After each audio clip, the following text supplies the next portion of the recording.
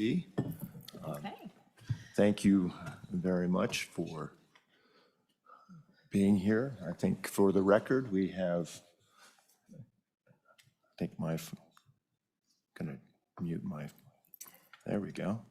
I think we have, for the record, a full quorum. Please begin. Okay. Thank you, Mr. Chairman, members of the board. Today's State Loan and Investment Board meeting has been advertised as a special board meeting.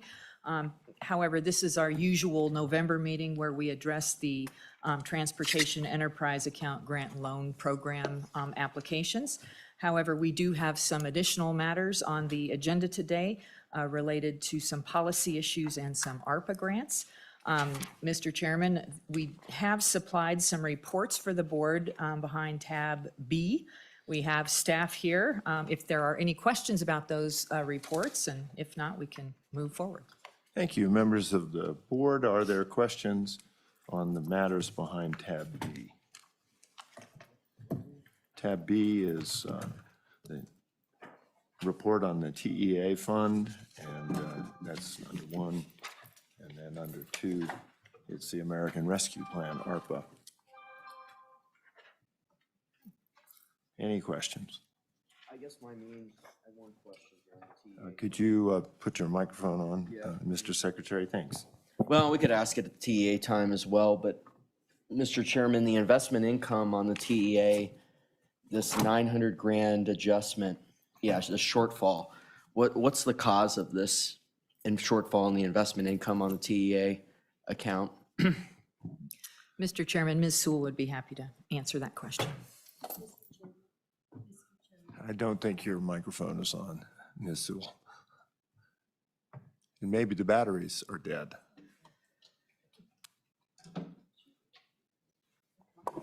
Oh. Mr. Chairman, Mr. Secretary, 90% of the investment earnings off of the Transportation Enterprise Trust Fund is what supports this appropriation. So depending on the investment earnings of the trust fund is what gets deposited to this. I believe many years ago when this was established, the interest rates were much higher, around 8-9%. And with lower income earnings, the funds that have been deposited to this fund has just been short of the appropriation. So that is what is causing the deficit. Thank you, Ms. Sewell. Further questions? Well, Mr. Chairman, is there a consultant or something we can ask what's going on here and how we're going to correct it? Mr. Secretary, we usually take up the matters of investments during the treasurer's reports during regular meetings. So you might want to keep that question for the meeting when we have matters under tab D. Okay. Because we don't have the CIO here. Mr. Treasurer, I don't know if you want to take a shot at it or you'd rather wait till we have RBK online. I think it was explained when the fund was originally set up, there was normally the interest rates were quite a little bit higher. So the benchmark was sent at a time period when interest rates were higher. Right. And with interest rates being lower, especially in the last, year or two with fixed incomes in other areas, the general investment income compared to the benchmark of that time is Right. lower, but we can get the specific details and have a full report the next time we have D matters. That sounds like a good idea, so we can move on. Thank you, Mr. Secretary. Okay, Mr. Chairman, that brings us to our first item on the agenda, which is policy matters under C1, to consider some administrative policies for Chapter 7 farm loans and Chapter 38 capital construction loans, which are dealt with under the State Loan and Investment Board's rules. You may recall that during the 2023 legislative session, the legislature made certain revisions to both the farm loan program and the capital construction loan program, which have created some unforeseen consequences. The staff is looking for a little direction from the board moving forward with these programs. We first raised this issue to the board at its August 3rd meeting, and the board asked us to schedule a time for a little more robust discussion, to invite some interested parties to speak, and to put together a written sort of policy as a starting ground from which the board, from staff's perspective, for which the board could then move forward with that. Starting with the farm loan, just as an overview, the intent of the farm loan program had historically been to be a safety net, not a program to compete with the commercial banking industry. Previously, beginning ag loans had been the primary utilization of the program, at least for the last 14 years. Prior to the 2023 statutory change, 20% of the funding allotment for the farm loan program was reserved specifically for beginning ag programs, but that 20% carve out, if you will, was removed in the legislative process. Because some of the changes to the farm loan program seem to be a dramatic departure from the historic use, we're seeking direction related to funding of beginning ag loans. Additionally, the legislature allows the board to add a 2% risk premium to the loans. We need a little direction with respect to the board's expectation of when those risk premium when the risk premium would be added. Another unforeseen consequence related to the farm loan program and the interest rate change is staff's ability or inability, as the case may be, to properly vet and underwrite the beginning ag loans, given that the rate changes. With respect to the capital construction loan program, they also amended the interest rate, and they took away some of the specific funding allocations within the program. We're seeking, again, direction from the board on the potential use of the 2% risk premium. And so staff has put together a proposed or draft policy, which is behind Board Matters C1, and that's, like I said, intended to be a starting point. Sure. We do have some folks on the line and perhaps in person today that may wish to speak to some of these issues, and as we mentioned, Governor, one individual is Dwayne Wisroth. He's the Wyoming State Farm Loan Specialist for USDA. He can only be on the line from 8 to 9, so he does have a little bit of a time limit there. And so launching into this, Governor, I thought maybe Beth could just quickly summarize the bullet points that represent sort of the starting point for the policy, and then we can sort of springboard from there. Thank you, Madam Director. Before you do that, Beth, I'd like to take a point of personal privilege. You know, it's interesting, this was started in 21. Most people don't know how difficult times were in Wyoming during 21. They always think of the roaring 20s and how great it was, but this loan system was set up really because this was a dire time in Wyoming's history. In the 80s, of course, we had interest rates, and I think that's why you probably took the starting point that you did. We had interest rates. I had neighbors that were upwards of 18%. I think, Mr. Treasurer, you and I both talked about how high those interest rates got. This program became a lifesaver for so many operations. It actually, at the time, production credit associations were folding, they were collapsing. There were a number of things that were happening in the ag sector that caused a tremendous amount of volatility. And this program was essential to the stability of the ag sector during that time. I can remember Management Audit doing a very detailed report on all the public purpose loan programs that treasurers have so much fun dealing with because they're never supposed to earn very much, but they are for public purposes.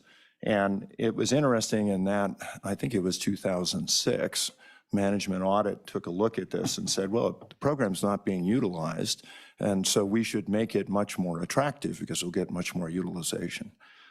We opposed it at the time. I think stock growers opposed it at the time.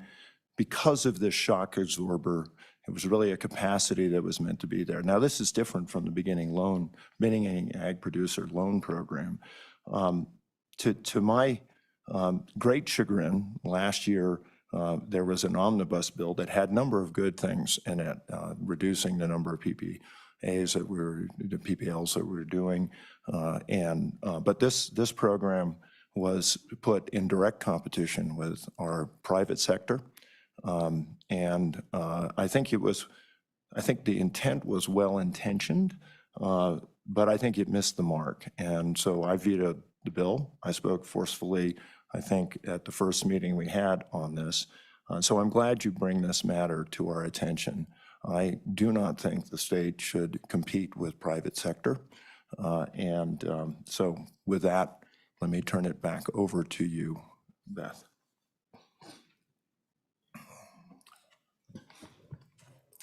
Mr. Chairman, board members, based on conversations I've heard through my tenure in this position, If you have a second, the secretary Sure, has a I do. question. Secretary. Mr. Chairman, I have a question for you because, I've been hearing a lot that this ESG agenda is touching on ag loans as well. So what's your view on if in the secondary market, because of an ESG score, they're going to discourage lending in the primary market to new ag producers or ag producers in general to try to discourage ag practices that they don't like or ag practices in total? Do you think that maybe that's a distinction between what you're comparing it to a little bit and something we need to consider what's going on politically out there? Mr. Secretary, ESG agenda is a very bad agenda, and we've spoken about that before. I think we have members of the banking community here that can probably address that better. And when we get to testimony, that might be the right place to ask those questions. I think when you look at our local banks, they're very interested in making sure we have secure lending practices. And I think Farm Credit may be here and they can speak maybe to that as well. So without kind of confusing things. And Mr. Treasurer. Yeah, just, and something else that happened in the 80s in the ag financing area, as well as, some of the farm credit tightening up. You also had banks that just refused to make ag loans. They got out of the ag business entirely. So there are some banks that said that, that's not our area expertise. We're gonna finance cars and washing machines. And so they made a complete business change. So a lot of the financing dried up. And then in other areas, you had banks that had to get their capital up. And so essentially, anybody that could pay a loan, if they're in agriculture, a lot of them were just, the notes were called so they could make sure that their bad loans that were too big to fail would continue to operate. So when you have these credit crises, normal operations don't exist. I can remember in 2008-9, there was a bank that had an investment arm and it had a banking arm, and it took me almost a month to get my money from the investment arm to the banking arm. And so when there are crises, these are the type of programs that have to be able to exist and to take up that slack, because essentially it's every man for himself, and if there's not enough life preservers, people go down, and necessarily in a normal credit situation, they'd be fine. And so this is really what this is for. I'll just make an opening comment. I think some of these interest rates that they have in here before these loans exist, or how they're underwritten, essentially makes the program not be a program at all. Thank you, Mr. Treasurer. Please, Beth, go ahead. So based on conversations I've heard through my 11 years in this position, as well as my history as a bank examiner, I come forward with just a starting point for conversation. This isn't accept or deny kind of thing. This is a starting point to start the conversation, and maybe it takes longer than today to get to an end point. So just a comment to the treasurer's comments of what's in the policy. But what I've done through both of the farm loan, we'll start with just farm loan. The first bullet is just ensuring that there's funds available for regular farm loans should there be an interest rate crisis. The second one is trying to figure out what threshold, where does the board want to start making those regular farm loans? Like, is there a breaking point? In the past, those interest rates were set at 8 to 10% depending on the loan to value. So that really dictated when people would be coming to our program. The third bullet is related to the 2% risk premium, the fact that staff will identify it, bring it to the board, and it will be the board's decision as to whether they include it or not based on staff's recommendation, but it's ultimately the board's decision. And the final bullet point is trying to find some guidance from the board on how we can continue to underwrite beginning ag loans, because the current statute makes it near impossible to do given we don't have crystal balls. The interest rate readjusts to the current term of a US Treasury after 10 years, and I don't know what that's gonna be. And so in the past, we knew that that interest rate was gonna adjust to 8%. And so we could underwrite a loan, determine if that second payment amount that would be for the last 20 years of the loan would put a hardship on the borrower and therefore put a burden on the program. So those are the 3 bullet points that I presented. Just looking for some guidance for my staff so that we can ensure that we manage this loan portfolio as the board wants us to. Thank you, Ms. Blackwell. Madam Director, you mentioned there was somebody that was perhaps able to address us on the farm credit side. Mr. Chairman, yes, Dwayne Wisroth, he's the Wyoming State Farm Loan Specialist for USDA FSA. It's my understanding he may be online, and his availability is limited to 9 o'clock. So if you would like to hear from him at this point, or if the board has questions for him, I think it would be appropriate to bring him up now if that's your desire. If Mr. Wisroth is online, we'd love to hear from you, and thank you for making time in your schedule. And I think you have the floor, sir.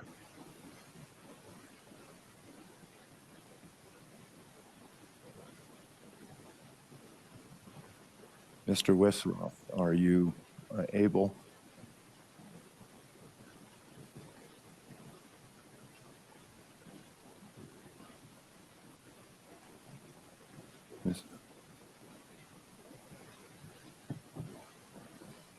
Mr. Wisroth? It appears that you're speaking, but we cannot hear you, and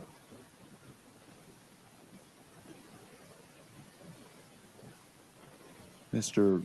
Bump, do you think it might be advisable to see if there's a call-in or something like that?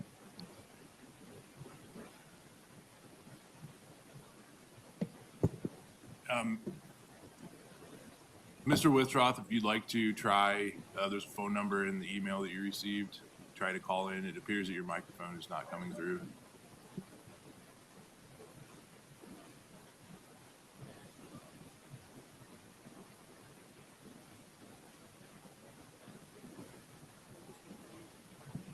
Mr. Chairman, the Mr. other Secretary. option is on the bottom left-hand corner, there should be a thing on the audio where he can call in, keep his video going, but call in directly.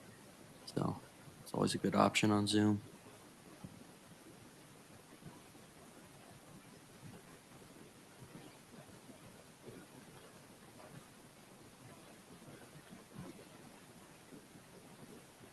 Mr. Wisroth, I think what we'll do is when you're able to communicate, just indicate to us, and we'll recognize you immediately. But in the meantime, Madam Director, are there others here that? Mr. Chairman, it was my understanding that Scott Meyer with the Wyoming Bankers Association was going to either be here or maybe online to address the board. I think I see Mr. Meyer there. Yes. Please come on up if you can, Mr. Meyer. We'd appreciate hearing from you.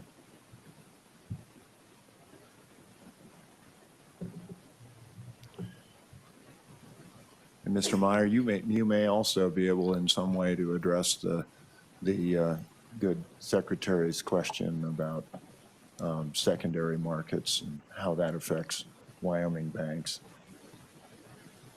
And you're. There we go. Thank you, Mr. Chairman. Scott Meyer with the Wyoming Bankers Association.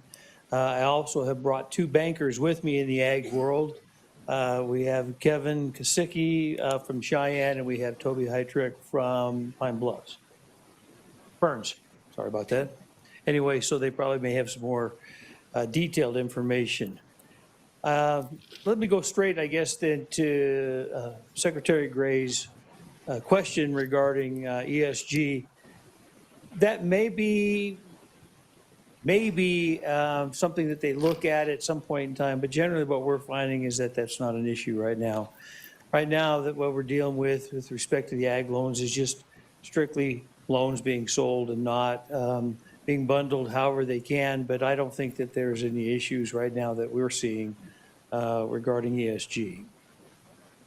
I think regarding just the comments that Ms. Blackwell gave, and I think that those are right on, I think the biggest concern that we have, and I think, Governor, you have been very pointed on this thing, and we've had discussions before when you vetoed the bill, and then when the legislature in their infinite wisdom overrode that veto, is that the question just is like, what are we going to do when we try to compete with the banks? When the interest rates are rising like this, it all of a sudden puts them in a direct line of fire of trying to deal with their customers and figure out where they're going to go. It's not so much an issue, I think, of just saying, geez, you're undercutting our interest rates and you're undercutting what we are doing, which is certainly one of the points that is we're bringing up. But you have to understand that our community bankers that are ag lenders lend more than just for, let's make sure we go out and buy that piece of property. And when that piece of property is out there, they say, well, okay, now you can either try to go to the bank or you can go to, the state, and maybe the state will give you a better deal. But the rub comes in specifically on this area is that when the state gives you a loan, then they take priority on that piece of property. When the bank does, it does also take priority on that. But now you got equipment loans, operating loans that come in there. And that's where your community banks are saying, geez, I can cross-collateralize. I can do a lot of stuff to make sure I keep this ag person in business to the best of their abilities. And when you can't cross-collateralize, now we've hurt the very people that we were trying to help, because the bank is not in a position then to lend to those ag people because there's no collateral or very little collateral. And so now you've got an unsecured loan, and that interest rate can be much higher than anything you saw beforehand when they could cross-collateralize. So I think that that's the biggest issue that I see in there, other than the fact that, yes, the state now is in our lane and competing for those loans. It probably wasn't a big deal when interest rates were way down because they were going where they could go to, the path of least resistance. But with interest rates going already with the Fed setting at 5 to 5.25 and talking about before the end of the year, maybe even raising up another quarter, that's going to send another ripple effect. It certainly behooves the ag person to look at where they get the best place they can go, but it may be cutting off their nose to spite their face. With that, Mr. Chairman, I stand for any questions, or I turn the, if Dwayne is back on, I saw him pop up, maybe that he could do that. Otherwise, I would let you hear from my actual ag lenders. Mr. Meyer, let's see if Dwayne is able to address the board now. And thank you for your testimony. Dwayne, Mr. Westroth, are you able to address us?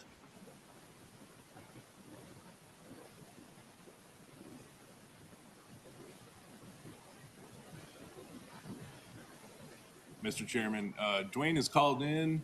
You're on mute. There you go. Are you able to hear me now? Yes. Wonderful. Thank you, sir. Technology. Hey, isn't that great when technology works, right? Absolutely. Okay. Well, hey, thank you. Thank you all for allowing me to be a part of your meeting here this morning. I appreciate it. As far as what Farm Service Agency can do for beginning farmers is we have a couple of programs out there that are very useful. We have a beginning farmer down payment program, which is probably the most attractive program for beginning farmers, where we get involved with a cash down payment of 5%. and we finance 45% up to $300,150.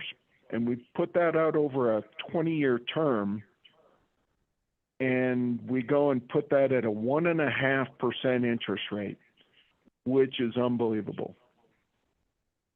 What we get involved with then for the remaining 50% is the borrower needs to go out to a commercial lender and obtain that financing. We can go and get involved with that commercial lender and actually grant them a guaranteed loan for up to a 95% guarantee. And also part of the down payment program, we can go and offer to go and waive any kind of guarantee fee that exists. The only restriction we put on that loan is we go and require the lender to go out over a 30-year amortization, and we do not allow any balloon payments within the first 20 years. Thank you. And you're speaking specifically to beginning ag loans. What about existing producers seeking to either finance or refinance? As far as your normal producers, we have, first of all, I should clarify that our farm loans cannot be utilized for refinancing other debt. Our farm ownership loans can only be used to purchase a farm or a ranch or to enlarge your farm or ranch. Our maximum loan amount for a farm ownership loan is $600,000. We do have what we call a joint financing program, which goes, and if another lender will get involved, as long as Farm Service Agency is not financing more than 50% of the purchase price, we can offer them a joint financing loan where we will go up to 40 years. And currently we can offer them a 3.5% interest rate. And the crazy thing about this joint financing loan is that we actually allow the commercial lender to have a first lien position, and Farm Service Agency would actually take a junior. Very good. Thank you. Any questions for Mr. Withroth? Mr. Treasurer. I know you're not structured like this, but the beginning ag loan that we have is structured after 10 years. It goes to years 11 through 30. So the interest rate is that question there as far as how it's going to be underwritten. I guess, do you make any determination about, what the future interest rates might be in years 11 through 30, or do you just your interest rate is set by the federal government or whoever, and it's accommodative, and you don't enter into any I guess determination on future interest rates? We're fortunate in our loans. We are not a variable rate lender. We are fixed rate. If we make you a loan, let's say under the beginning farmer down payment loan at 1.5%, that is fixed throughout the full 20 years of the term of the loan. Okay. Thank you. Thank you. And Mr. Withroth, the Secretary of State had a question about in so-called environment, social, and governance types of concerns, and the worry that he's expressed, that he's heard, that secondary markets, might impose restrictions that make ag lending more difficult. I guess from the point of view of USDA, I don't know if you have an observation on that. I will say with former Secretary Perdue, he and I spoke about how agriculture is really one of the best ways to sequester carbon in the soil. Certainly carbon in the soil, it makes land more productive. And I've also had conversations with Secretary Vilsack, and I think Vilsack and Purdue both know each other, so I would think there would be some continuity of those programs. Can you just opine on that if you feel comfortable? Actually, the program for carbon sequestration is part of the program side of Farm Service Agency, and on the loan side, we do not deal with that program.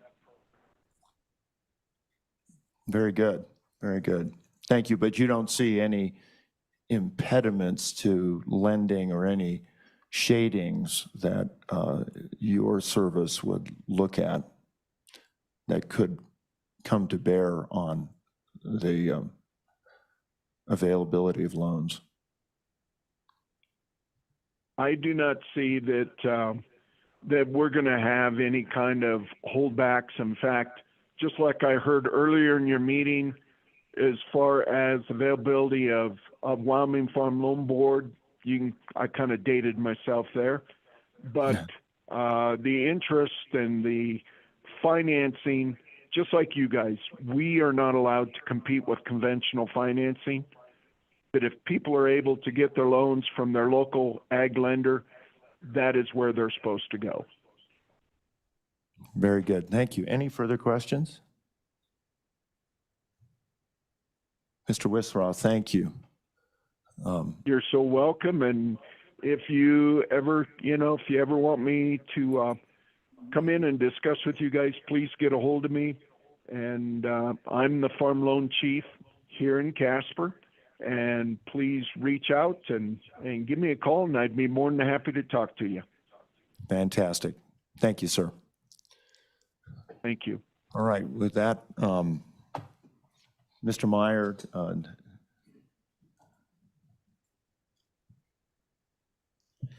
Thank you, Mr. Chairman. I think that we pretty much covered the comments that I wanted. Are there any questions that any of you have that my bankers could answer? Yeah, Mr. Chairman? Mr. Treasurer. I guess I'd ask the same question to you guys. How do you price a loan, that's got a 30-year amortization on it, but it's basically, you have to underwrite it for that whole 30 years, but essentially it's at the end of 10 years, you got to change the interest rate. And so I guess what would your best guess be for the interest rate 10 years from now on a long-term ag loan? Can you help with that? Come on up and introduce yourself. Well, I think it's pretty difficult to. Could you identify yourself for the record, sir? Toby Heitrick, I'm with Wyoming Bank and Trust. I think it's pretty difficult to identify what maybe the rate would be 10 years down the line. I mean, we're trying to underwrite these loans based on current situation, and we try to take into account loan to values and cash flow and stuff currently, like looking forward, with the prospect that maybe interest rates, will rise at some point. But, it's, you're looking at it from the current perspective, more or less. So. Thank you. Thank you. Further questions? Mr. Chairman, Madam Auditor. maybe a somewhat more direct question, and if Mr. Meyer or the bankers are not comfortable answering that, I understand that. But I think we all realize we're trying to, you don't want us to compete with you. We don't want to compete with you. We have a proposed policy before us, as far as at what interest rate might we start making these loans? Which the starting point is 18%. We recognize that might be a little high. Of course, it shouldn't be 3%. That would be very low. So a lot of things in between there. And I guess my question is, if you all were king for a day, what interest rate would you feel is not or is maybe less threatening for your ability to support our ag producers in the way that you make loans, particularly with adding on those operational loans on top of your land, loans for land or property.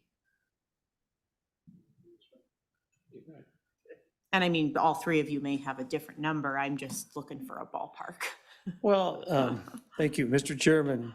Madam Auditor, I would say that you're asking me to be a bit of a futurist. But I think that when you look historically at what has been going on with raising of interest rates, where we plateaued now, like I said, we're kind of a little bit at between 5.25. That means that prime is going to be up there closer to 9. I mean, 7 with 2 play, you're at 9. It's not going to take very long to move up, but I don't think we're going to see anything. And this is just my opinion. But I don't think we're going to see anything like we did back when I first bought a house and interest rates in the double digits. But it doesn't mean that it's not possible. Certainly with the amount of money that is in the pipeline that came from prior authorizations that has yet to be spent, that's certainly going to have some impact on where the interest rates are. If people are thinking they're paying now 9% on commercial loans or what have you, it could jump up to 11. I don't think that's unheard of. I don't think we're going to see anything like 18. But I don't have any like benchmark to say this is where we are. I would agree with your comment that 18 is probably not realistic. It's way too high, and certainly 3% is way too low. But I'm not sure that you're not going to be able to see something in like I say, in the double digits before the end of 24. Thank you. Mr. Chairman? Mr. Treasurer. Yeah, and I was, thinking of something like a SOFR plus 4 or something like that, that gets you to your 9%, but if the rates go up to a couple of points and SOFR goes up, that goes up. So but we don't know what's, as to the, I guess the discussion is that you're working with today's reality. You don't know what's in the future. And so, the first 10 years of those things are basically the treasury rate, which is higher than what it has been before. Before it was a fixed rate that underneath that. But so, I think either a treasury plus or a SOFR plus, and then that gets into what you would underwrite in there. I think that's more or less where I'm leaning. I don't know whether you guys have a treasury rate plus interest rate or a SOFR plus interest rate that would be, that your crystal ball and understanding everybody has a broken crystal ball would guide us toward. Yeah, Mr. Chairman, Mr. Treasurer, I will tell you that, that's primarily the reason why everybody that you start to see commercial loans and what have you, they balloon in 5 or they have the rate adjustment in 5. Ag loans are a little bit further down the road on some of that stuff, primarily because they know that the clientele that they're dealing with. But again, that's the whole reason, making sure that they can adjust for that, because once it gets out of whack, all of a sudden, then the financial institution, the banks itself, are going to be losing money by if they had to borrow money to cover capital requirements or anything else that, or even pay depositors if they're paying a lot more than they're lending out, of course. So that's why I say I think that don't have any really set benchmark. I know that right now, at least I checked as of last night, if you wanted to get some kind of a line of credit, a lot of places you're looking at 2 points. That means it prime at 7.25, you're looking at 9.25. If they were those kind of lines, we're up there, and all of a sudden the interest rates go up, it doesn't seem too far out of reach to all of a sudden be at 11.25. I think that would take another year. I don't think that would help, happen right away, but it's one of those things that the financial institutions, along with the government, when they're looking at lending, has to take a look at and where we're going with this stuff. But I don't have a crystal ball where I think that's going to go. Just Mr. wondering Treasurer. if, Mr. Chairman, how many bank loans have been lost in the last, take a time period, 5, 10, 20 years to the state finance program that people came in and wasn't encouraged by the bank to walk out the door and get the state loan.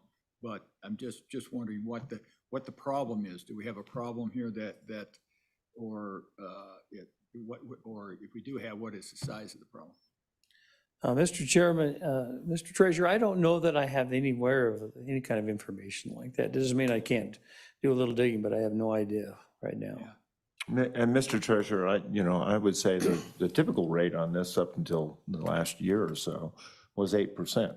Yeah. And you could get loans in the normal market for substantially less than that.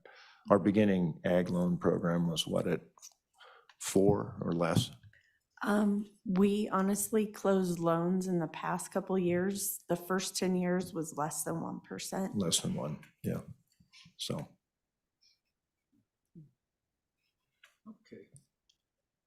Thank you. Mr. Meyer, one other question, I guess. Having looked at what happened in banking during 2008, 2009, 2010, we did have a couple of community banks that had difficulty. But for the most part, community banks held pretty steady. Large banks started to withdraw because of all kinds of issues with regulation, and our community banks sort of stayed fast. My concern, and I guess my question here, is if security changes in community banks, what does that do to their stability? Because, community banks really are invested in our communities. Mr. Chairman, that's an interesting question that you posed. It seems like over the last 2 months, I've been in a number of conferences around the country talking about what's going on, meeting with the U.S. Treasury Department, meeting with the regulators, trying to look at that. And, everything from, oh, by the way, here's what happened over in California and New York. Let's raise the capital requirements. Everything like that has an impact. I don't think we're going to see anything like we saw in 2008, 9 or 10, but I do think, as you well know, Mr. Chairman, that Mr. Diamond was in Jackson, and in the comment that I had with him is, where are you going to go with this? And he says, I have no intention of ever trying to do an ag loan out of Torrington. I just can't compete with the community banks. And with a pause, that he says, but regional banks?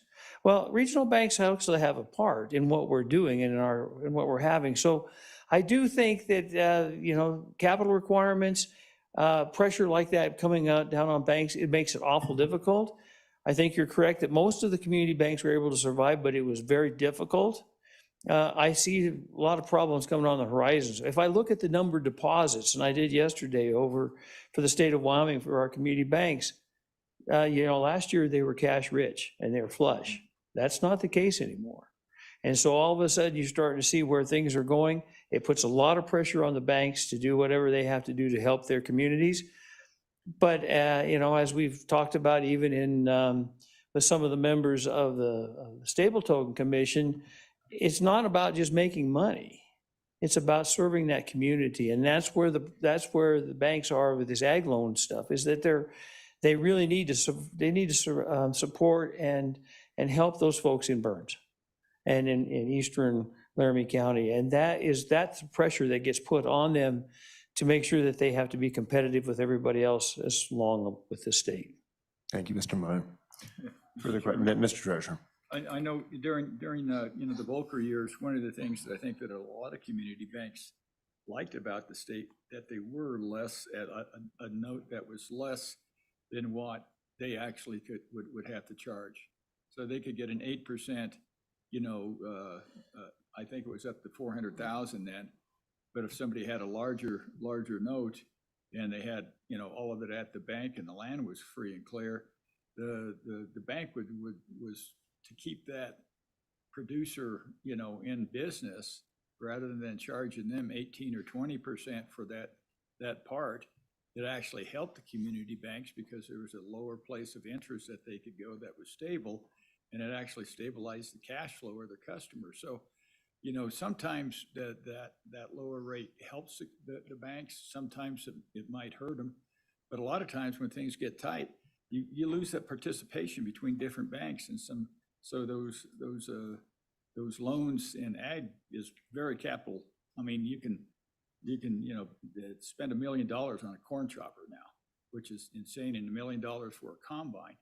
So, but a lot of banks, don't have that capacity and they have to participate. But when things get tight, there's a state loan that's a lower rate actually is another port in the storm. So they can blend down that interest rate charge. And, so I think what we really need to look at is the whole basket, how it all works together. Because you lose that participation with the banks that you've been working on with these loans that are bigger than that you can actually service. And if the state isn't there to participate in some financing, then you gotta pull the plug on the guy. And so that's unfortunate, because then you lose, some I think some good operators. So it's just, there's a different scenario for every credit circumstance and every economic circumstance. And I think the state doesn't want to, on a day-to-day basis, compete with anybody, but they want to be able to have a program that in a crisis will actually help the customer and help the banking industry. And so I think that's where I think we find the sweet spot. And Mr. Chairman, Mr. Treasurer, I would tell you that I think I agree with you 100%, to the point where I think, you write an 18% loan, would the bank like to be able to charge it? Maybe, but there's no way that customer can pay that. So it's unrealistic to have that expectation. And that's where I go back to my opening comments, where that if we have the land and we have the equipment, maybe the land is certainly much lower than the equipment, but with a blended rate of some sort, it makes the whole thing work. If you turn around and say, well, we're just going to do just the equipment or just the land, then it probably doesn't have near as much appeal, primarily because of the security of the real estate that is there. And that's what our biggest concern is, that if whoever steps in here and says from a governmental entity, we want to lend and we want to take first priority on this, you may want to say, oh, this is only for last resort, but that really cuts the banks off at the knees trying to figure out how they're going to finance the rest of it. Well, Mr. Chairman, the bank doesn't have to take the whole farm.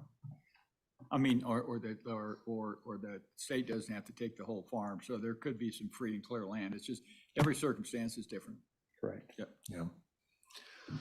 All right, Mr. Meyer, thank you. Mr. Treasurer, further Thank you. questions, further comments? Okay. Well, Ms. Blackwell, you had 4 points on this that I think you were asking for clarification on. Mr. Bump, I'm just, as Ms. Blackwell clarifies those 4 points, and I thought what we could do is sort of take them in pieces. If there's anyone else that would like to address the board on this, please indicate either on Zoom or here in the audience.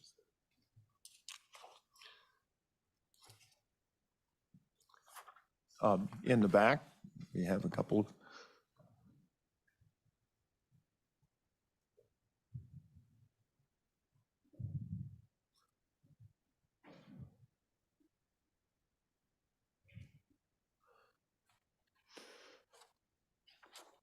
Mr. Mayor, good to see you. It's good to see you, Governor Gordon.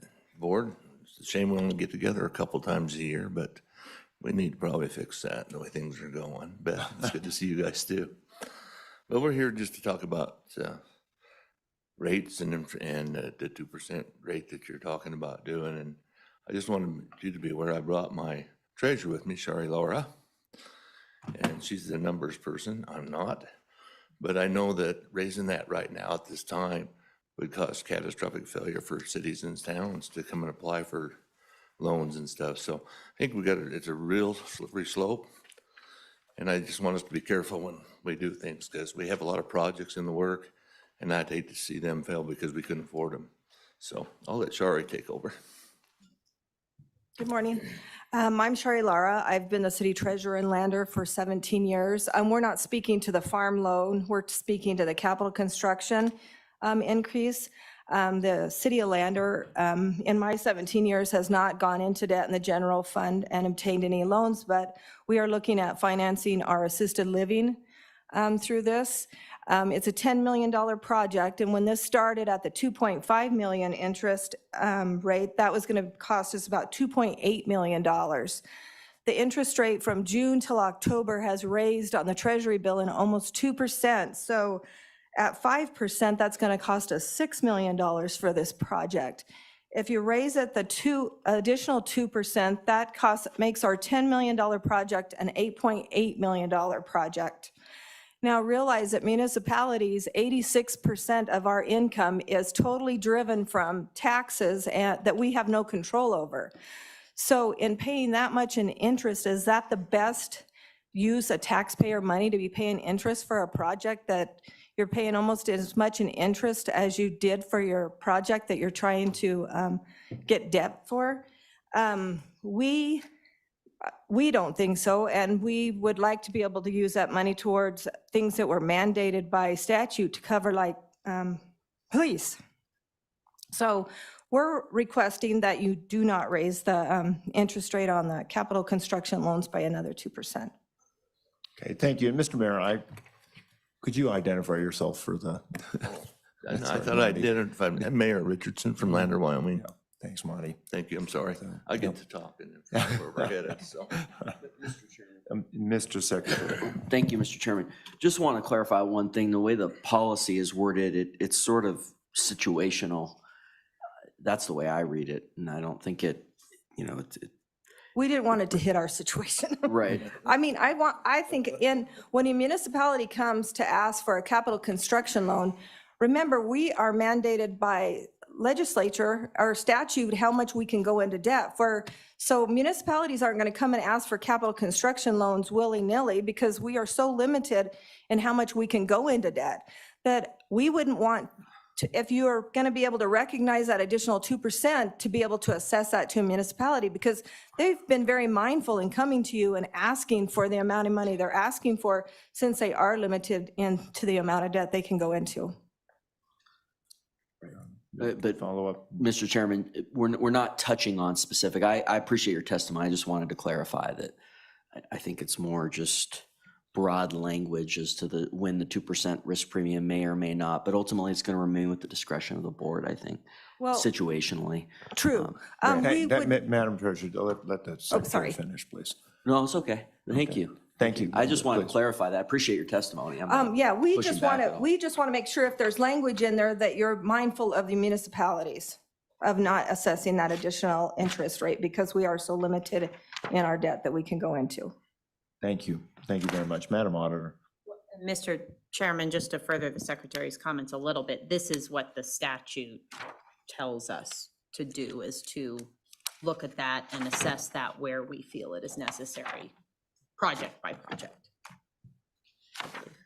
Mr. Chairman, if I could just add on, I think part of the issue too is that with changing the interest rates in the program, now they're following US Treasury.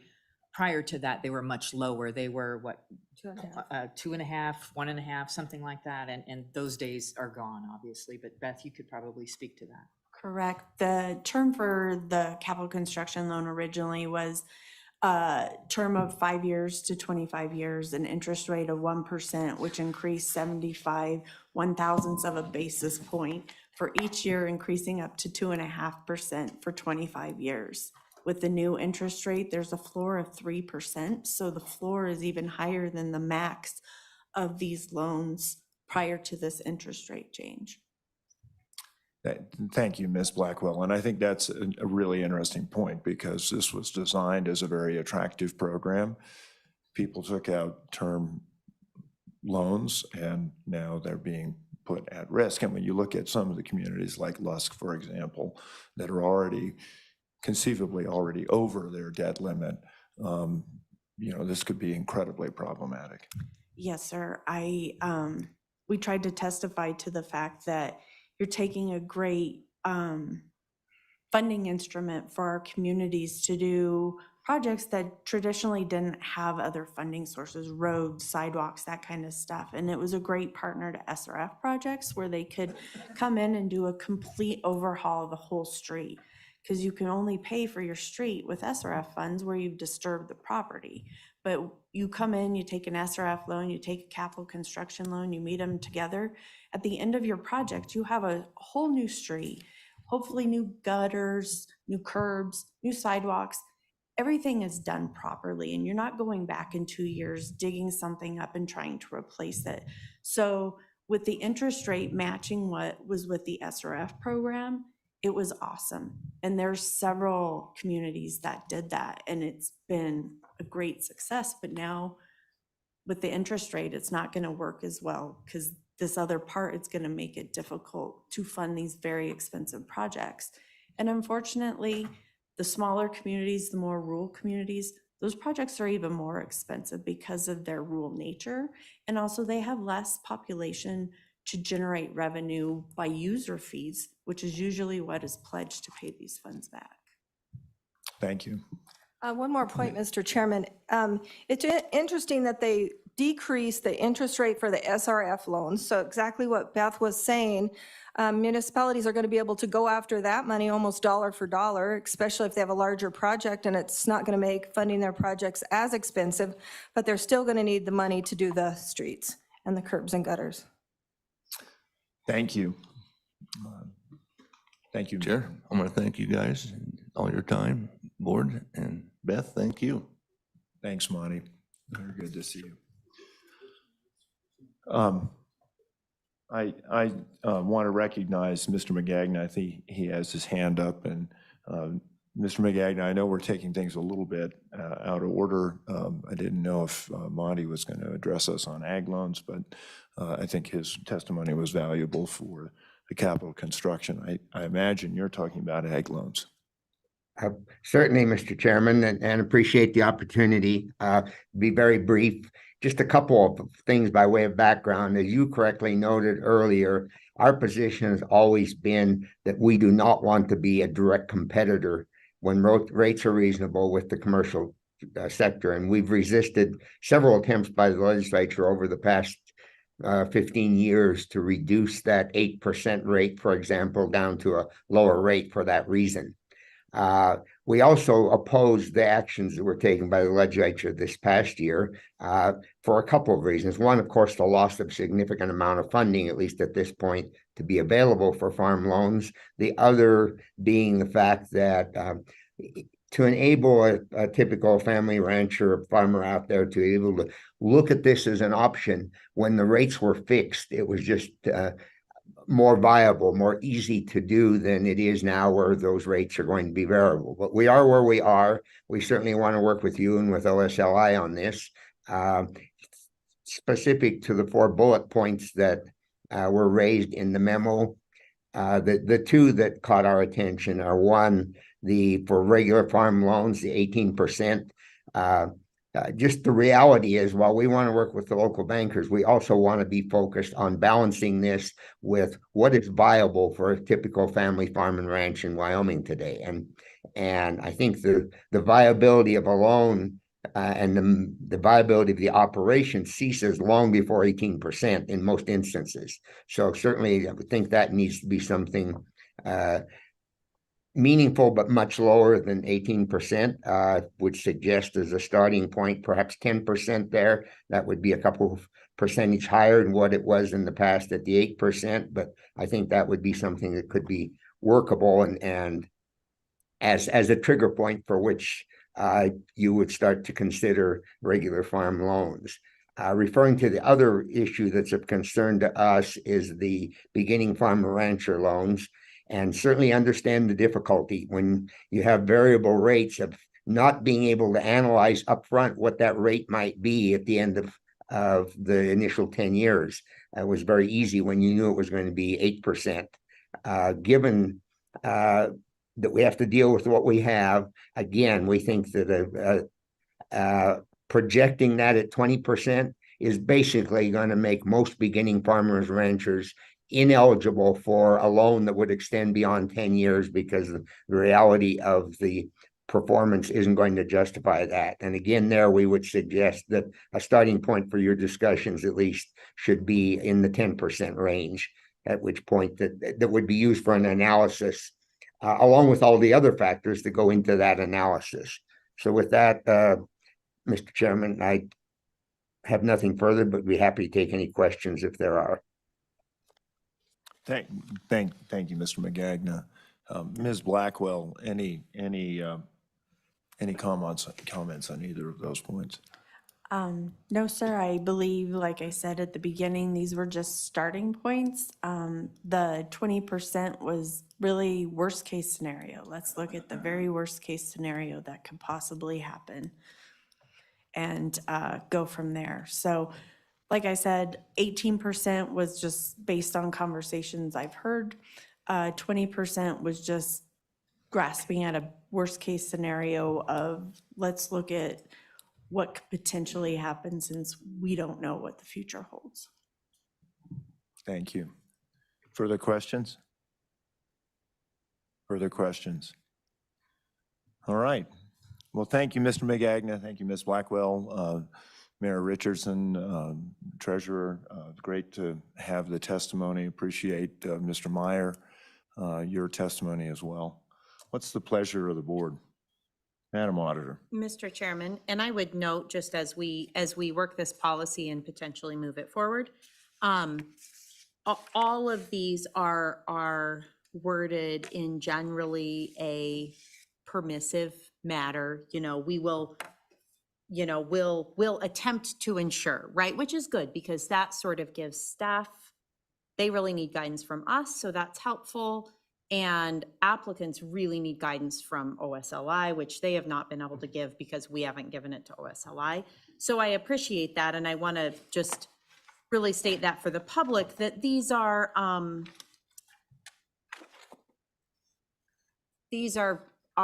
guidelines, but they are not written, they are not engraved in bronze necessarily.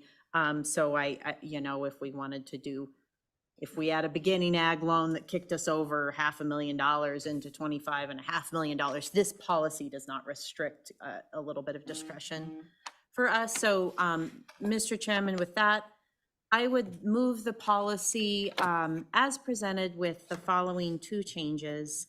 In the bullet point 2, I would change that rate of 18% to 10%. And in bullet point 4, I would ask that OSLI shall use an interest rate of also 10% when doing their calculations for underwriting for years 11 through 30.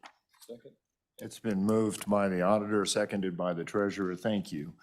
Is there any discussion? Mr. Secretary. So does that come after the? No, I think, go ahead and whatever the amendment is. Yeah, please. Go ahead. So what's on the table is the whole thing?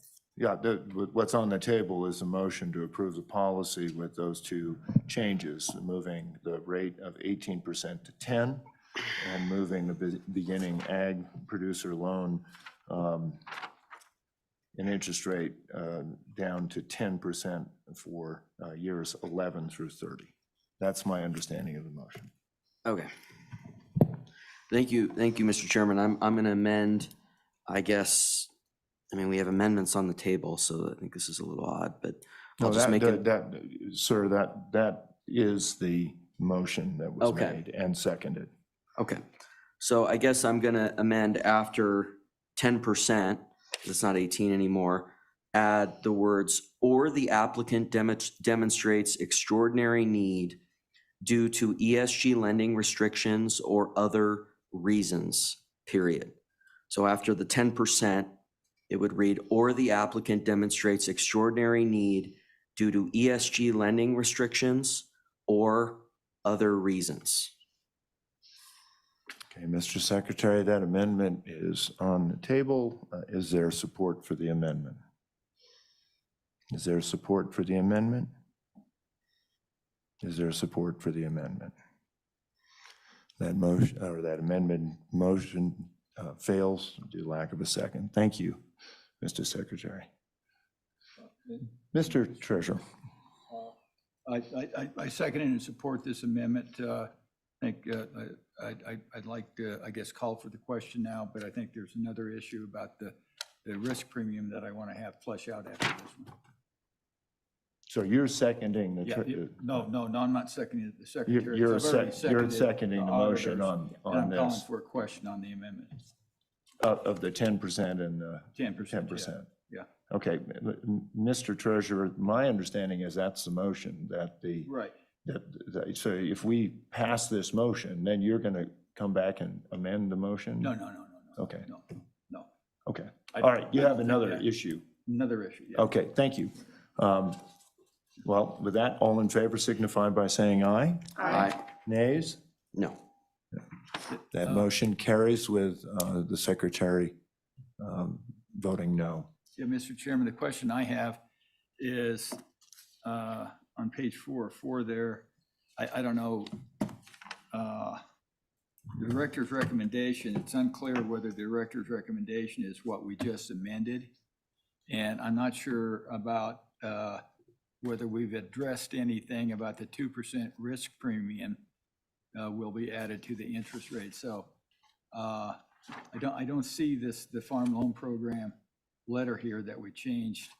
I'm trying to work in the risk premium here about, is it bullet number 2? It's just, they'll recommend it, but we still have ultimate decision. Okay, so I guess, can you tell me what kind of risk premium, or what circumstances a risk premium might be applied in I guess from your understanding of when it should be applied now, so we can have an idea what we're signing off on here. Mr. Chairman, Mr. Treasurer, this can be a twofold situation. The first risk could be related to the applicant, the proposed purchase of the land, something related to cash flow, something that, in that sense. Another risk that we could also be looking at is external risks, such as what is the agricultural industry doing in the area that they're trying to purchase land? What is the external interest rate environment? Are we in a raising rate environment? Are we in a decreasing rate environment? To be honest with you, Treasurer, I'm sure there's lots more out there that I Know it haven't when you thought see of. it. That's exactly right. I think staff has a good sense of when something doesn't pass the smell test, as I like to say, and when there's more questions that need to be asked, and when you're just not quite sure about something. That's, I think, when that risk rate is warranted. Previously, when we weren't completely comfortable with a loan, we don't bring it to the board, to be quite honest with you. My approach to lending, especially to really anyone, is we don't ever want to be causing a hardship in anyone's life. And sometimes no is the right answer, even though it's the hard answer to get. It's not the one you want, but sometimes that's just how the cookie crumbles. And with these funds coming out of the Permanent Mineral Trust Fund, I take that very personally. I don't ever want my name to be associated with taking that down or having to replenish it because we used lax lending standards or we didn't take our job serious. Thank you, Mr. Chairman. I guess what I characterized this, we basically just gave, made it 20% harder to get a farm loan versus where we were before. So we've actually increased the protection to the bank substantially by raising it from 8% to 10%. So I think that's a good first step, and we see, how long the plane flies. Thank you, Mr. Treasurer. Two points that I thought you brought up that are important. One addresses the concerns of Mayor Richardson, and that is that I think it is within the purview of the board to assess that risk premium. So on a case by case, and that would apply to ag loans as well. Mr. Chairman, absolutely. And I think your risks are different when you're dealing with a citizen, individual, versus when you're dealing with the municipality or a governmental entity. It's different, but it's the same in the sense of cash flow is what pays a loan back. Yeah, and Ms. Blackwell, one last thing, and I think we did talk about this yesterday. What is the capacity of the state to forgive bad loans?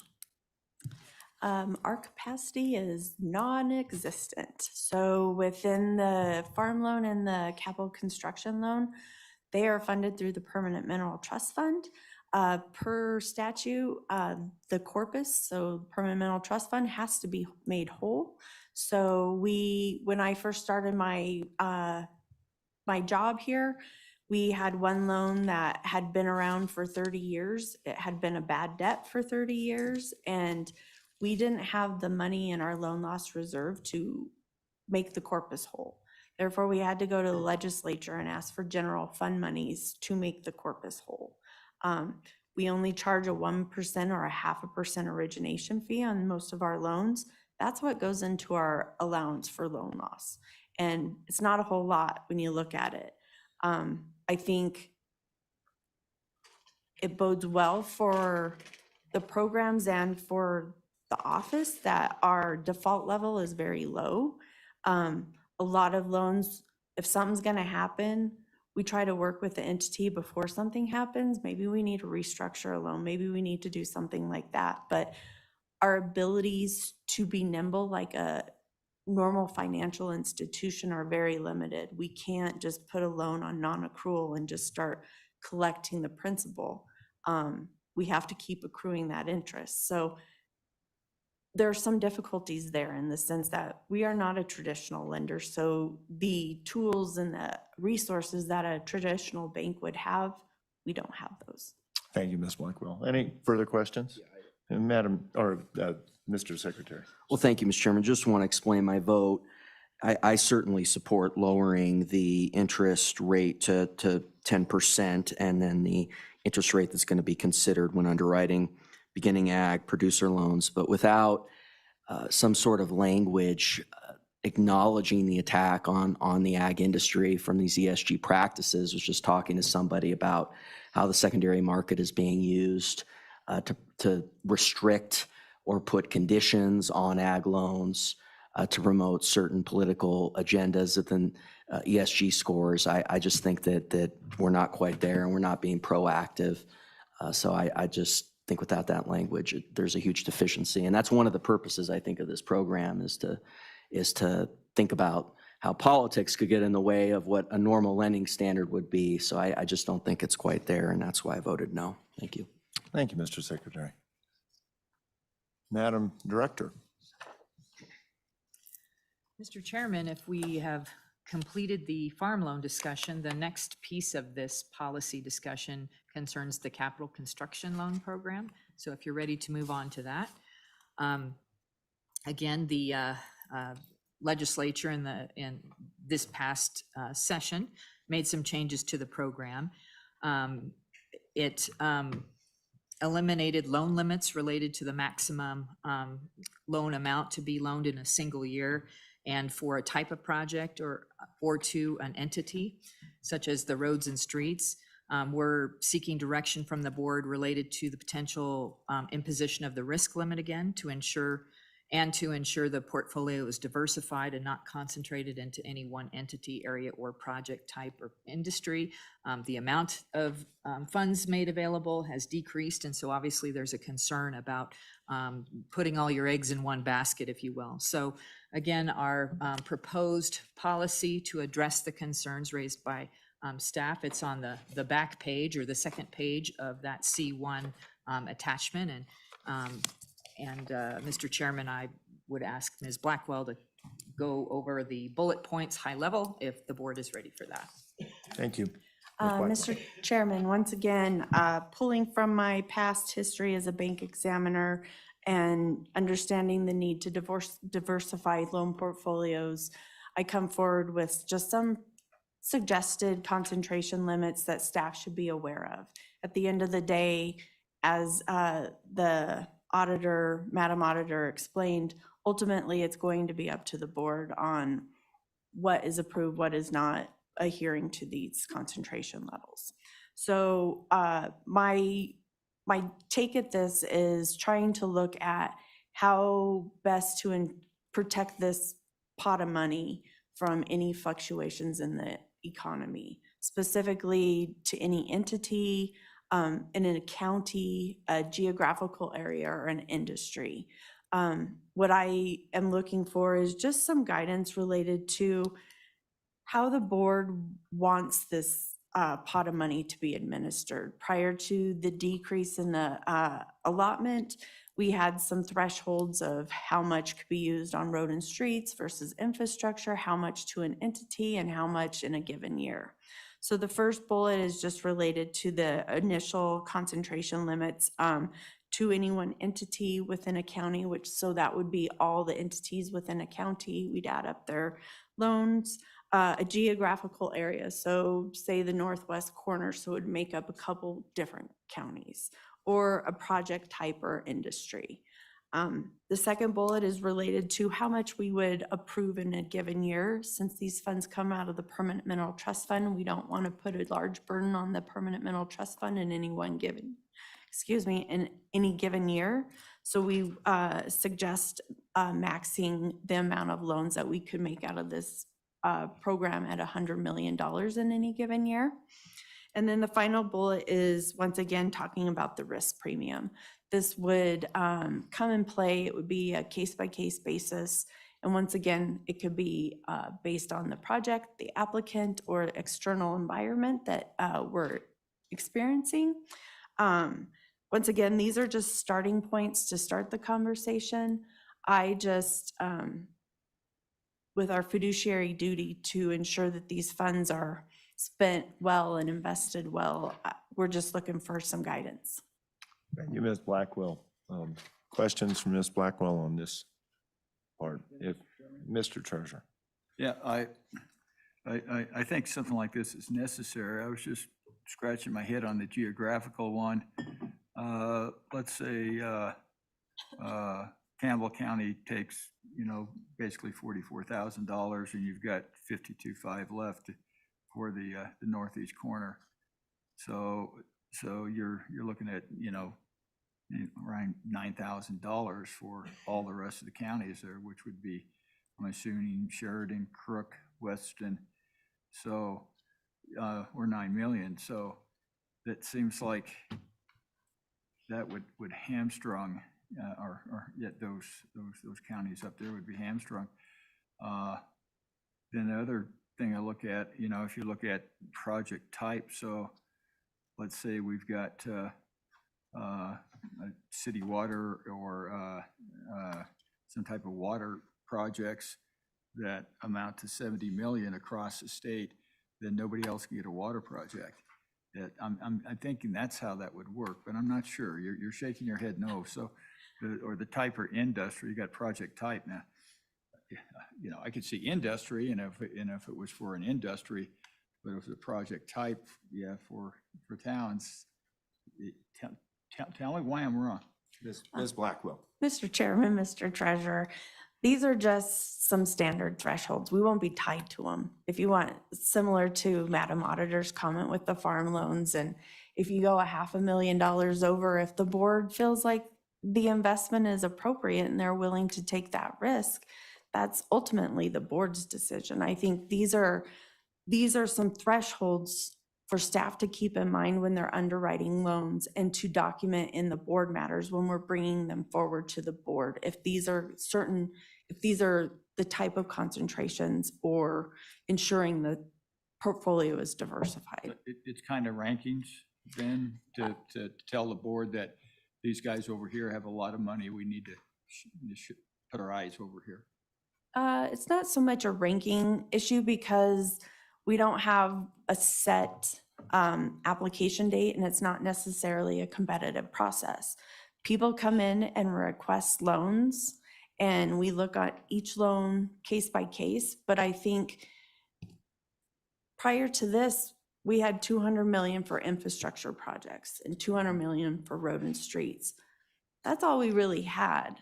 And I feel like, to ensure that this pot of money is managed, 175 million isn't chump change to me. And I just want to make sure that, as the governor stated, all of our eggs aren't in one basket. And so these are just kind of guidelines. This isn't something that the board will be held to. So, say Campbell County has $43.7 million in loans, and Sheridan County wants something and it's in that same geographical area, I think that's when we step back and look. But I think it's more than just one county. I think you have to look at a section of them, 4 or 5 of them. And if we're getting heavy into that section, I think we got to take a step back and really look at, are we being smart about this? What's going on in that area? And is there potential for an economic turndown? And if so, how is that going to impact our current loans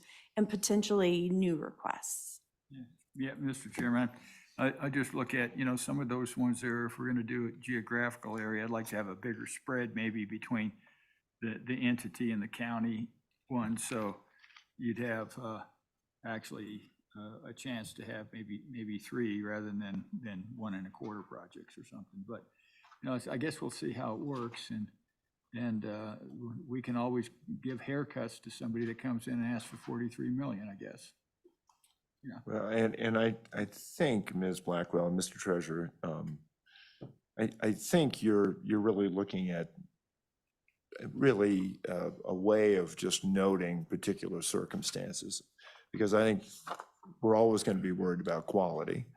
And this board is always going to have that opportunity to look at quality, because I don't think it's a hard and fast rule that 30% is going to go to the northeast and 30% is going to go to the west, and we'll take whatever we can out of the southeast or whatever. And so, okay, with that, further questions? If there are none, I would entertain a motion. Mr. Treasurer. I would move Director's Rex that the board adopt as amended the attached farm loan capital construction loan policies to guide the staff in the 2023 legislative changes to the programs. Okay, Mr. Treasurer, I think that's what it was. were you talking about capital construction? I think you were talking about capital Okay, construction. yeah. I don't see, I'll change that to capital construction. Well, it was farm loan and capital construction Right. loan policies. We already split. did the farm loan, Yep, so we split this that. is just capital construction. Yep, So yep. I'll leave that at capital construction loan policies. Thank you, Mr. Treasurer. Second. It's been seconded by the auditor. Any discussion? Any discussion? Hearing none, all in favor signify by saying aye. Aye. Nays? That motion carries. Thank you, Madam Director. Madam Director, we've been requested to have a break. We'll try to keep this on schedule. I know people want to get home. So we'll reconvene at 9:30.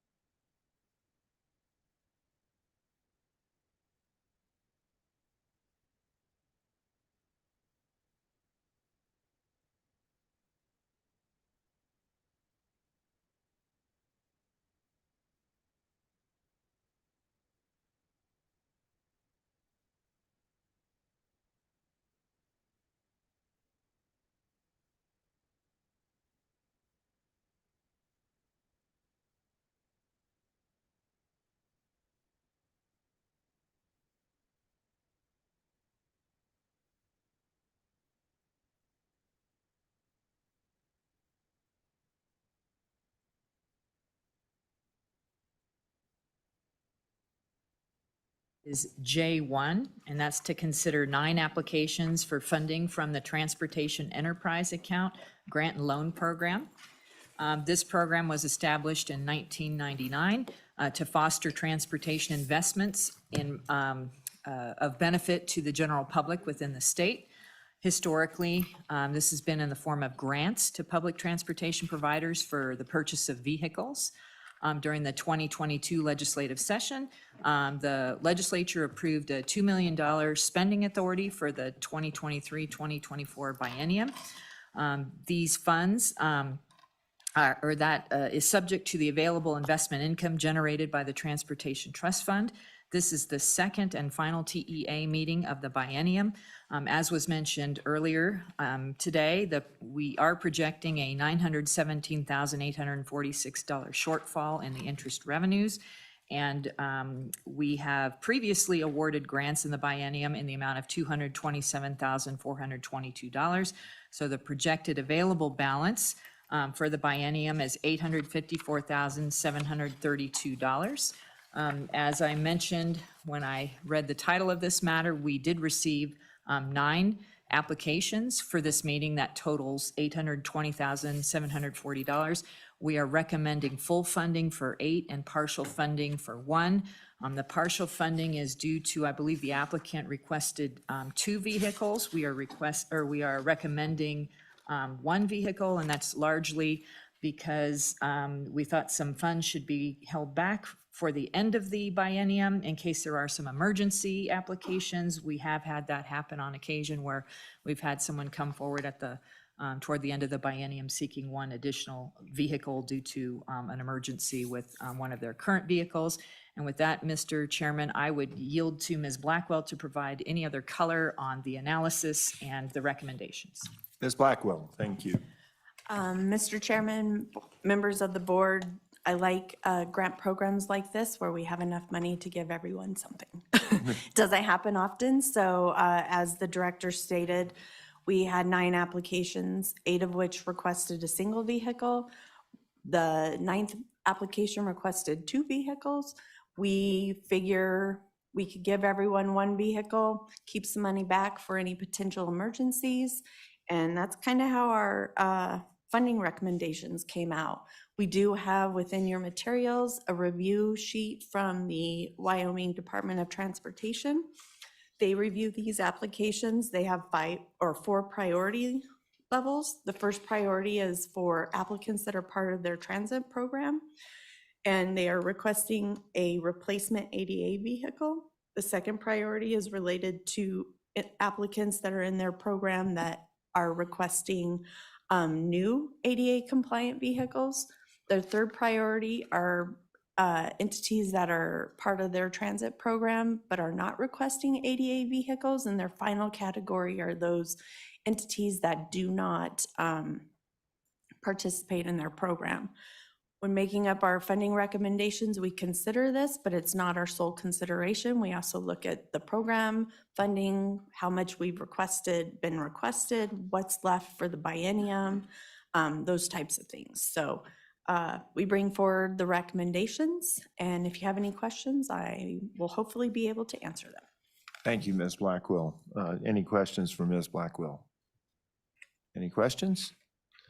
Hearing none. I don't know if there's anyone here. I want to give somebody an opportunity, but mind you, as I've said before, train is on the tracks. It's moving quickly. It seems to be going in the right direction and will arrive at a pretty good station for everybody. So there is no need to, unless you want to derail that train, step up. With that, I would entertain a motion. Mr. Chairman? Mr. Treasurer. Recommend the board approve the local, oh, hold it, I got on the wrong page. I was in ARPA funding. I apologize.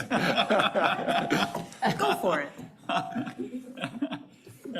Mr. Chairman, I recommend the director's rec that the board approve the TEA grant funding totaling $720,740 for 9 applications as listed in attachment 1 and 2 of this board matter. Second. It's been moved by the treasurer, seconded by the superintendent. Any discussion? Hearing none, all in favor signify by saying aye. Aye. Nays? Very good, thank you.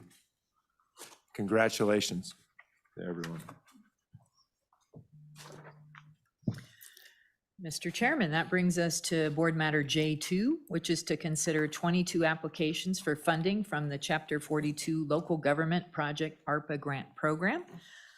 You may recall that the American Rescue Plan Act, or ARPA, Local Government Grant Program, was created during the 2022 budget session of the legislature.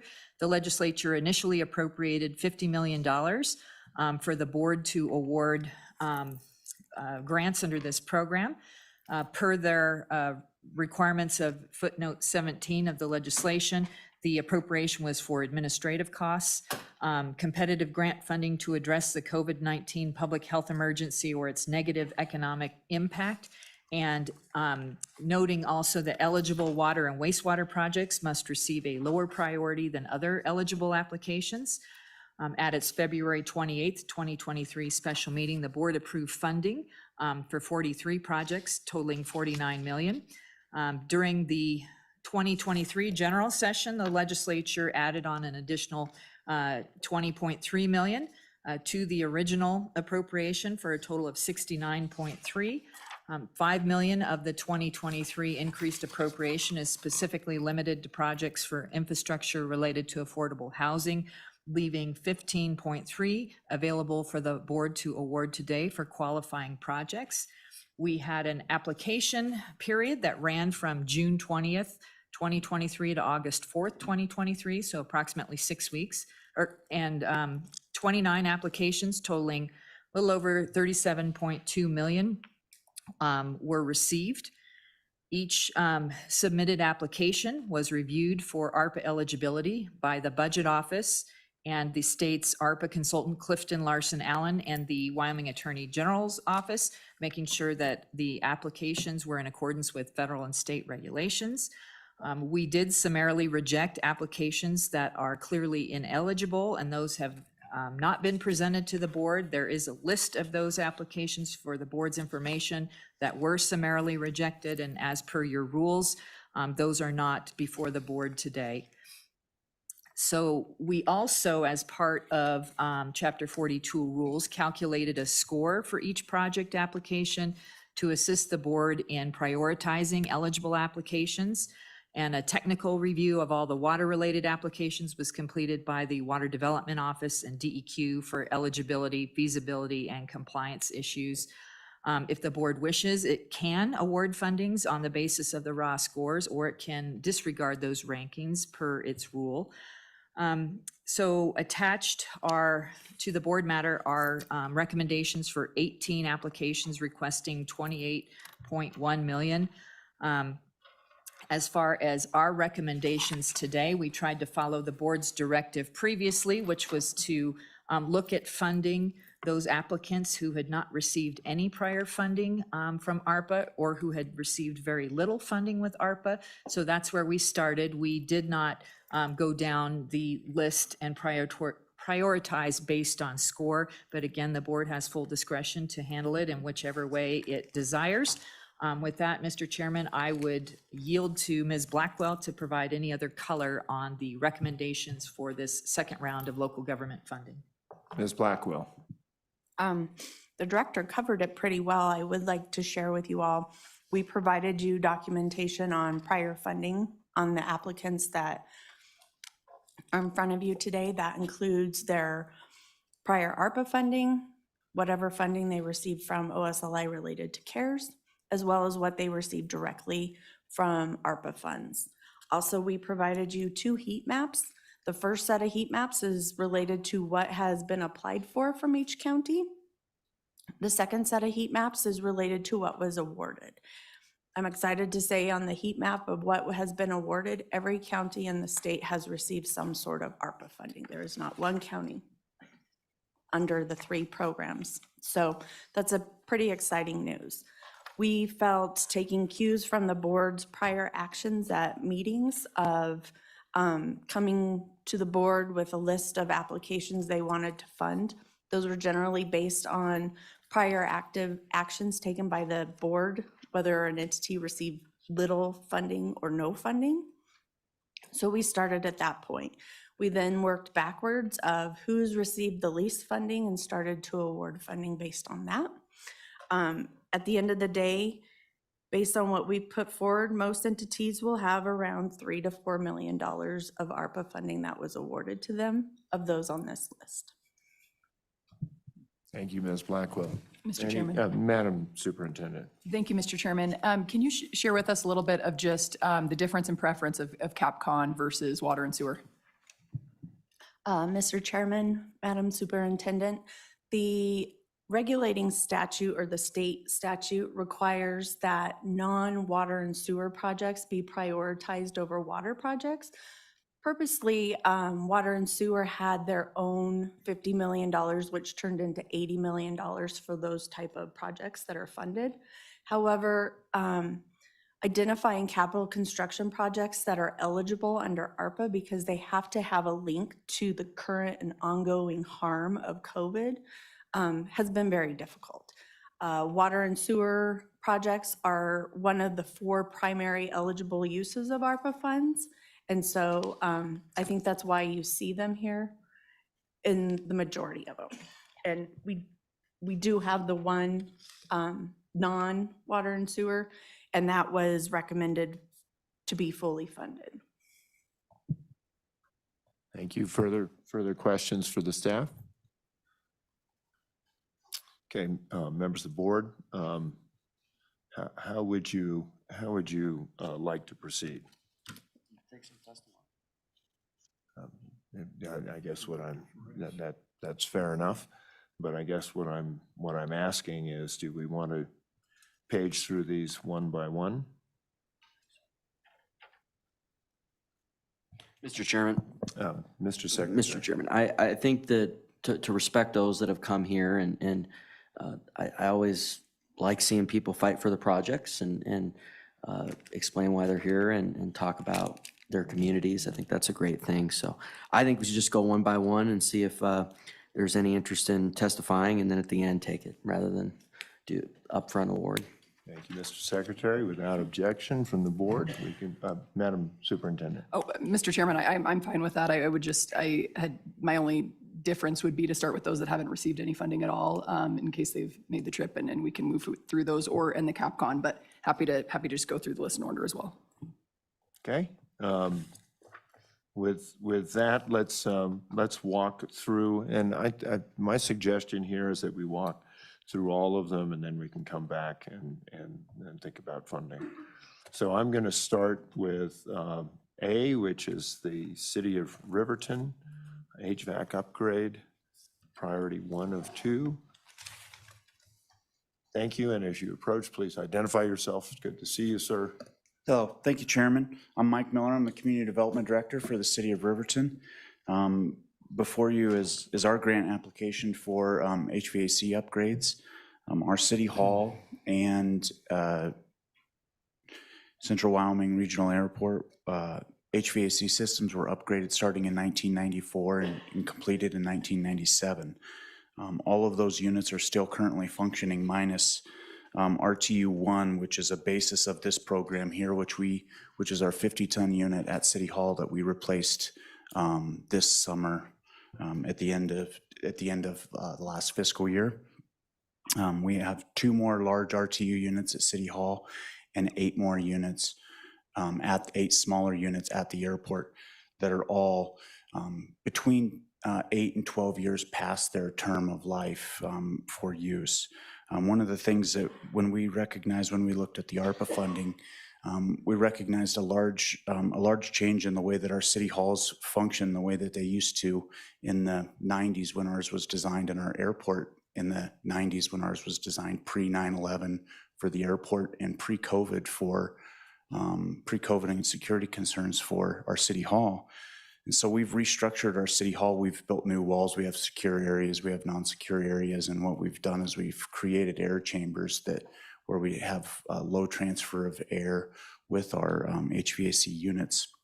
What these upgrades are allowing us to do is to repair aging equipment and also decrease the transfer of air time in our building. So with our finalized system, we should be able to transfer 100% of all air in our building within 3 to 5 minutes. That's a standard. It's not gigantic. We're not saving the world by doing that, but that's upgrading to a system that would be designed today and done today. And then adding HEPA filtration on top of that. Our goal is to reduce the anxiety and impact to the community of the air quality in the public facilities that we have. Wyoming, our regional airport is a kind of a shining star in Fremont County. We've been struggling financially as a county in general and as a city in general, and we've made some great strides with our airport to increase our airport traffic, increase our occupancy, and we've been quite successful with that. The last 3 years, we've met our ride obligations and everything in that area, and we want to make sure that we're accommodating those passengers that we have and increasing our ability to accommodate more passengers in those areas as well. And with that, I would stand with any questions from the board. Thank you, Ms. Miller. Questions, Mr. Secretary, and then Madam Auditor.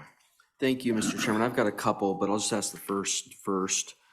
What's the relationship in governance between the city and the airport board? Is it a board for the airport? Does the city have, I imagine it's a special district. So what's the relationship between that governance? Because in Natrona, where I'm from, I mean, it's a separate board. So I'm just interested in the merging of these two within the city's application. Yes. Thank you. The Central Wyoming Regional Airport is the city's asset.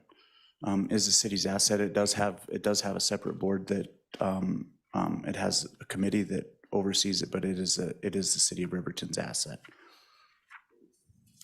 Oh, we can. Go ahead. Well, Mr. Chairman, I assume we are talking about the building on Federal.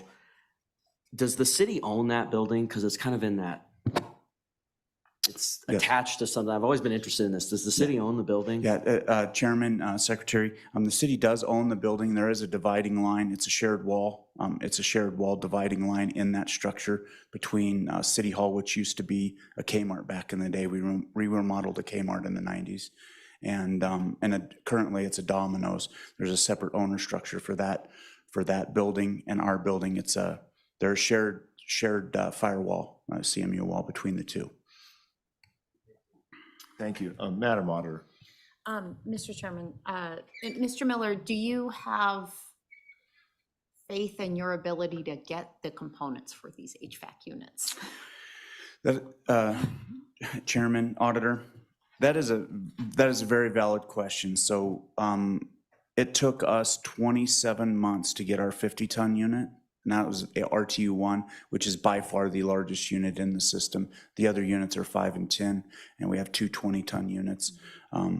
Our 5 and 10-ton units are common practice units, so they're a little bit more readily accessible. The goal would be, as the project is set up now, phase 1 and phase 2. Phase 1 to start early spring with those units that we have accessible, and take that project, instead of, it's conformed now to this nice format of do this building and then this building, and do it in the format of which these are the units that we have, and functionally work through those. I believe by the end of calendar year 24, I still feel that we have the ability to successfully complete this project. Thank you. Any further questions? Okay, thank you. Staying in order, I think we'll walk down if that makes sense. Thank you, Chair and Board. I appreciate the time. Thank you. Don't go away. I promise you we'll be efficient about this. So we have the town of Buffalo, and I think there are 3 projects from Buffalo. Les, you and Kevin want to come up?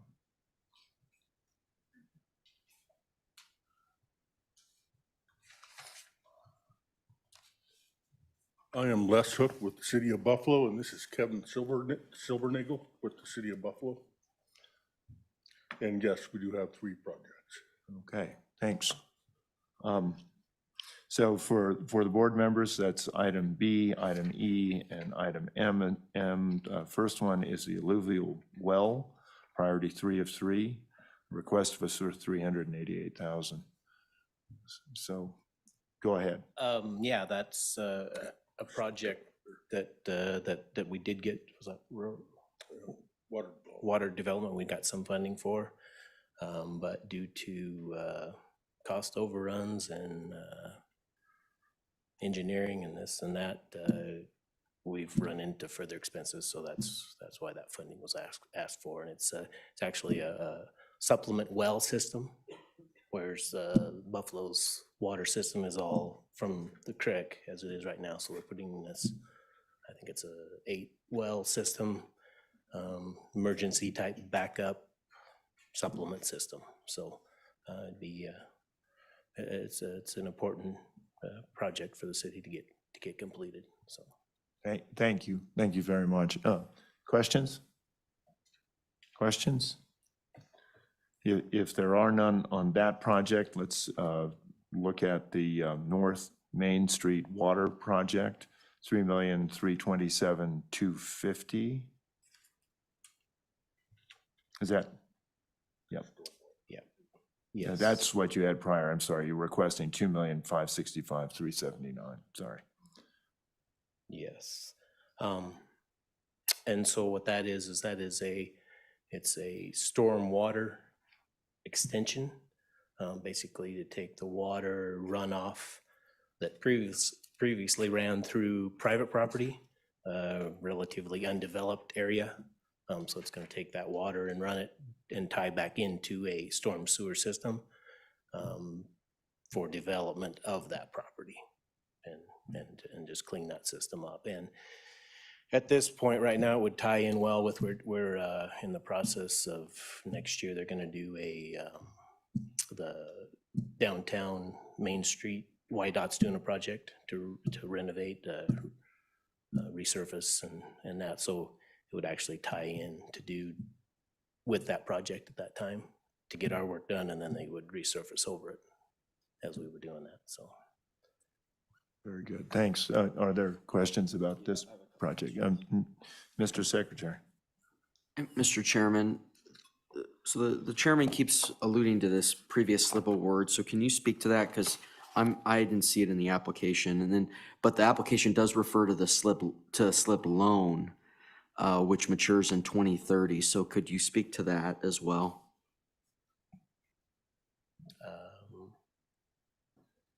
Okay, it's on the sheet. Yeah. Thank you, Ms. Blackwell. Maybe you could be helpful in that if you like. Go ahead. You can see what was funded on the prior funding list I gave you. I believe they should be the second entity on that list. It will document the ARPA projects, and it also document the current status of it on our system.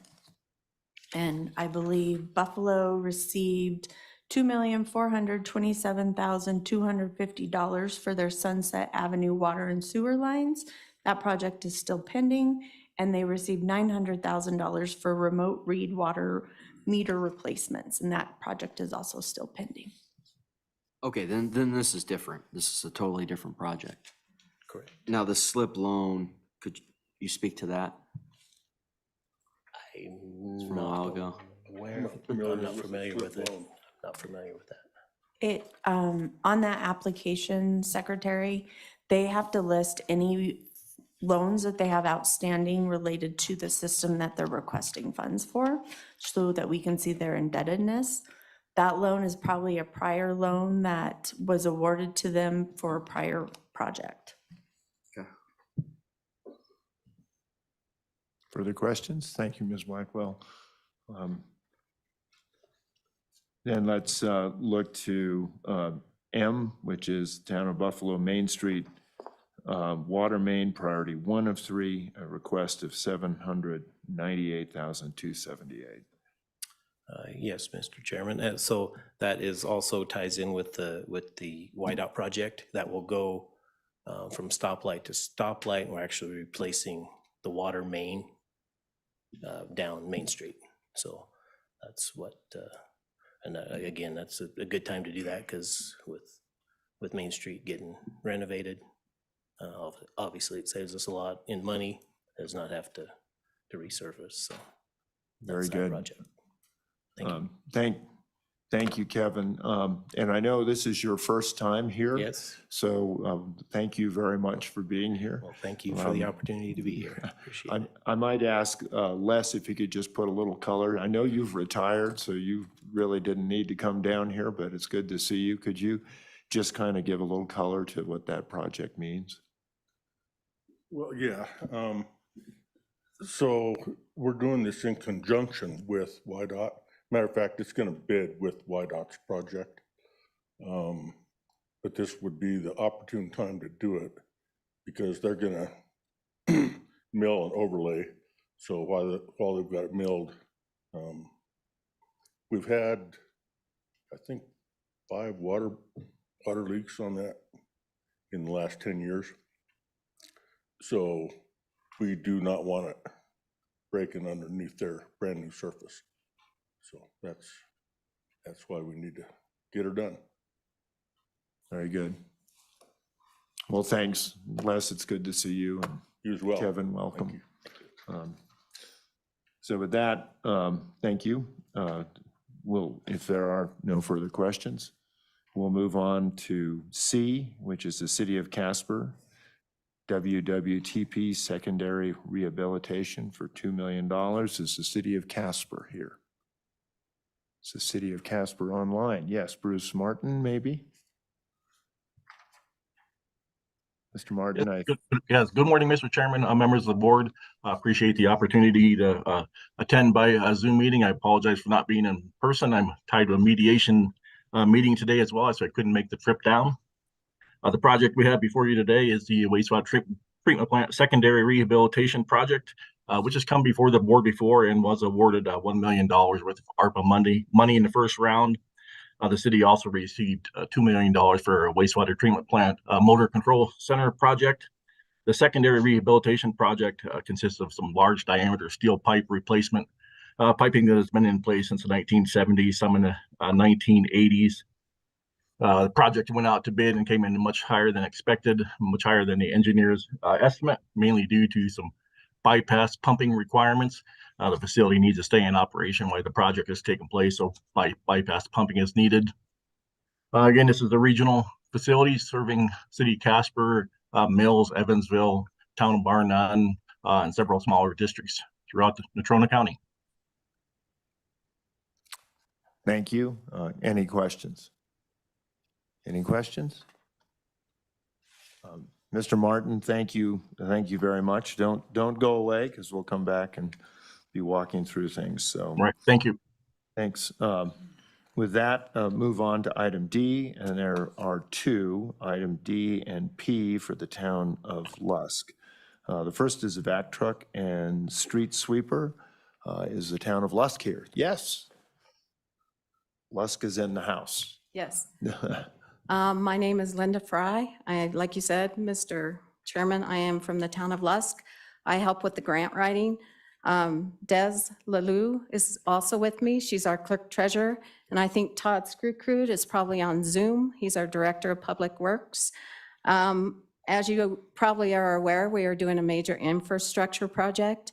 And we decided to ask for equipment to keep, once we get through the infrastructure project, equipment to help, keep it up to grade and everything. So that's why we put in this grant. If you have any questions, this is our second time putting this one in. The first time we put 500,000. Talking with Todd, he felt that with increase in prices that we need to up it a little bit. So that's what we did for this grant. Thank you, Ms. Fry, on the testimony there. One quick question. Torrington apparently has also looked at a vac truck and may have figured out a way to replace it. Do you have access to maybe that vac truck as a possibility? Just curious. I'm not sure about that, but we could probably look into something like that. Okay. Thank you. Mhm. Any other questions on this project? If there are none, Ms. Fry, if you could tell us about the replace water and sewer infrastructure project. Sure. Our first week request was for $7 million. Of course, you guys funded the 5 million. So we decided to come back and ask for that other 2 million that was not funded. This has to do with an ongoing project. We phased it. Phase 1 is all but complete. Phase 2 is in process. We did have to scale back Phase 2 because of funding. We didn't have enough funding. So we are looking for funds to do what was not funded with Phase 2. So you can either call it Phase 2B or Phase 3, whichever. We do have funds from USDA that is going to help with this project, which is, they are funding like 7.2 million. So we need more and that's why we're asking for 7 million to help to do the complete design of what we couldn't fund before. Thank you. Thanks very much. Any questions? Any questions? Ms. Fry, thank you. And again, Thank you. Again, we'll come back. With that, move on to F, which is the City of Torrington Water Infrastructure.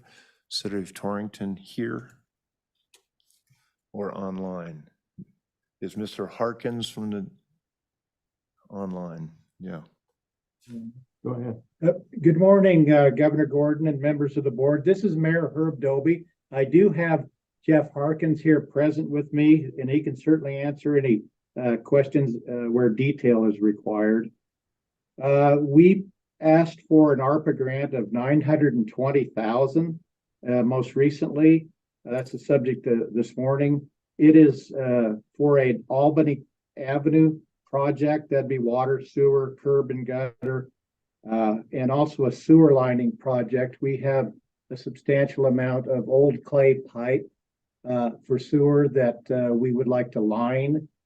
The city has budgeted $780,000 toward this $1.7 million project. And we're asking for this morning for an ARPA grant award of $920,000. The engineering has been completed. DEQ permits have already been approved. So they are, I think the proper term is shovel ready. As the board is aware, we do have two previous ARP grants, and we're thankful for those. And we would stand for any questions, either probably Mr. Harkins, if the board has questions on any of the details about the project. Thank you. Thank you, Mr. Mayor. Are there any questions? Any questions? Well, hang on then. Thank you very much. We'll move on now to item G, which is the City of Laramie wellhead. It's the City of Laramie here. Thanks. Please approach. Good morning, Mr. Chairman, members of the board. My name is Brian Harrington. I'm the mayor of Laramie. I have our Public Works Director, Brooks Webb, with us. And then if you would permit it, we have our city manager, Janine Jordan, on the Zoom call. And with an honest effort at brevity, I would say Janine would be the best place to start, if that's okay with you, Mr. Chairman. That's fine. Ms. Jordan, we're anxiously awaiting your testimony. Thank you, Mr. Chair. Is my audio sufficient? It is. All right, thank you. I appreciate you allowing us to address the board today. I wanted to let you know I also appreciate, and I think on behalf of the mayor and our public works director, the difficult decision, of course, that you have to make to spread these funds around the state. I did want to point out a couple of things about our project. The wellhead project is titled as wellhead, I believe, in the board matter. This is actually about wellhead security, not a wellhead per se. There of the 11 projects that are recommended for funding, we are in the 10 project category that includes water sewer, as you know. Of the water and sewer projects, our project is the highest scoring. And so I hope that the board will appreciate that we've really checked a lot of the boxes. I believe Director Webb will provide a bit more information there for you. I'd also mention that while the city has received prior funding, we have submitted this application for this security project on 4 occasions, this being the 4th. So we really would appreciate answering any questions you have to fulfill your understanding of the project and give you confidence should you choose to fund it. Lastly, I would note that Laramie's water system, while this grant is applied for by our entity, the municipal water system does in fact serve about 95% of the entire population of Albany County. The reason for that, of course, is we serve water within our municipal service district, but extraterritorially as well to the dense population that it is around the city of Laramie. So this project is of benefit not only to the city, but to a large portion of Albany County. And lastly, I'd add that one of the wellheads in question is out in the county in a very remote location. Homeland Security audit indicated that we needed to harden those wellhead spaces to prevent any mischief that might occur and tamper with our system. With that, I'm happy to stand for questions. I believe Director Webb is intending to provide a bit more detail to you. Thank you, Ms. Jordan. Let me ask first if anyone has questions for Ms. Yeah, Mr. Jordan. Chairman. Mr. Treasurer. I think a lot of this, my question comes back to that land trade that we did here a few years ago, and a lot of that was for aquifer security. And so I'm wondering, this seems to be more like a wellhead site security rather than aquifer security. Would that be correct? Mr. Treasurer, Mr. Chairman, yeah, Mr. Treasurer, that's correct. The land swap of a few years ago that we now call Pilot Hill was really for sort of like surface water contamination. So it was to sort of ensure that the water entering the well or the aquifer system stayed pristine. This is for hardening of the physical location of our wells. So we're talking about building security, building upgrades to protect the actual well itself. Is that clear? I'm follow up, Mr. Chairman. Please. So I'm wondering what a secured wellhead security looks like. If you're looking at Homeland Security, I guess it's hardened as far as a certain time that it takes people to enter the facility, or does it have security? I guess cameras or different things like that. What are you actually doing for both prevention and just what exactly is it that you're trying to accomplish? Yeah, Chairman, State Treasurer, the current wellhead buildings, are 6 of them, 6 different locations. 4 of them are very remote. The current buildings that are there now are old fiberglass buildings that were put in place 40 and 50 years ago. The security on those right now is a little padlock. That's what's there. So the project that's been designed right now, it replaces those structures with a masonry structure. It does some fencing improvements around the area, adds intrusion alarms, flood alarms inside, tamper alarms on all the valves inside, exterior lighting, and programmable key locks. So that's the hardening, and most of those recommendations in there came from the Homeland Security audit. And sir, just for the record, can you identify? Yeah, Brooks Webb, Public Works Director, City of Laramie. Thank you, Mr. Webb. Mr. Chairman. Ms. Treasurer. Is there any Homeland Security funds available for this type of a recommendation that they're recommending? Yeah, Chairman, through you, we've talked to Homeland Security. We have some grant funding with them right now on some of our pump buildings that we're putting on some security features on. That was also through this. So there is some available, but we're using that for some other structures. Thank you, Mr. Chairman. Ms. Treasurer, further questions, Madam Auditor? Mr. Chairman, I actually have some questions about this for maybe DEQ, but if you want me to hold that, that's fine as well. I know I saw. No, I think that's fine if DEQ is here. He was Trying hiding. to hide. I did not see him behind the podium there, so.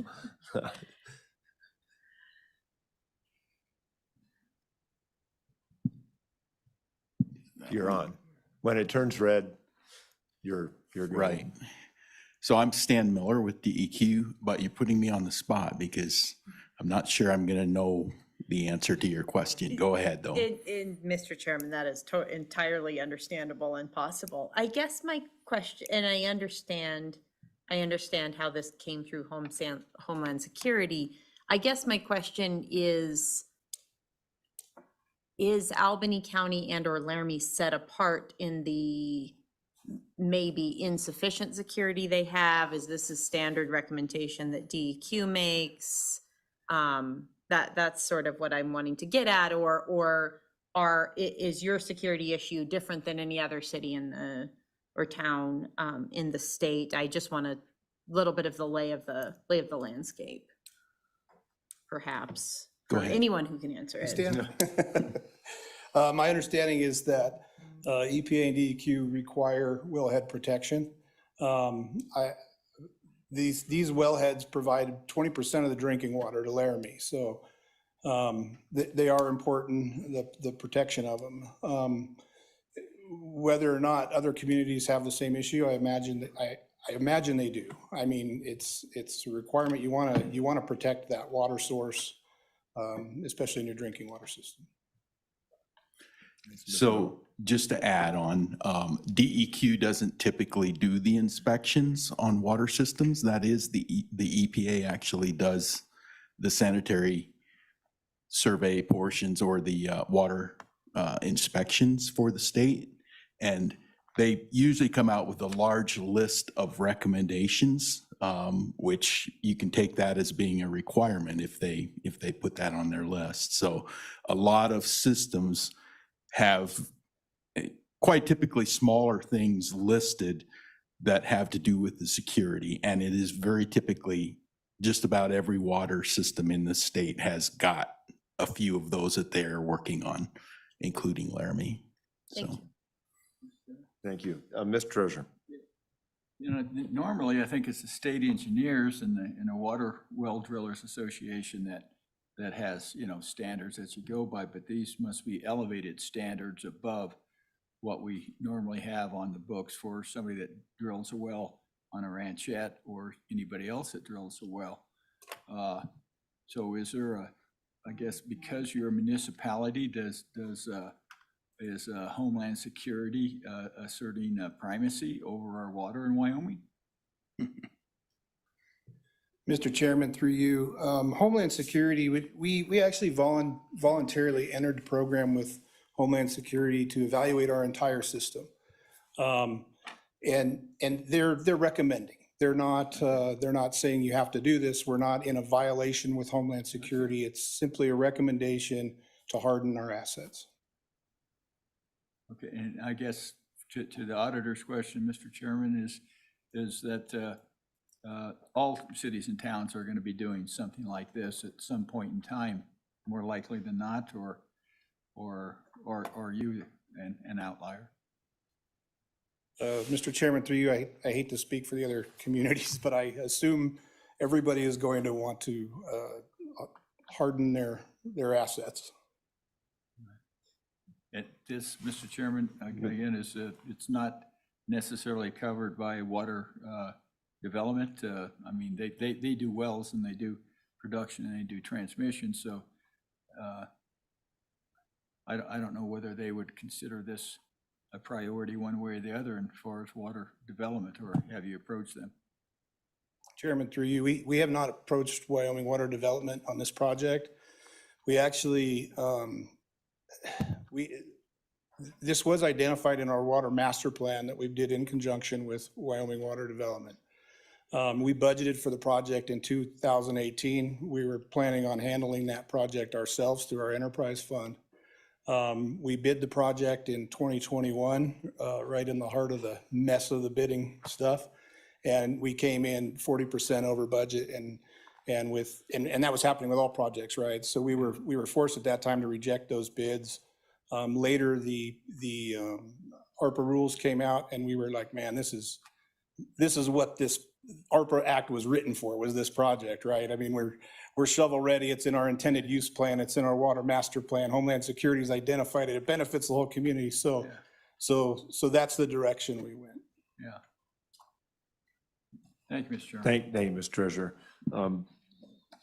Ms. Blackwell, I guess I'm thinking about a couple of things. One, if this is a requirement of EPA, are there EPA-based funds that might be applicable? And then two, I just wanted to check on where the priority ranking was.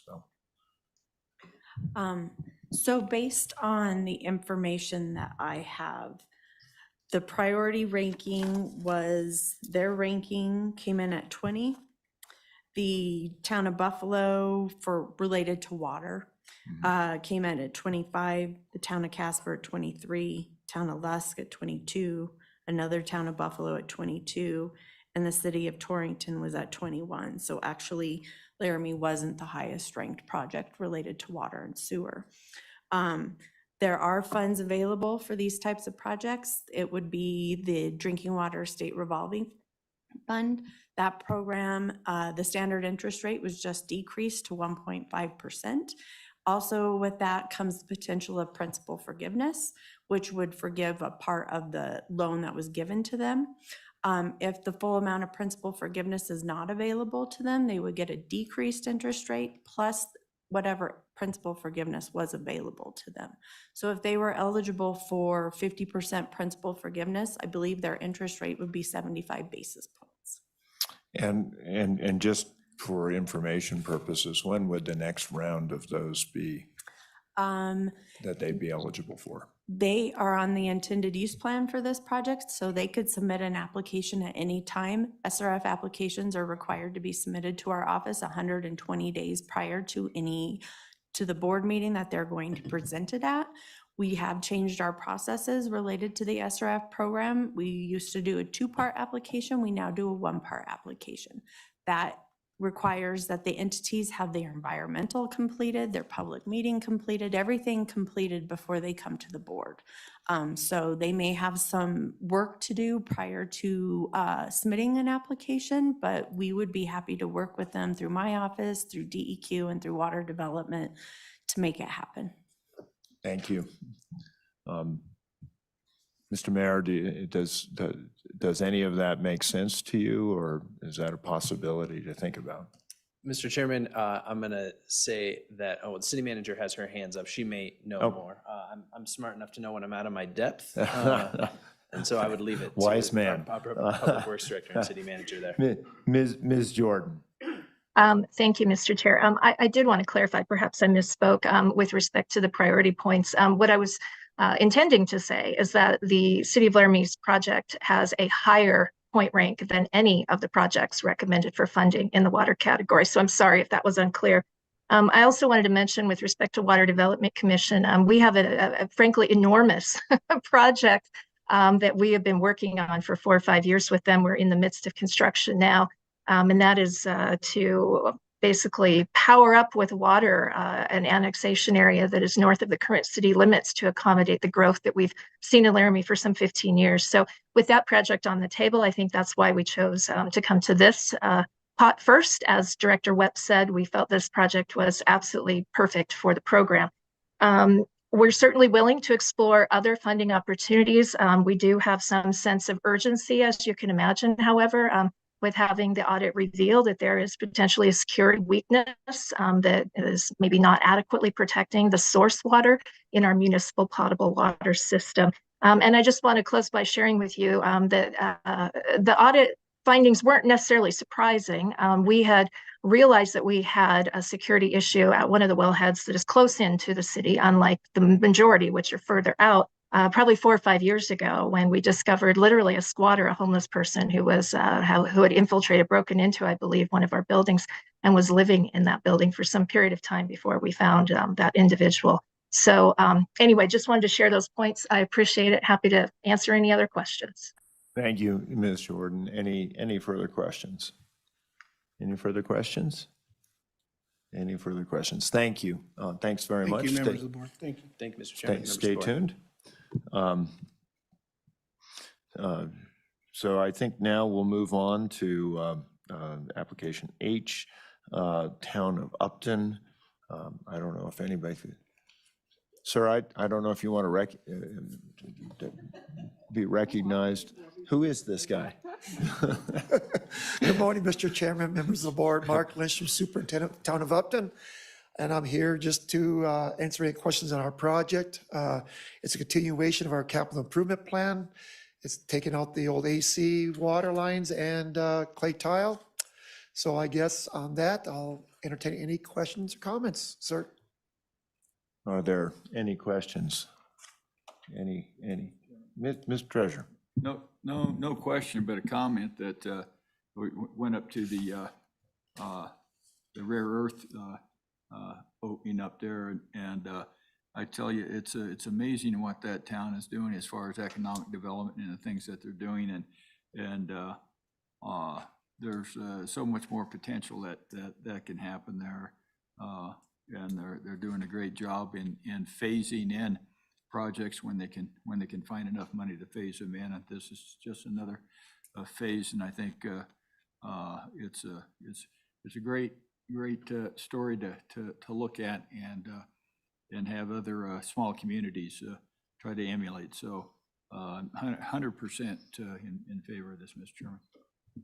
Thank you. Thank you, Mr. Treasurer. And Mark, I would just mention, I know this is a long sort of out tangential, and I apologize for that, but Upton came up recently in a conversation about perhaps a new affordable housing type of project. So we'll be in touch. Really very interesting. Yes. So very good. Thanks. Yes, Mr. Secretary. Thank you, Mr. Chairman. And in terms of the workforce for that RAR facility, I mean, it's up there too, and it's up there on one other occasion, and we toured the city, and it's great work. In terms of the housing for those employees, how do you think the city is prepared for that, and what proportion is probably going to be living in the city, and what proportion another location? Mr. Chairman, Mr. Secretary, the town has been looking at, right now, we're working on a housing study right now to identify those areas. Our motel is just about under completion. Those have been there. We're very proactive in trying to visit with anybody who has any interest or any ideas of our housing. I spoke with some people about funding, possibly helping developers right now.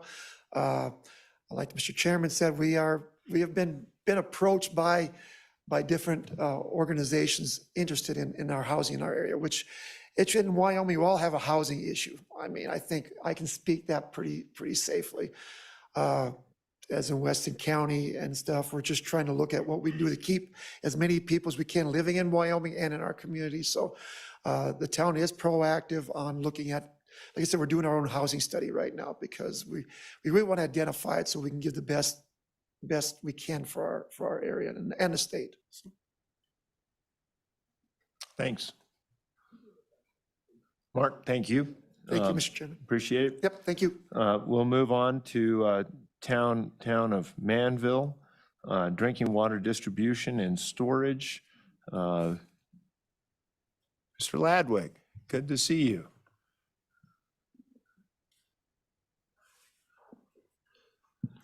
Good morning, Mr. Chairman and members of the board. I'm here again to ask for some help with our water system. I'd like to explain a little bit of background that's happened since the last time.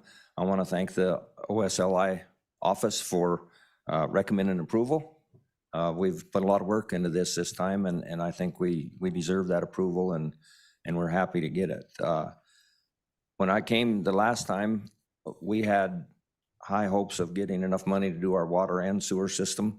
It was a significant amount of money in the terms of 12 to 14 million.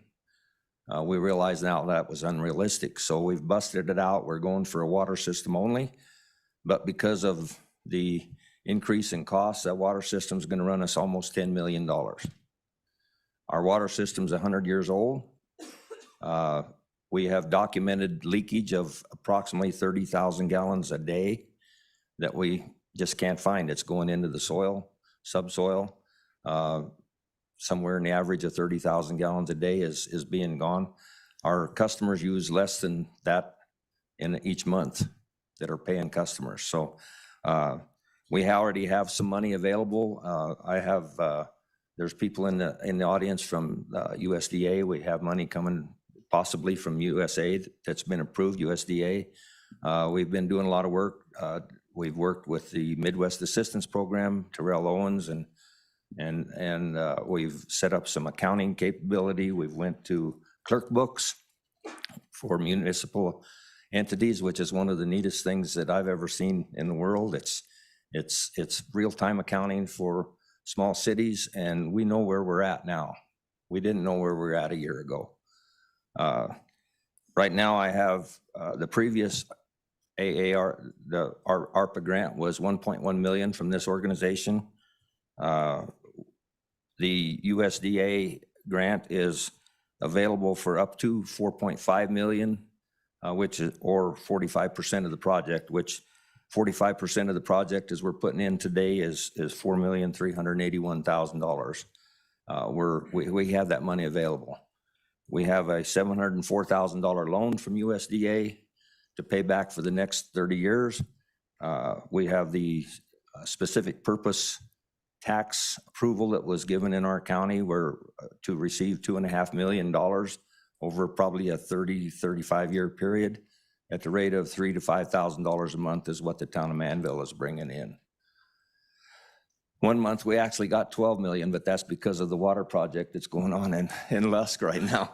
They're spending a lot of money in Lusk. So, but normally we're on an average of 3 to 5, which will pay the loan back out of that specific purpose money, pay the loan to USDA.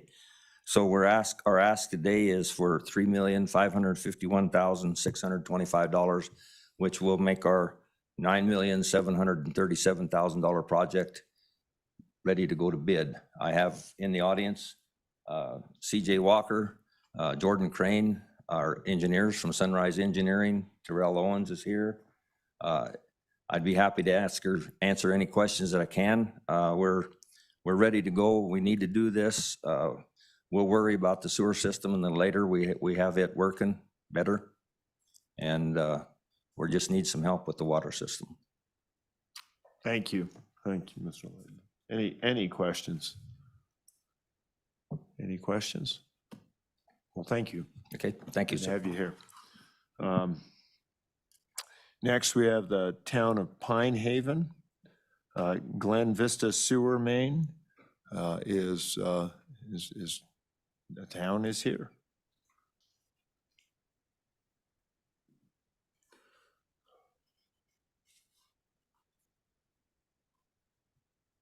Good morning, Chairman, Board. Rob Norton from Pine Haven. Before you is a request for grant money to build out a sewer project, I believe for 6 lots. It'll pretty much fulfill all of the town's needs for sewer, and it will replace a couple of septic systems that are in place right now. Very good. Questions? Questions? Well, thank you very much for being here. Boy, you got off light. Yes, yes. Thank you all. Thank you, thank you. So from town of Pine Haven, we'll move to the town of Saratoga, River Street Water Line, item K. Town of Saratoga.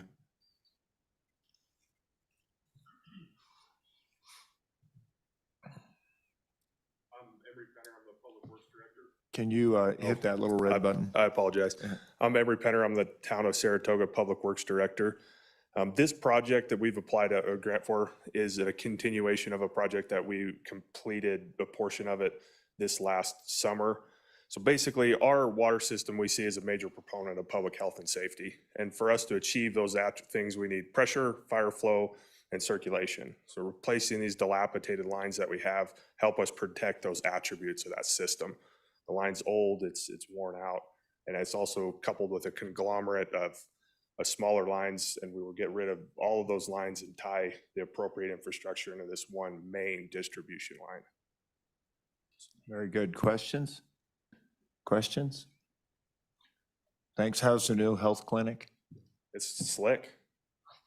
Yeah, seems to be well appreciated by the community too. Fantastic. So Great. I Thank you. appreciate it very much. Thank you. Thank you. Moving on now from Saratoga to Rollins, City of Rollins, source water collection and transmission. This is item L. Mr. Mayor, good to see you.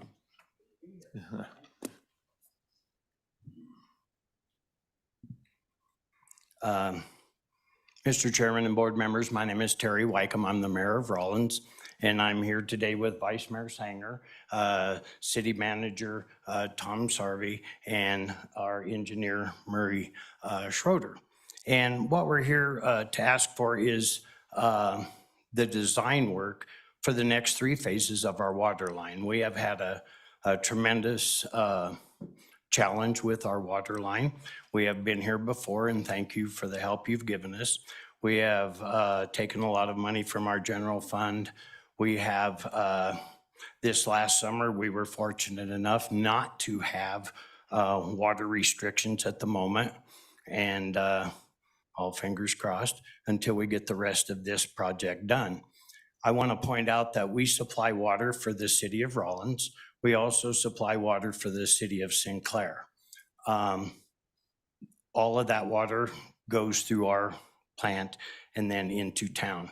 We have springs up in the mountains. We have repaired half of them, and then we're going to go into the other side, get the design work for that. The line that comes from the mountains south of us, 20 some miles, that goes to our treatment plant. And then we also need to design the high pressure system that comes into town. We have a lot of leakage from that. We are treating a lot of water that just does not get to our consumers. And we're asking for this money to design the rest of this system. And if you have any questions, I'm not the guy that can answer them, but that's why I brought these other folks to help answer. Thank you. Thank you, Mayor. Questions for the mayor? Mr. Secretary. Mr. Chairman, how much do you think, is there an estimate on taking this T to green? I mean, obviously that's just the design, but really getting us to where we need to be in the city of Rollins, it's really important. So what's an estimate? I mean, if you thought about from T to green, something that you could throw out there. Mr. Chairman and Secretary of State, at today's prices, and this isn't going to happen overnight, but at today's prices, we're looking at probably another $20 million. I will point out that we did raise our rates by 120% a year ago, a little over a year ago, I guess. We have done every single thing we can possibly do to help ourselves. By raising it that much, we all lived through it. And not a very popular thing, as you might imagine, but the people of our town understand, and the people of Sinclair understand the situation we're in. Unfortunately, we inherited a water system that had 100-year-old wood stave pipelines. We have an iron ductile line that runs anywhere from 8 feet to 20 feet deep. Like I say, 20 some miles from south of town. There are 3 artesian wells out there also. That water comes to our water plant, totally gravity fed. And then from our water plant, it gets pressurized and goes into town. And we're in dire need. We need to fix this thing. I hope that answered your question. Mr. Secretary. Thank you, Mr. Chairman. Definitely answered what I asked. I wanted to segue into a follow-up. What's the plan to get there? Do you have what's the medium-term, near-term plan to get there in terms of getting this T to green? Well, I think excuse me, I'm sorry, Mr. Chairman and Secretary of State, by having this study done, I will be able to more accurately answer that question. Thank you, Mr. Mayor. Further questions? Well, appreciate it. thank you for coming all this distance. It hasn't snowed too much yet, so you've been able to get out. It's a little different than the last time, isn't it? Yeah. Well, thank you very much. Thank you. Thank you very much, Mr. Mayor. Thanks to everybody for being here. Don't go away too quickly. Okay. We're now moving on to the town of Moorcroft, N. This is Powder River Water Main, Phase 2. It's the town of Moorcroft here.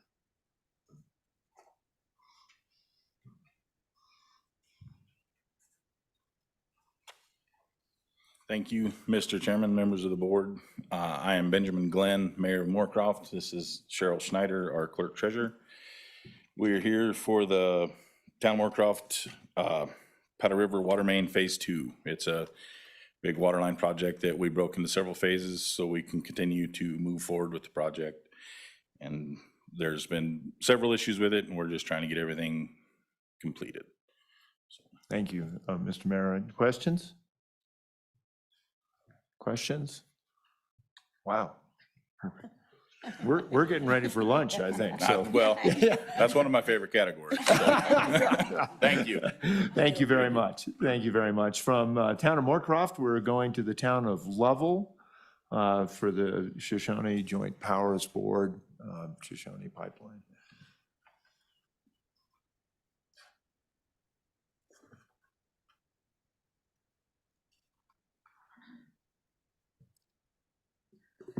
Mr. Chairman, members of the Slib board, my name is Craig Barsness. I'm the manager of the Shoshone Municipal Pipeline. And with me today is Dexter Woodis. He's the assistant manager.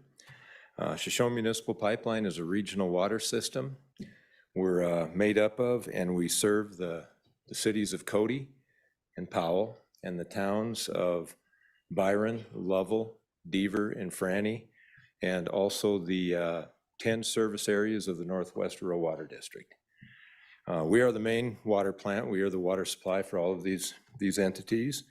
And the project we are here for is to finish actually a project we'd started earlier that is replacing all of the valves on our filters in the filter plant. We have done several of the easiest valves to get to, the low-hanging fruit. And we have replaced the actuators on the valves, and now we're into the difficult portion of the project. And it will be replacing valving and most likely piping on 36 valves over our 9 filters in the filter plant. So at that, I'll entertain any questions anybody has. Very good. Any questions? Any questions? Well, thank you. Thank you for being here. Good to have you. Thank you. From the town of Lovell and the Shoshone Joint Power Board, we're going to go to Lingle, which is item Q, which is the sewer upgrade.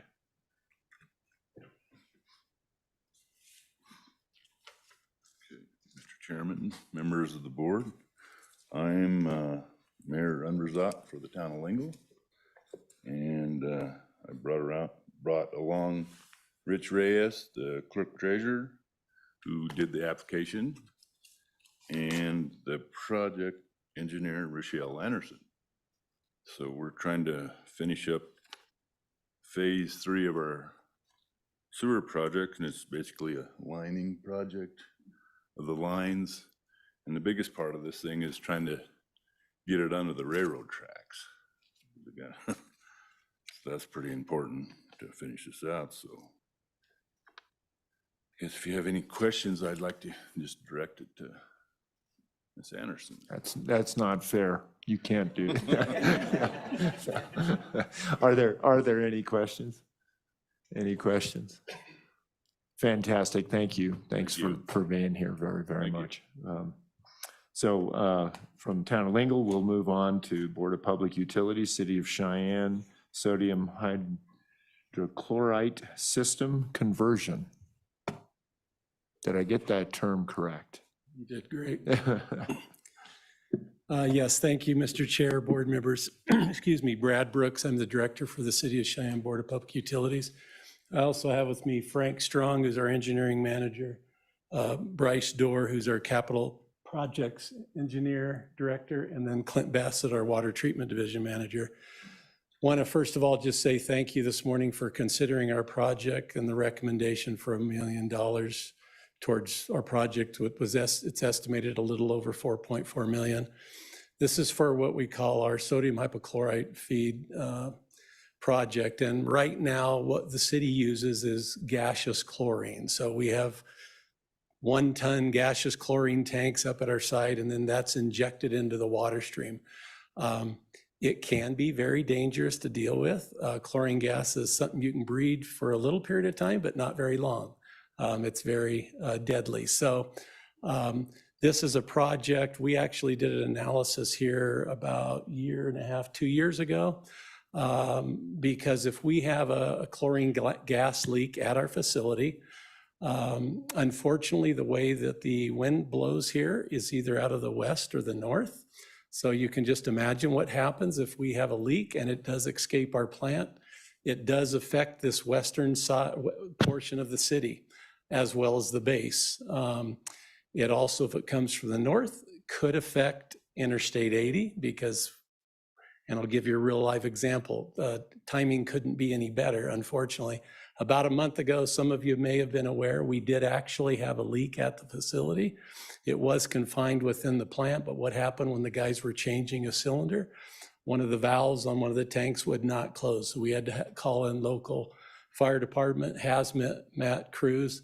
They did get it isolated, but Happy Jack was shut down, just precautionary for about 4 hours. So it is something that can happen, and we're very aware of that. So it is something for the safety of not only our employees, but as well for the safety of the city. We feel that it's something, and it's a project that we've been considering for quite a while.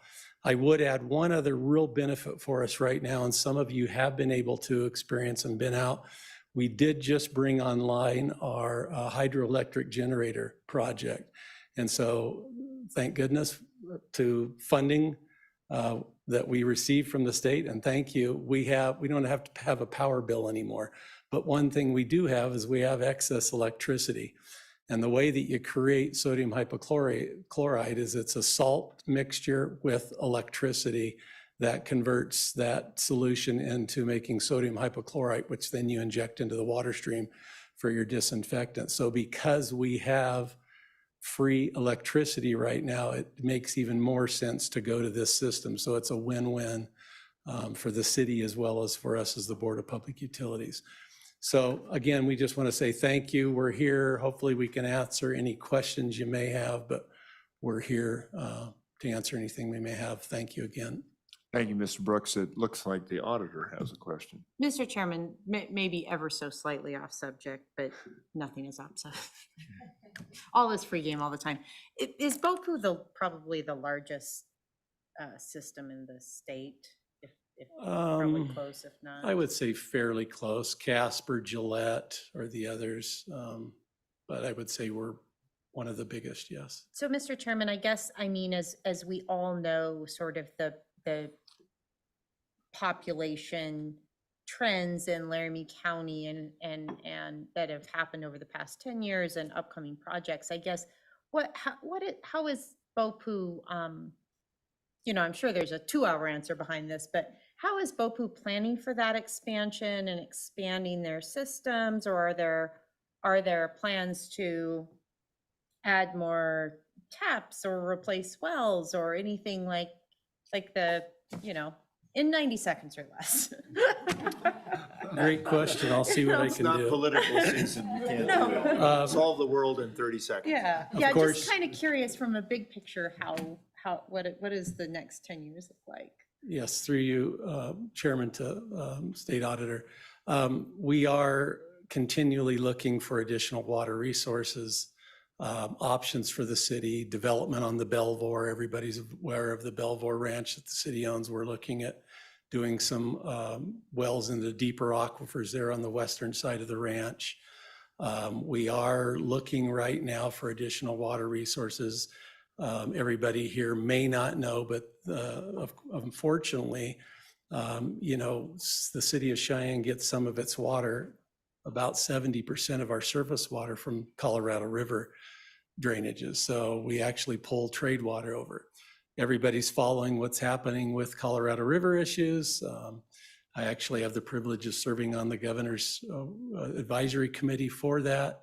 But we're watching that very closely. So all in relation, yeah, we're looking for additional resources, because if we lose that water from the other side of the divide, we've got about probably 7,000 to 8,000 acre feet of water that we have to make up to make Cheyenne whole. So we're looking at a lot of water conservation that we're doing. We're looking at different projects in town that we can do, extending our recycled water. We have a pretty elaborate recycled water system. We're looking at doing more of that. So there's a variety of projects that we are continually looking at. We are also going to hold something this fall, which we've never done before, but we're going to call it our Water Summit.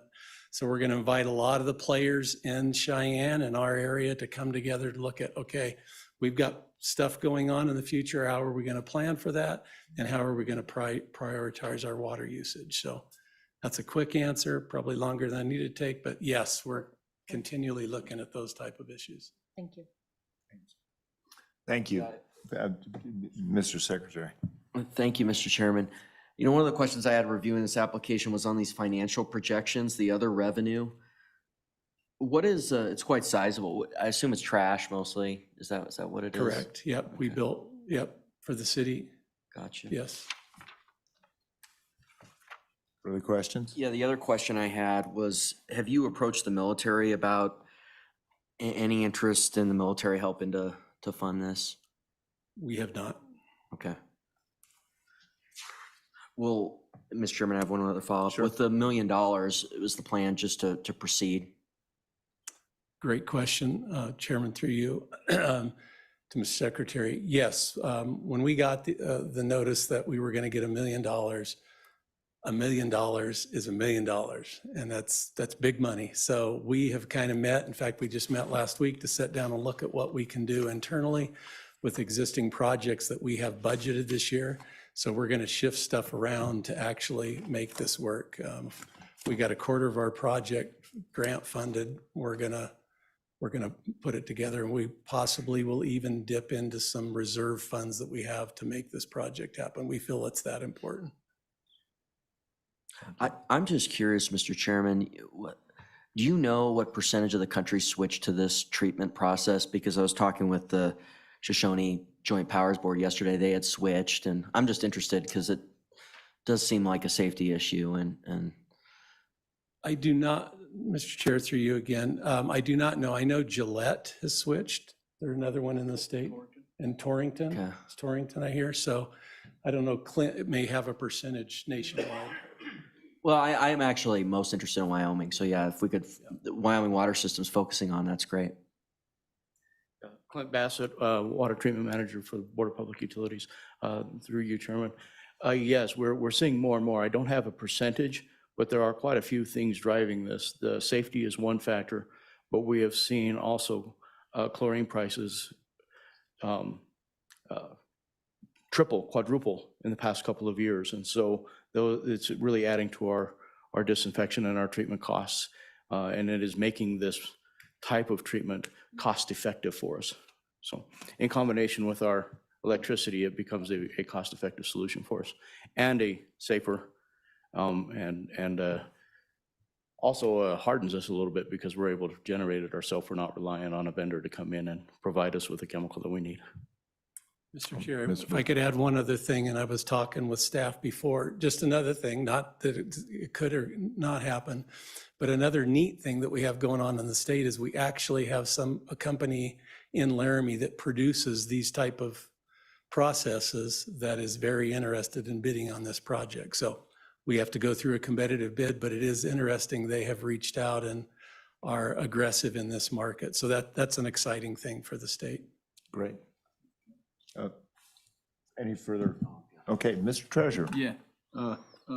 I guess, first of all, thanks for the invitation to visit your facility. Appreciate you being there. Yeah, it was a nice visit. The other thing is, do you use any activated carbon or anything filters? I know we've got an outfit up in Gillette that produces activated carbon. That's one of their biggest biggest sales that they have nationwide is basically 2 water plants, and I didn't know whether you guys use activated filters or not. Yes, through you, Mr. Chairman, we do. Actually, we add powdered activated carbon as part of our settling process to adsorb organics out of the water, especially stuff that's produced by algae during the summer. So we're currently running it. We run it seasonally, but we do, and we purchase from within Wyoming right now. So Great, thanks. Fantastic, thanks. Further questions? Further questions?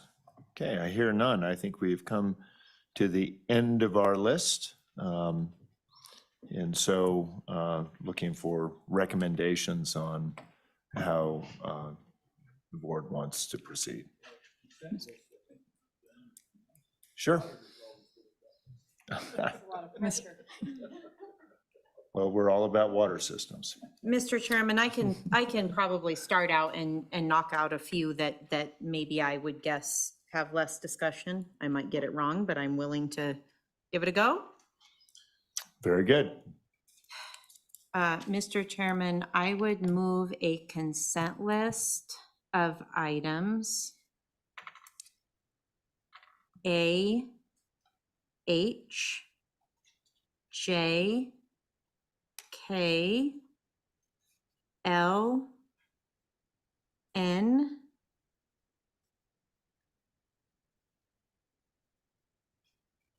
P,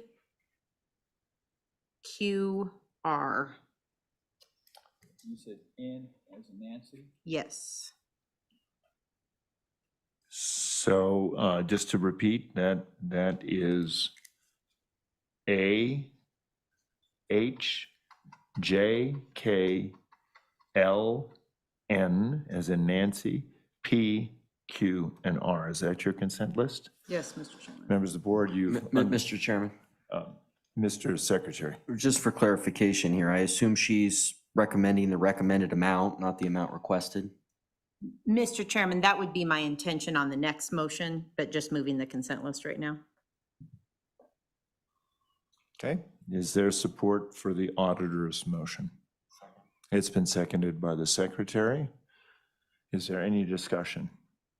Hearing none, all in favor of the consent list consisting of A, H, J, K, L, M, N, P, Q, and R. And just for the sake of clarity, it's the city of Riverton, the town of Upton, the town of Pine Haven, town of Saratoga, city of Rollins, town of Moorcroft, town of Lusk, town of Lingle, and city of Cheyenne. All in favor signify by saying aye. Aye. Nays? That motion carries. We have a consent list. Madam Auditor. Mr. Chairman, I would move the recommended amount for funding on the past consent list. Okay, it's been moved and seconded by, moved by the auditor, seconded by the treasurer. Is there any discussion? Any discussion? Hearing none. All in favor signify by saying aye. Aye. Nays? Motion carries. Mr. Chairman, Mr. Secretary. I'd like to move the full amount requested and also recommended for the town of Lovell, Shoshone Joint Powers Board. Second. It's been moved by the secretary, seconded by the superintendent. That is item O, town of Lovell. Is there any discussion? Any discussion? Hearing none, all in favor signify by saying aye. Aye. Nays? That motion carries. They can breathe a little easier now.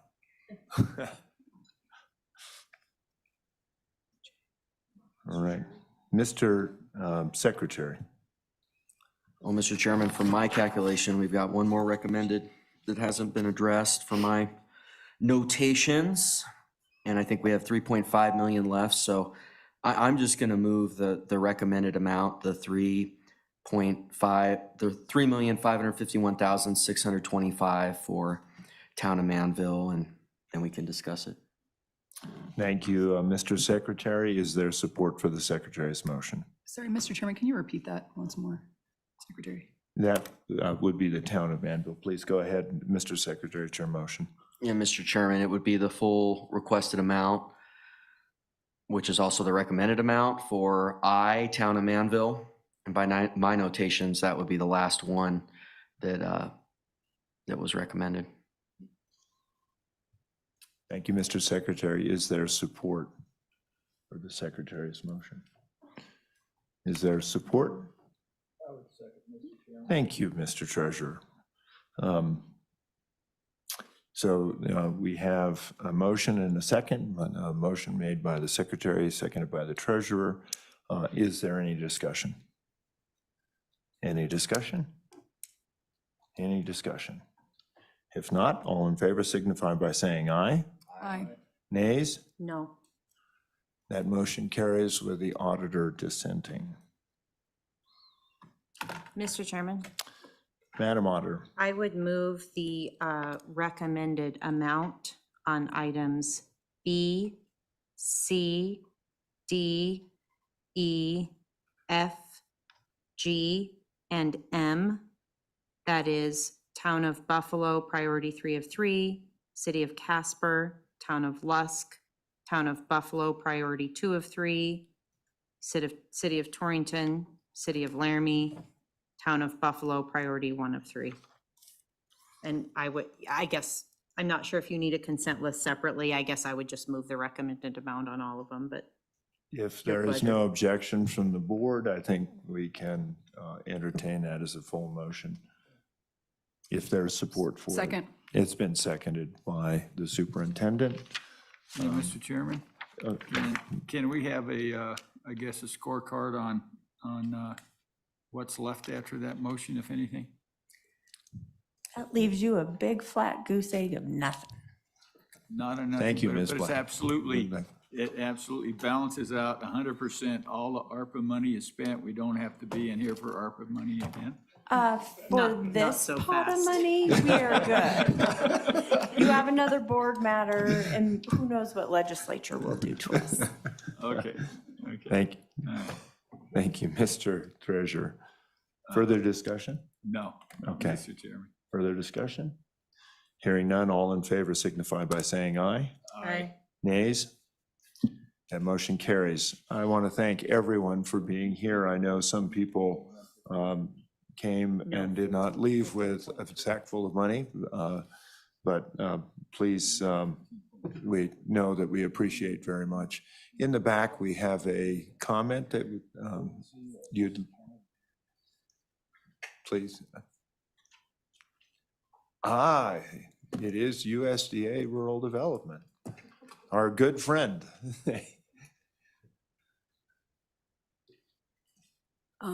Is this on? It's on. All right, Thank you. excellent. Thank you for being here.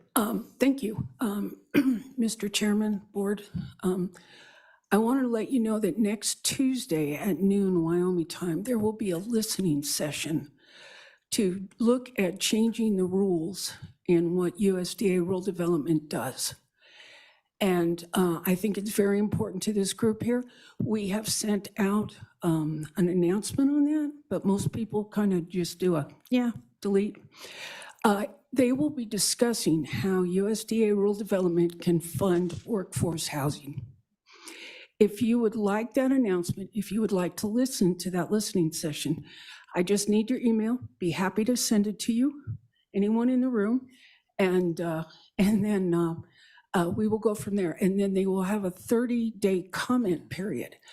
My state director, Glenn Pauley, has really talked to our legislative people here, how important workforce housing is, how to get it funded, and other Western state directors. And I just want to let this group know about that. So if anybody would like that announcement, I'll be happy to share. Thanks, Lorraine. What's your contact information? Oh, it's all lower cases. It's Lorraine, LORRAINE.Werner, WERNER, @USDA.gov.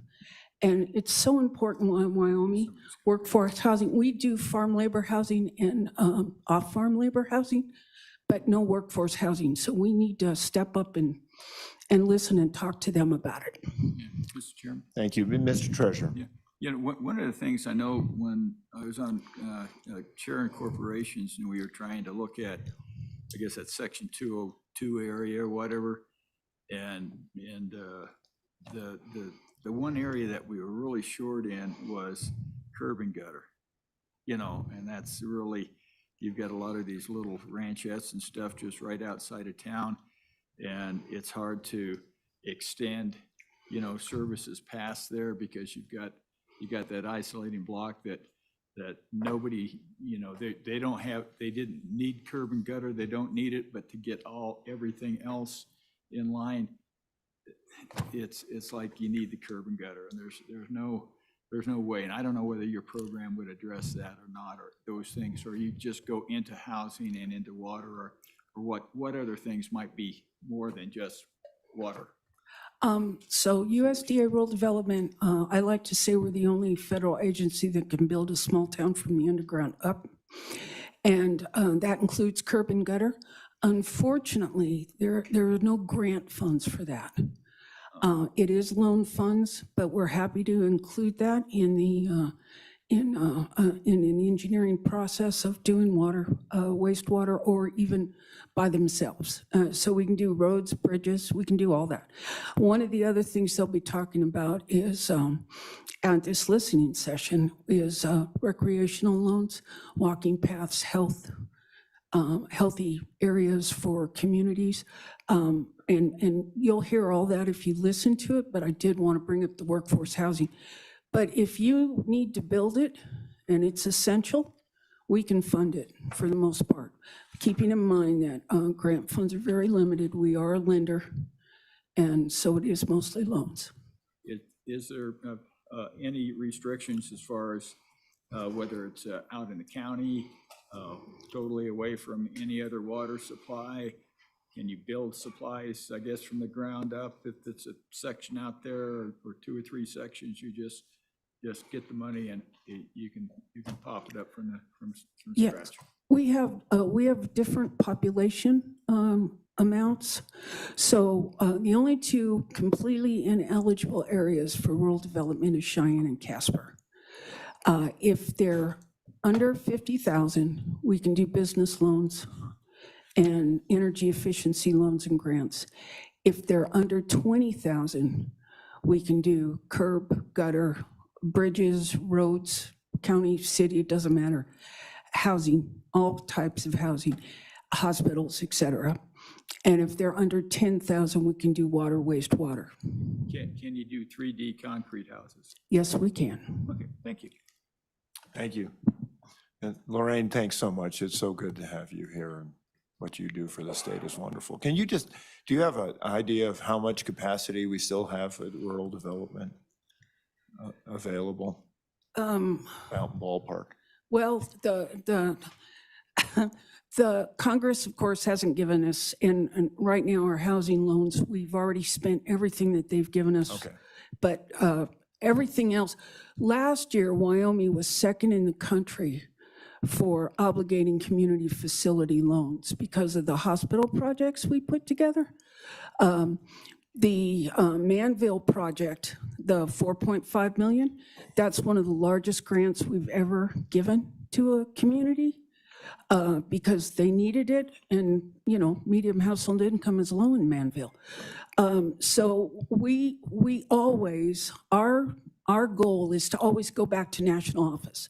So they normally give us about $8 million in grant or loan funds for water and $6 million in grant funds, but we go back and ask for more, and we get it, generally speaking. Because if we don't, it goes to the Appalachian Mountains, it goes somewhere else.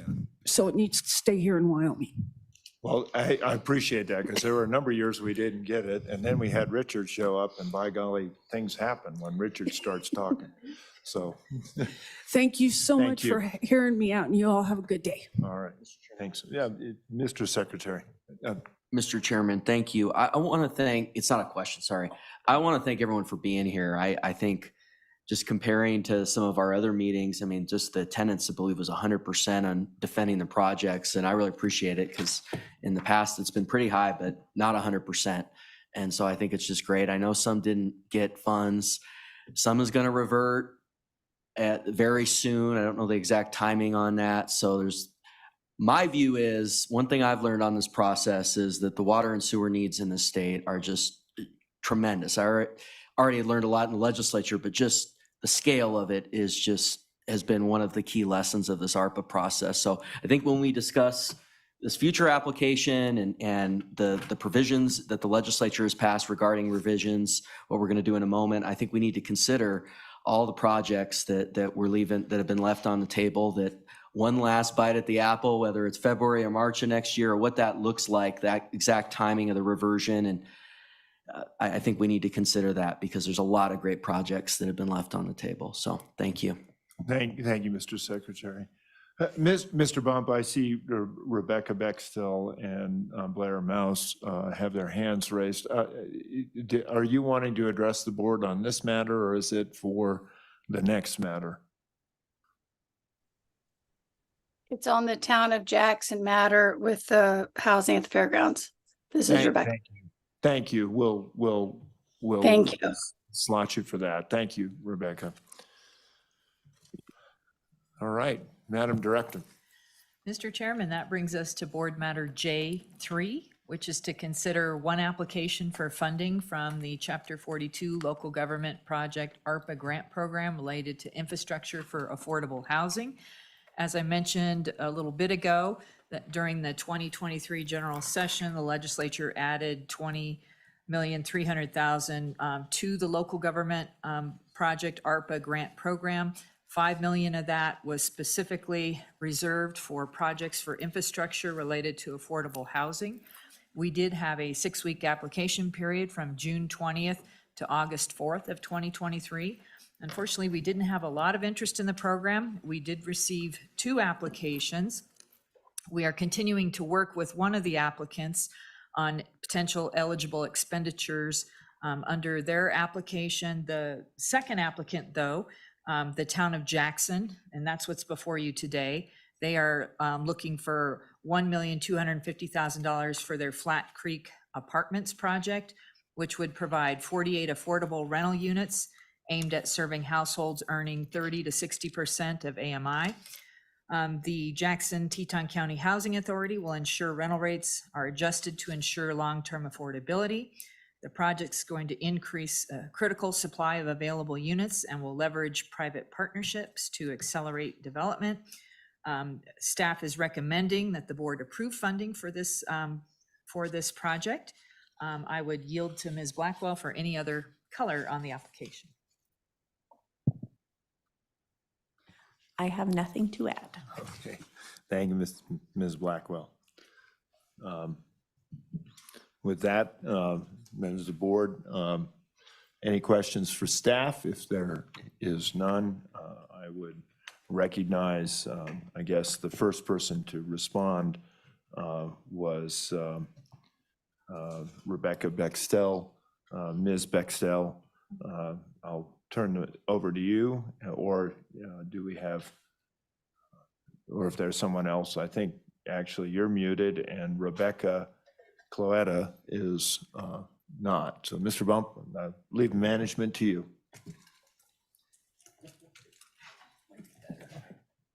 Let's go to Rebecca, Mr. Chairman.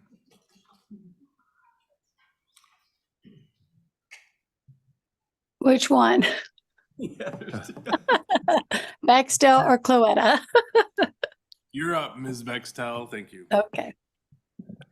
Thank you so much. Thank you, Mr. Chairman. Thank you for all of you that are helping today to help Wyoming.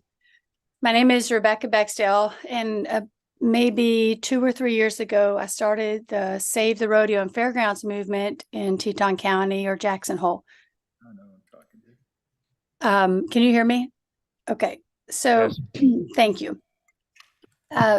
Essentially, we found out that the town or the county was trying to build low-income housing is what they called it at the historic fairgrounds.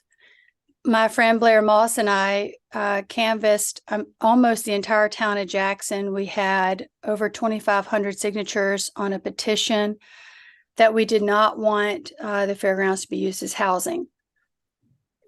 In a last-minute interpretation, the town planner reinterpreted his own zoning rules. So we actually have a document where he says that if it's public, semi-public zoning, which is what the fairgrounds was, that you cannot have any, multiple complex housing, apartments, anything like that. It would only be accessory residential units. But then in a lucky last minute interpretation, he reinterpreted his own zoning rule to say, actually, yes, we can. We can do a bunch of stuff there. Okay, so we were not able to bring a referendum. We feel like we would have been successful if we had had a referendum against this. Eventually, the town said that they were going to give the developer a free 99-year lease. These are private citizens, Tyler Davis, Joe Rice, Snow King Partners. They were going to give those people in town a free 99-year lease, and they were going to provide affordable housing. Well, when we looked at the lease, it seems that the federal, the low-income piece expires in 30 years. So we just gave a private developer a 99-year lease, and it looks like the low-income piece runs out in 30 years. We've public requested all the documents. We've tried to ask people involved how it lasts for 99 years. At first, they were telling us it was state and federal requirements. When we went to those agencies said, what are you asking? They already know that expires in 30 years. There's no state requirement and maybe a federal requirement. We went back. Okay, so long story short, I think the town of Jackson, which owns the fairgrounds land, has a fiduciary responsibility to maximize revenue for that piece of property. They're not even doing that. I think at a 5% cap rate over 30 years, that should be worth about $70 million. The town valued it at $5 million. We gave them $1.25 million. We then upped that in a little quiet meeting to another $1.25 million, bringing the total grant money to $2.5 million. And here we sit, now we're looking at bailing the town out for $1.25 million. And I think the town of Jackson and the county have overspent.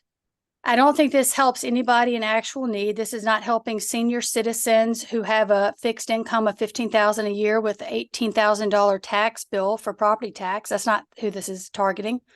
This is targeting just a generic low-income sector.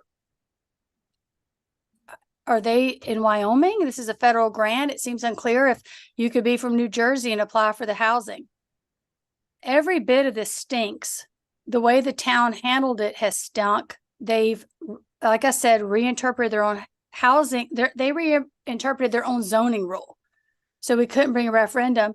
And I just think, I know that we're past now trying to protect Western heritage. I get all of that.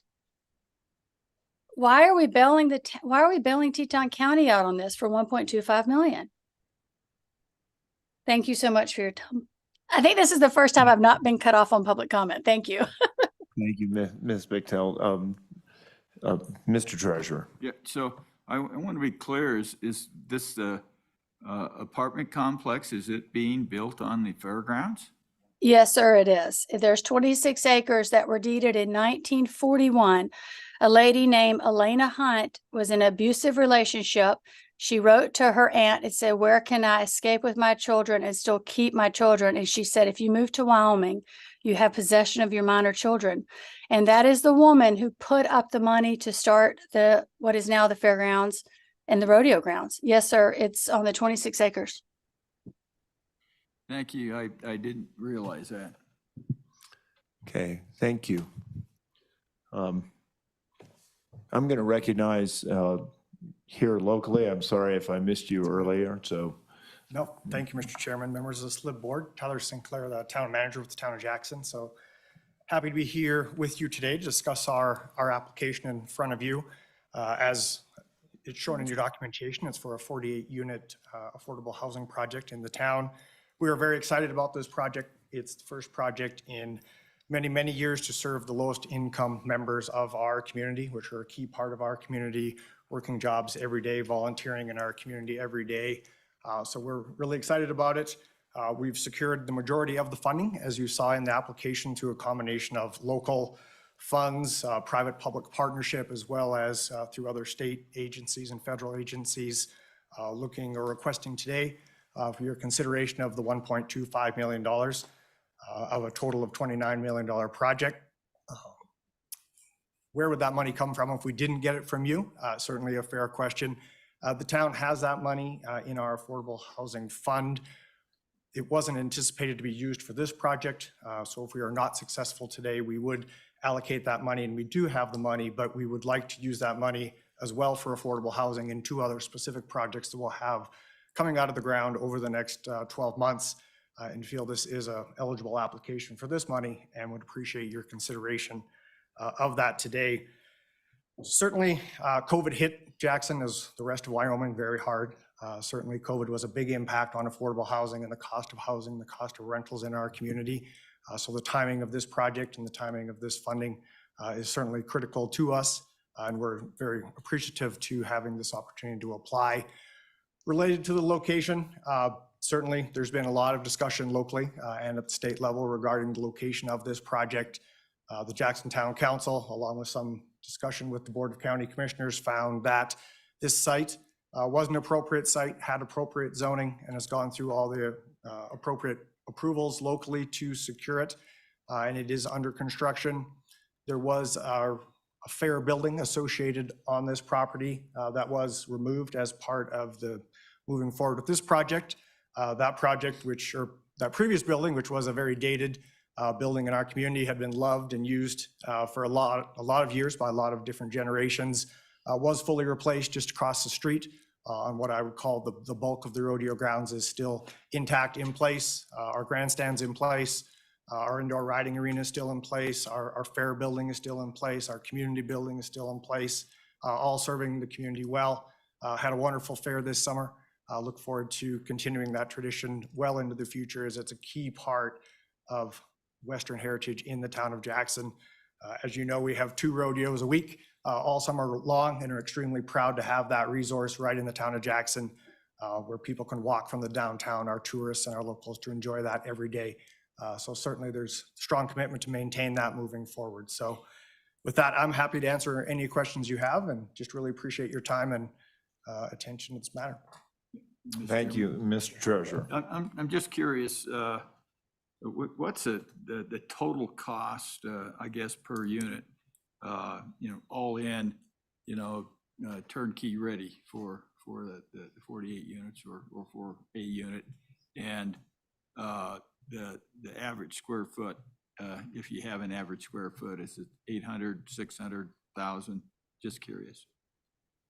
Mr. Chairman, Mr. Treasurer, the total project cost is approaching $29 million for 48 units. So I apologize, I'm not, I can grab my calculator and figure out the math on that one for a per unit cost. And that's with 0 land costs, I guess, because of the rental agreement.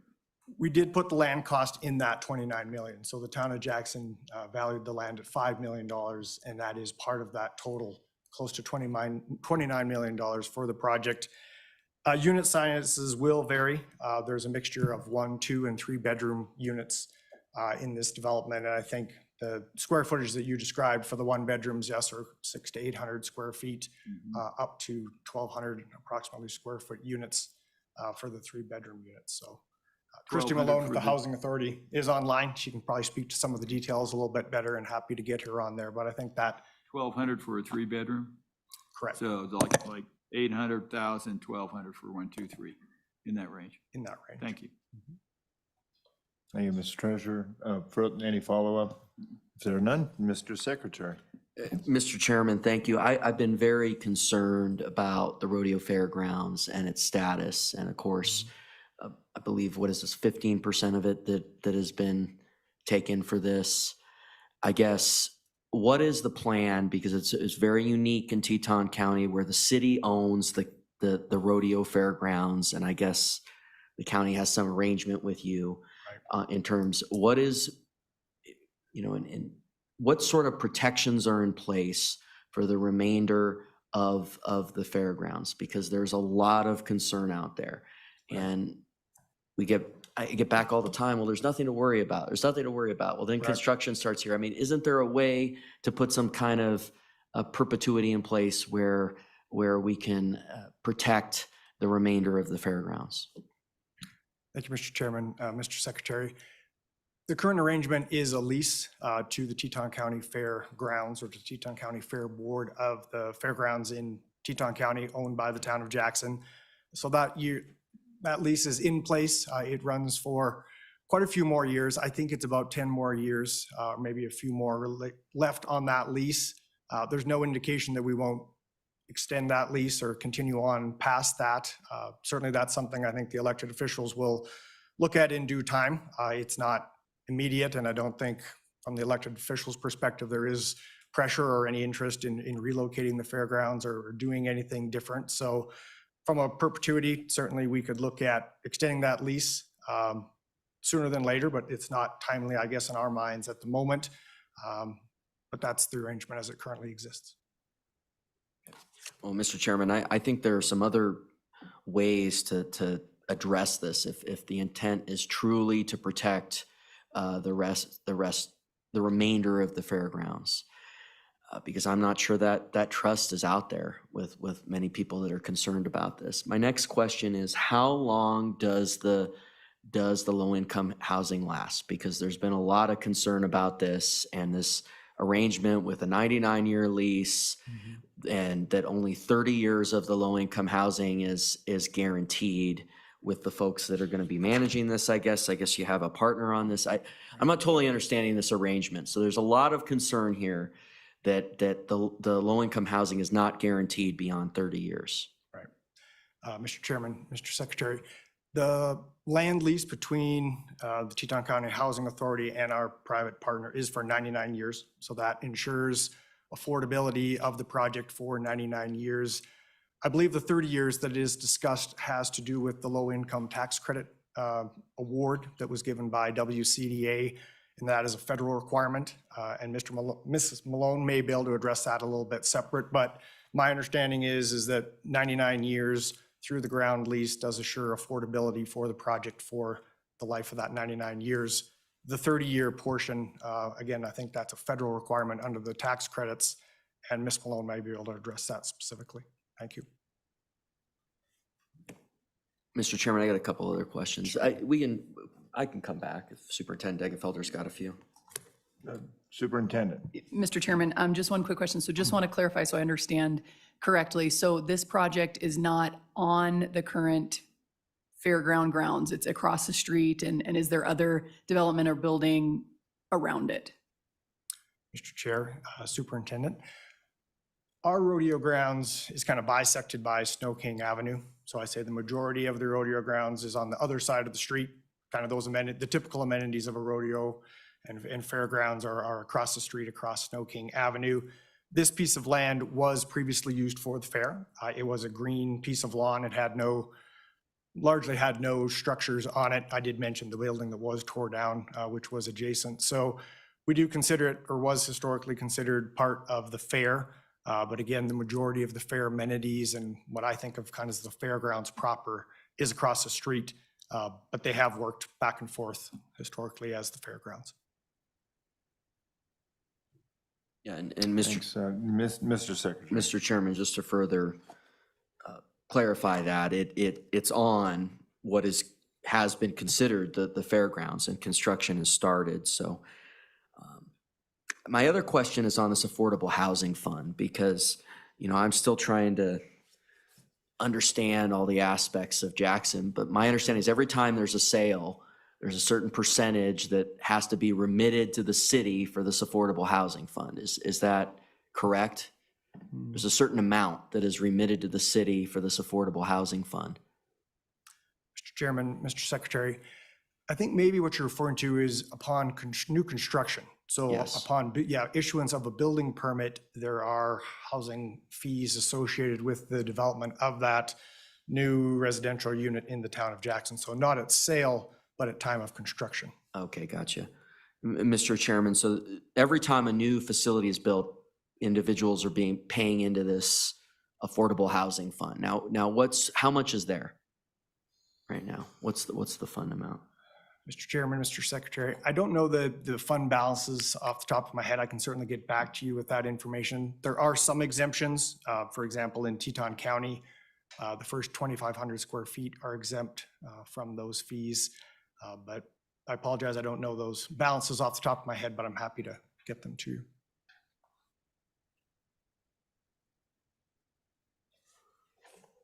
Okay. Thank you.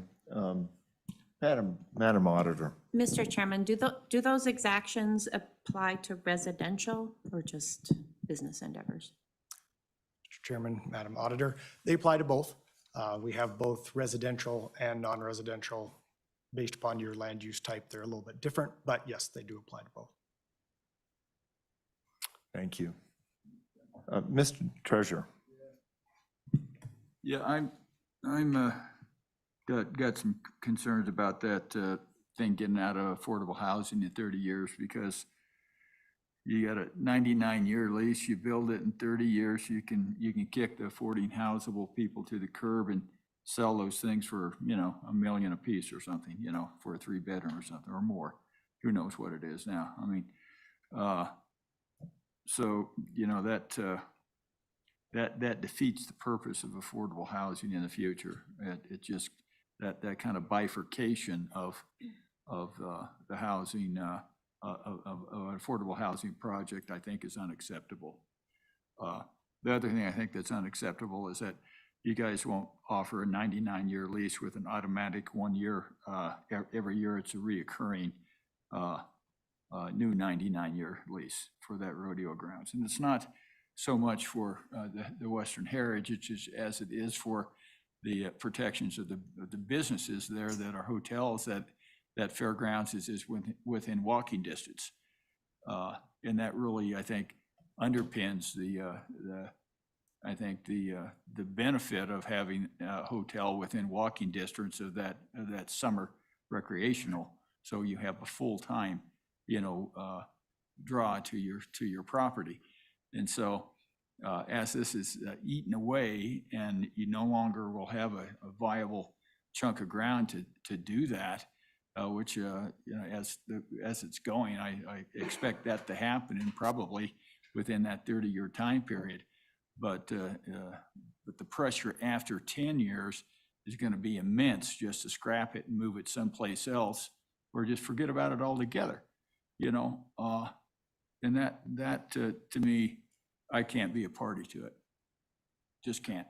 Mr. Treasurer, just a note on the 30-year piece. If it's a WCDA, and you certainly serve on that board, so you know that may be a constraint that is imposed as part of this project by the nature of the funding mechanism. Yeah, it is. But I think, Jackson, Mr. Chairman, is a unique community where you're going to continue to have, affordable housing problems and shortages.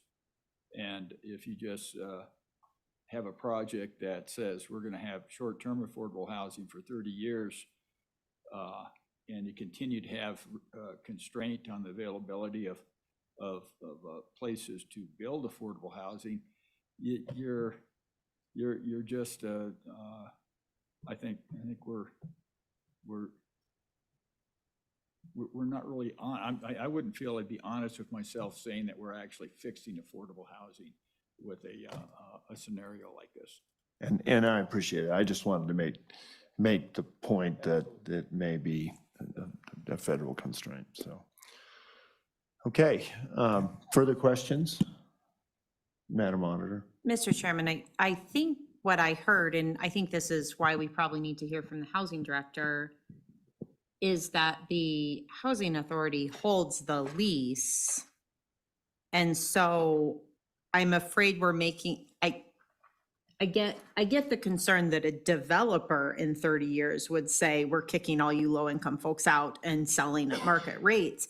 That's not who holds the lease. It's the housing authority who exists only to provide low-income housing, and they hold the 99-year lease over this property, and their entire function is to provide low-income housing. So that's what I think I heard you say. And again, I think we need to hear from Ms. Malone, but that's my understanding, is that the housing authority, I don't think is going to kick everybody out in 30 years. Chairman, Please, correct. yeah. I appreciate the clarification. That is our understanding. And we've learned lessons over the years, where we've had some deed restrictions sunset over time. We certainly don't do that any longer, because absolutely, with the public investment put into these affordable housing projects, we need to protect the public investment and ensure long-term affordability, both in this project, but all of our deed restricted projects throughout the community. And, the fairgrounds kind of versus affordable housing, they're both extremely important to our community. We're working hard every day to maintain Western heritage and the fairgrounds in that location. We've centered all of our land use planning in town, just as you described, which is, wonderful, where our tourists can enjoy that Western heritage, 5 blocks from downtown, with not having to get back into their car. And it just continues to be so successful, ran by the Wilson family, long-term, many generation Wyomingites. And that is extremely important, and workforce housing is extremely important in Jackson as well. So I don't think they're competing. I think we can maintain both. We're struggling every day to maintain our community, which is the workforce housing piece, as well as struggling every day to maintain our Western heritage, which is the fairgrounds. So I don't think it's one or the other. We're able to make both, and that's the direction we've been given from our town council and board of county commissioners. Thank you. If there, Madam Sorry. Superintendent. Sorry, Mr. Chairman, just one final question. I'm kind of tend to agree with that, but I'm wondering if you don't receive this funding, and I know that you mentioned it, if you could just repeat again, where you plan to come up with this? Is the project still going to move forward? What's that plan? Thank you. Mr. Chair, Madam Superintendent, we'll continue with the project. The money would come from the Town of Jackson General Fund that we set aside money for affordable housing. So if we need to use that funding for this instead of some other projects we'd identified, we would do that. So the project will continue either way. Thank you, Madam Superintendent. If there are no further questions, thank you for being here, and we may call you back up. I'm going to try to, it's a little hard on Zoom to know who to call, but I'm going to recognize Representative Yin and then Ms. Malone, I think, to sort of help pull this through, and then we can continue on through the people that we have. So, Representative. Mr. Chairman, thank you, and board. I do want to recognize how appreciative I am of all the work that you guys have been doing on all the legislative tasks that we've assigned to you, especially these last 3 years. And so thank you for evaluating all these projects and really doing thoughtful work to make sure that it gets allocated properly. I do want to, I don't want to go too off track, but I do want to answer some questions that were posed earlier, and hopefully Krista can give you a little bit more clarity for some of the other things that I don't necessarily know the answer to. From my understanding, this is going to be permanently deed restricted, even with the lease on top of it. So there isn't going to be a lapse in the affordability after 30 years. And with regards to the fairgrounds, the town's current lease to the county fair is until 2030. And so that is currently after every single town councilor, county commissioner, mayor has to be either reelected or is up for a new person to be elected. So all of those things with regards to the fairgrounds can be an election issue, and those people who make those decisions are responsible for being held accountable through the election system. So 2030 is pushed out quite a ways. I really love the fair. I go to the fair every year, and so I do appreciate it. The new fairgrounds building that replaced the one that's torn down is really lovely. I would encourage anyone who is in town at some point to ask for a tour of it. We're actually currently asking for Jackson Hole Public Art is asking for a request for proposal for artists to put a piece of public art inside of that building, specifically that exemplifies our Western heritage, and that I think that would really fit within the county fair. So I'm appreciative of all the work that continues to go into continuing our fair and the rodeo. And I do look forward to seeing candidates in the future see what they have to say with regards to the fair, because I think I don't think that there is any appetite for stopping the county fair in Teton County. It makes a lot of people a lot of money, and I think it does a really good job of highlighting Wyoming for a lot of visitors who come into our town, into our valley. I want to highlight one thing, which is COVID really created an affordability crisis for Teton County. So I was looking at the assessed valuations for the county between 2015 and 2019. It went up 57%, which is continuing an affordability crisis. But between 2019 and 2023, our assessed valuations went up 103%, which is essentially a double of everybody's property value in Teton County. So trying to hire fire EMS, our plow drivers, our sheriff's department, what happens is that they get pushed out of the valley. So they live in Idaho, they live in Alpine, they live in Sublet, and it increases the property valuations in all those communities as well, which continues to kind of have a ripple effect in affordability. When we talk about this specific development, I'm kind of excited because it's 60% of median family income. And those are the kind of roles that are the ones that are the hardest to fill. And you know, I think, Mr. Chairman, as governor, you hear from our agency directors all the time about the problem in hiring people to fill those positions in our valley, because it's hard to match that with them also being able to afford to live in the town. And otherwise you get stuck, especially in the winter, in a problem where your snowplow drivers live outside of the county and the snow is really heavy and they can't actually get into the county because the pass is closed. So I appreciate all the consideration for this project. I think it's not a silver bullet, but it is something that will continue us on the path of creating more affordable housing that will help us identify people in the workforce who should be living in our valley rather than being priced out by all the people who have moved here in the last 3 years. So I'm happy to answer any questions, board, but I think most of the details can be covered by the town staff. Thank you. Thank you, Representative. Are there questions for the representative? Hearing none. Before I move to Ms. Malone, quick question. We have Dave Meany, and I guess this is probably to Mr. Bump or to the director, or both, who is asking if he can provide comments in the chat box. I don't know if we have a policy on that. So I'll let you sort of consider that for a moment or two.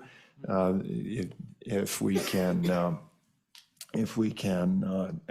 take Ms. Malone.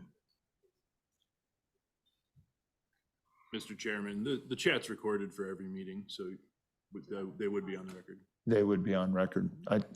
Okay, thanks. I just wanted to, normally have the recording, I just haven't done that before. So yes, Mr. Meany, we can take your comments in the chat box. Ms. Malone, if you appear to be muted, but if you can address the board, we'd appreciate it. Thank you. Thank you so much, Mr. Chair, board members. I'm Christy Malone with the Jackson-Teton County Housing Department. Is my audio okay? It is. Good, perfect.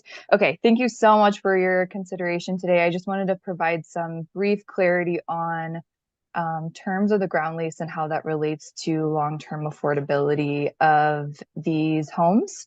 So in addition to some of the federal requirements associated with the LIHTC funding, which, have that 30-year lifespan, the entire foundation of the development partnership model that we use rests on this ground lease with the developer. The terms of that ground lease require long-term affordability. So it is a requirement for the 99-year ground lease term that they do remain affordable units. So that agreement does follow through for that 99-year term, and then the town of Jackson retains ownership of the land and also has a purchase option after the end of that 99-year ground lease. So there is, there are measures in place to ensure that these are affordable units in perpetuity. And then I also just wanted to comment on what happens if we don't receive this funding. So not sort of backfilling this funding source will take away from future housing projects is the short answer. We just won't have that money to put towards these other ongoing projects and future projects that we have in our pipeline. And I'm happy to answer any questions you may have. Thank you, Ms. Malone. Any questions from Ms. Malone?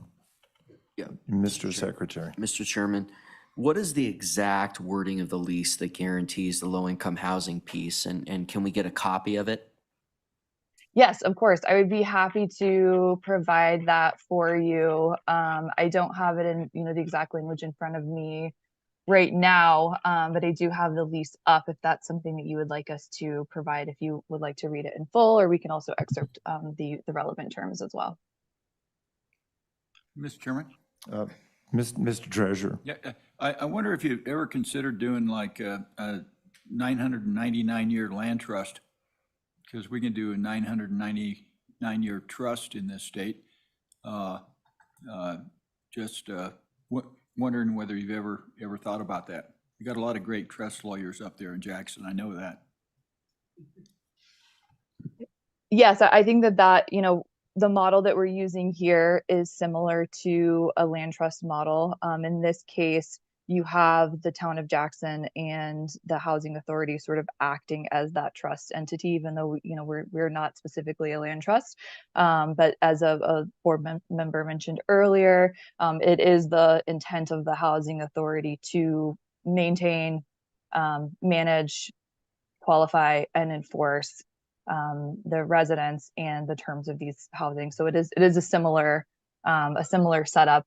This lease is just for 99 years, but it could also be continued beyond that 99 years, or as I mentioned, the town and housing authority would have the option for purchase after 99 years. Yeah, Mr. Chairman. Mr. Treasurer.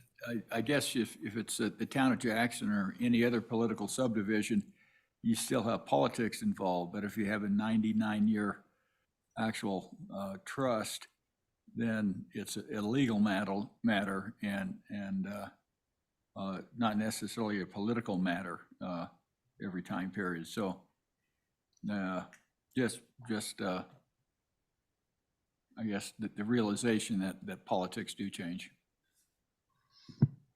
Thank you. Madam Auditor. Mr. Chairman, thank you. Ms. Malone, and I think as often unfortunately happens, we struggle to fully get our arms around the problems that Teton County experiences, because while some of them are similar, a lot are different, or they are substantially more advanced in Jackson. So tell me a little bit about who is your average tenant or purchaser in this case? Who are you renting to in your community? And bring that to life for us so that we can maybe understand the community members that this may or may not serve if we choose to move forward or not. Thank you so much for the question. Yes, we did just recently complete a needs assessment. It's for the entire Teton region. So it includes some of our neighboring regions as well. For Teton County, Wyoming, we know that we need at least 2,000 new affordable or workforce units in the next 5 years to meet the current demand and the growing demand. So we do know that there's a spectrum of housing. We have folks that land in income ranges, all the way up to 120% and beyond. So we have designed our programs to meet different income ranges. This one is 30 to 60%. So it is on the lower income, which is why it's so important that we tap into our federal funding and state funding resources, because there is a higher subsidy associated with these units. But as far as the need, you are seeing significant workforce populations at this level. These are going to be rental units. So these offer an additional level of accessibility for families that maybe don't have a down payment or out of reach of ownership. So that contributes as well. We have had many families approach us just at outreach events and calling in general, already wanting to be on the list for this housing. There's a lot of excitement in the community that this is something that could provide that safety, that stability, that many people in the low income categories are really searching for right now. So that's something that we're looking forward to is getting this product out as soon as possible, making sure that we're moving swiftly to meet that need. Mr. Chairman. Okay, thank you. Madam Superintendent. Thank you, Mr. Chairman. Just to dovetail onto that, what is the annual median income in Teton County? For a single person, it's just under $90,000 a year. Thank you. Okay, thank you. Thank you, Ms. Malone. If there are no, please. Mr. Chairman, I just want to really pigeonhole where we are on the terms that guarantee the affordable housing for the 99 years. So what are they? I mean, do you have the lease in front of you? We could just read it off, or are you going to email it? Or I want to see it in the way it's worded. Thank you. Absolutely. I defer to whatever is best for this board. If you would like to see it in writing, I can email those documents. If you would like to give me a moment to go through an excerpt, I could drop it in the chat. Just I will defer to whatever is most appropriate and helpful for this board.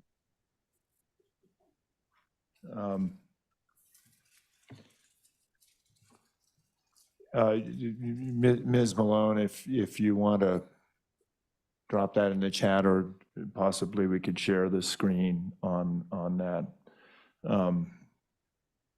We can kind of walk through that. Mr. Yin puts in the chat box, 60% of 90,000 equals 54,000. So there you go. With that, let me, unless there are any more questions for Ms. Malone, I'll move down the list. Are there more questions? If there are none, I'll move down the list. So next, I have Mr. Moss, Blair Moss. Yes. Hello. Hi. It's Mrs. Moss. Thank you. Yes, Thank you, Mrs. Mr. Moss. Chair.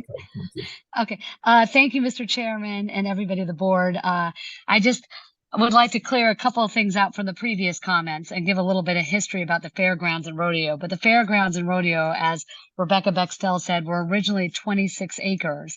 But slowly but surely over the years, the town has taken 15 acres of that, 57% of the original land. And so this last part that they took for this project is 8% of what was left. So it has been kind of a death of 1,000 cuts for our fairgrounds and rodeo. And the saying that the fairgrounds and rodeo is big enough for our needs, yes, that we are creative and we will make it work. But that is not what the Fair Board felt this last year, because they put in a spec for $30 million because they said they were desperate for more space.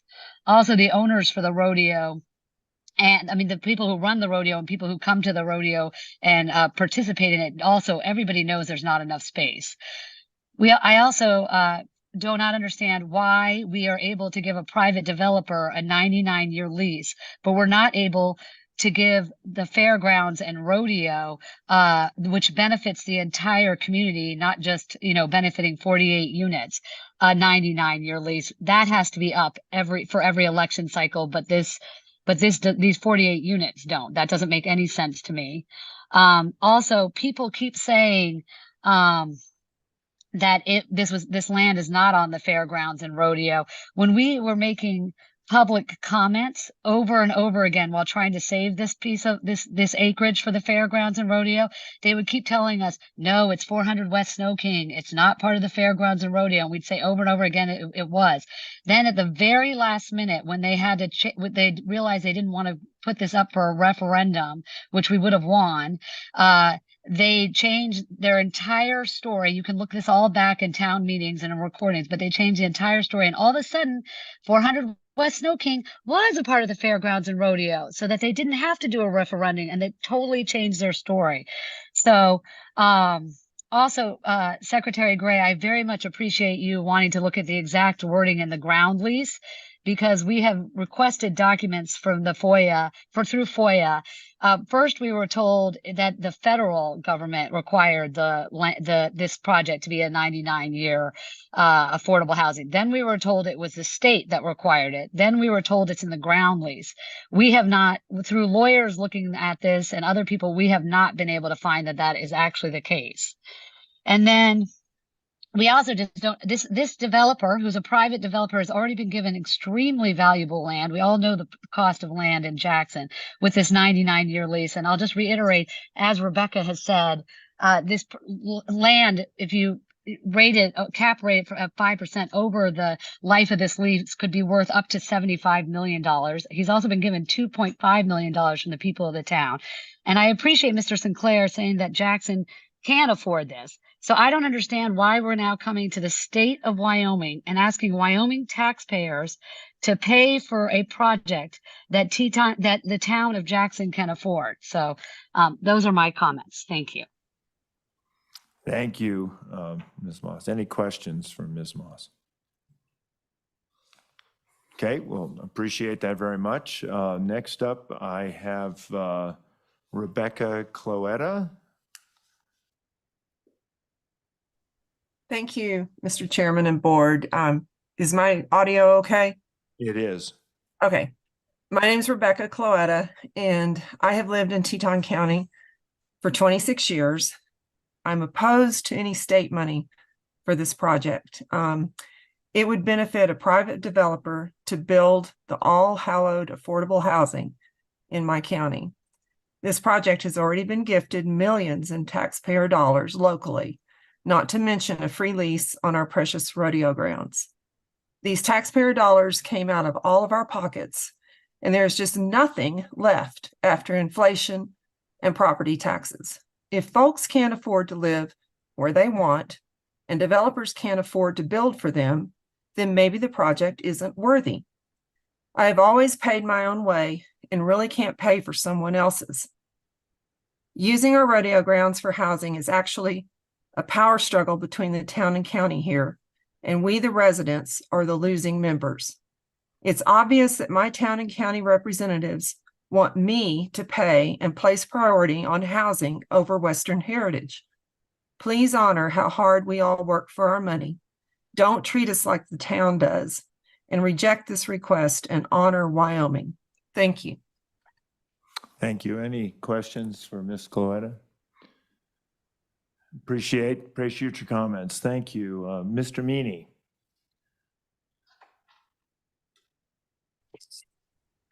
Hello, Mr. Chairman. Can you hear me? We sure can. Thank you. Great. Thank you. Thank you for taking my comments. I put some things in the chat, but I'll repeat it there and maybe echo some of the comments that some of the other folks have made.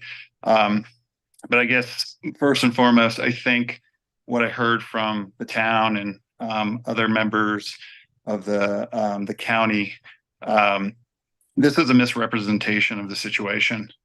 There are so many different affordable housing projects underway today. Units have come online in the last few years. So to communicate that this is something new is simply false. You've heard the rodeo grounds have constantly been carved up over the last several years. This is a public space that they're converting into private use. And I think that should just not be allowed. I realize that's not the point here today, but for that reason, I don't think the state should fund this misuse of public land. The other thing I'll just call out is I've never seen demonstrated need for affordable housing. We heard some comments today. We heard some numbers. There are a lot of affordable housing units available in the town and county today. Who's in them today? Who's using them? There's been questions about compliance and making sure that the people that are in those units actually qualify. The town and county have done little to actually adhere to those compliance rules. So I think they've got opportunities to look elsewhere. And then on the funding piece, my final comment is, my understanding is that the town just acquired a plot of land immediately adjacent to the library. I believe the sale price was somewhere in the neighborhood of $25 million. If we have that kind of money to spend on a plot of land, why are we coming to the state with our hat in our hand asking for further financial support? That doesn't seem to be warranted. Thank you very much. Thank you, Mr. Meany. Any questions for Mr. Meany? Mr. Secretary. Mr. Meany, what's your view on this bifurcation between this concept, that Ms. Moss was talking about, that, well, there's going to be a 99-year lease for this, but the notion of having a long-term lease for the fairgrounds is viewed as something that just can't happen. And I just am very troubled by that dichotomy. And I think Ms. Moss kind of brought that out. And I wanted to get your reaction to it, where this is almost going to become an election issue every 4 years, as opposed to, meanwhile, you're going to have a 99-year lease on this right across the street. I mean, I find that argument very odd. I would agree with you, Secretary. I think the town and county are being disingenuous, if I'm going to be frank.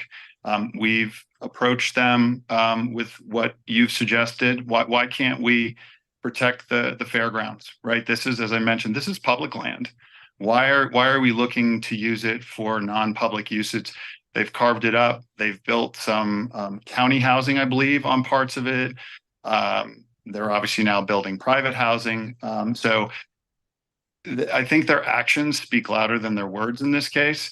They're not interested in protecting it. They want this to be an election issue because they're hopeful that people will lose track of what's going on, and they'll be able to move forward with what I think is their ultimate plan of converting the entire fairgrounds to affordable housing. So I don't think they're being honest about their desire to protect it. If they wanted to, they could sign it into legislation tomorrow and just protect the rest of it in perpetuity. So that's my thought on that. Thank you. Follow up, Mr. Secretary? No. Okay. Any further questions? If there are none, I will move on to Mr. Volsky. Thank you, Chairman, members of the board. Is my audio okay? And it is. Well, thank you. This is Christopher Volsky. I'm the Deputy Executive Director with the WCDA. As you know, the WCDA is the Housing Finance Authority, or the HFA, for the state of Wyoming. I actually didn't join this meeting specific to the Jackson Flat Creek project, as I was invited by Ms. Blackwell to speak later on regarding the remaining funds. However, I thought I could add some clarity to prior comments in regards to WCDA's portion of this particular project.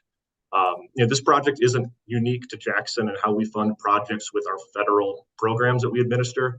In fact, the requirements on this project align with any project we would do around the state, say Cheyenne or Gillette, or anything that we're using the federal dollars for.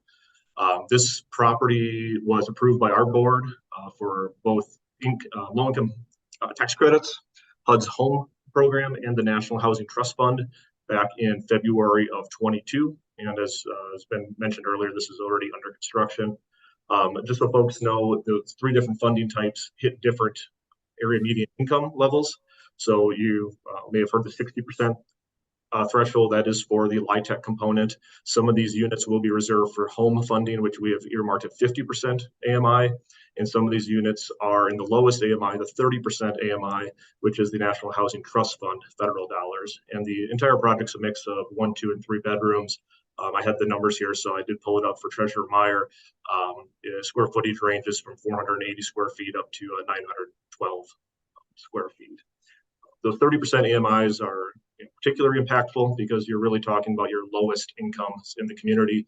Based on that AMI that was put in the chat, we're talking about someone who only makes $27,000 a year. That's folks that may be on disability income. That's your fixed income folks, Social Security, and really the people that are closest to becoming near homeless. So it's impactful that we have some ability to house those folks. In regards to the affordability period, the WCDA does record what we call a land use restriction agreement, or a LURA, and that's specific to our portion of the funding. So there's a lot of funding that went into this project. Ours is just one piece of that capital stack, and overall, our portion of the funding does keep those thresholds in place for 30 years. It's essentially a 15-year initial period, followed by what they call an extended use period for another 15 years, totaling the 30 years. And at that point, the WCDA funding has run its course. Now, there's the ground lease, and that is separate from our funding, and many others have spoken on that, and that's outside of my purview. Normally, I'll end with this, what we see from an affordable housing perspective within the state is when you hit that 30 years, the property needs to be rehabbed. 30 years of use in any multifamily project, you've got carpet that needs to be replaced, you have appliances that need to be replaced. The entire project typically needs a rehab. So oftentimes you will have the developer come back and actually request more federal dollars, which they can then use to rehab the project, and that loops them into a new affordability period. We just did 3 rehab projects here this last year at the WCDA, one in Cody, one in Grable, and one in Laramie. So it is part of what we see. Maybe not as applicable to this project because it has the protection of the ground lease. But if it didn't have a ground lease attached to it, that's what we normally see in projects, is them coming back for federal rehab dollars and then putting it back into another affordability period. So I thank you for your time today, and that's what I had for comments regarding this particular project. Thank you, Mr. Volsky. Any questions? Any questions? Thank you for clarifying that. And let me just pause here for a second. I do see that Ms. Bextel wants to address the board again, but I know Ms. Malone has put some of the detail on the chat.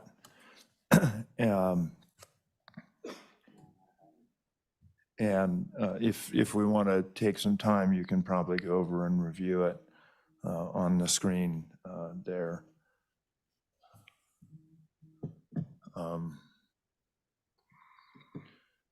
And if without objection,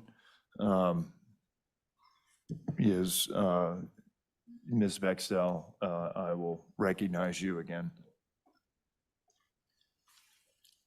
Thank you so much, Mr. Chairman. I just wanted to say, how many projects have we gotten ourselves into in Jackson Hole where it did, we learned a lesson, as they say. They like to say we're learning a lesson. We had apartments that were going to be low income. They were going to be town of Jackson or county housing. 20 years later, they expire, and people are selling them now for over $1 million. I think that Mr. Meany said it best. The town and county are being disingenuous. We've paid 2 attorneys to review this. The town keeps changing their story on what requires a 30-year, what is causing this housing to be low income for 99 years. And the answer is we don't have a straight answer. Mr. Treasurer, you are right that this is running out in 30 years. Why is the rodeo lease expiring in 2026, and then the only other lease that encumbers the fairgrounds expires in 2030, okay? 2030. We have no encumbrances. And actually the parcel that's being built as housing, did y'all know that that was actually under a town and county lease until December 2023? They let themselves out of the lease to turn that into housing. So why can't we do that again after 2026 when the poor Wilsons get turned out from the rodeo? 700,000 people attended or participated in our Jackson Hole Rodeo last year. If you were serious about saving the rodeo and fairgrounds, wouldn't be your first priority to identify a new location? Why would you start chopping something up where you're saying you're maxed out of space? Golly, we're maxed out of space. We don't know what we're going to do. But by the way, this parcel over here, which is called a fair building, we're going to give that to a private developer on a 99-year lease for free. Okay, plus $2.5 million. Plus, then we're going to go to the state and ask for another $1.25 million. I want to mention a story that I say all the time in public comment in Jackson. Imagine that, I know we need low-income housing, or I know there's at least people that are low-income, but who are they, okay? Who are they? Imagine that you are a restaurant. And I saw this example. I accidentally saw a K1 one time of a restaurant. My friend got mailed the wrong K1 for a restaurant he invested in. This restaurant earned $500,000 in net profit. That didn't mean revenue. That's net profit, $500,000. Well, I had a language partner that year in Spanish named Leo, and he was a dishwasher, and he made less than $20 an hour at that same restaurant. Well, guess what that means he is? Low income. That means now we have to qualify Leo, the guy that doesn't speak English, that's an illegal immigrant. He's now qualified for low income housing. Is that who we're trying to house in Teton County now? Why doesn't the restaurant pay more for Leo? Or another question would be, what should someone who doesn't speak English that's in this country illegally, what should they earn per year? All I'm saying is that we can't say all the answers. We don't know all the situations. What we do know is that this was public land intended to be fairgrounds and rodeo land since 1941. And we are chopping up this land for another elusive low-income housing group. And I just think that we're going to look back on this and say this is a disaster. And I think that we all know that this is just the beginning. There's no more leases in 2026 other than between the town and county. How many things have expired that were well-intended? 20-year sunset clauses. Okay, thank you for your time. Thank you, Ms. Bextel, and I'll recognize, if there are no questions for Ms. Bextel, I will recognize Ms. Malone. And before I do, I just want to, there's been some testimony recommending this is Wyoming taxpayer money. I want to make it clear this is ARPA funding, which is taxpayer money, but it is money that was brought from the federal government and has actually been useful in many ways around the state. But I did want to make that specific clarification. This is not state of Wyoming money. So with that, Ms. Malone. Thank you again, Mr. Chair, board members. I just quickly wanted to clarify the excerpts that I posted on the chat for review. These are terms pulled directly from the ground lease that is in place and assigned to the development partner that we're working with. And just from the most basic duration of the lease, 99 years, the use is limited to operation of affordable and low income multifamily residential housing. So there is a legal agreement in place. If the developer is doing anything other than affordable and low income multifamily residential housing, they would be in violation of that lease agreement. Thank you. Thank you, Ms. Malone. And I think Ms. Bextel commented that in section 42G1, she points out that provision runs out in 30 years per the IRS codes. Is that, do you want to comment on that? Yes. This is asking about legal opinions and a number of other things, so I know we're a little bit afield here, but just because there are things in Yes, play. of course. I would love to provide some clarity on that as well. So there is mention of the federal and state funding that goes into this project in some of the recitals of this ground lease. However, because this ground lease is set up as the foundation of a 99-year term with the use limitation that it has to be affordable low-income housing, when the 30-year term for some of this funding expires, this lease will still be in effect.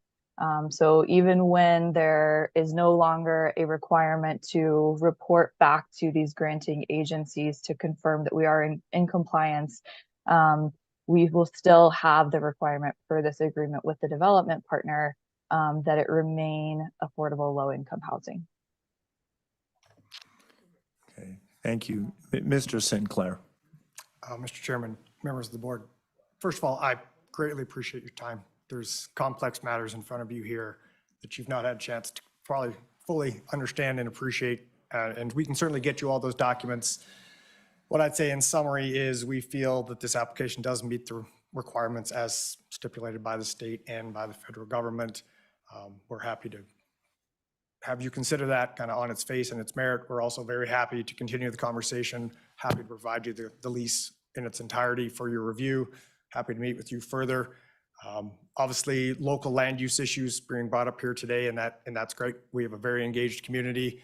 Obviously, you're sensing that today. A lot of passion about the rodeo grounds, affordable housing, and that's great. That's what local government is all about.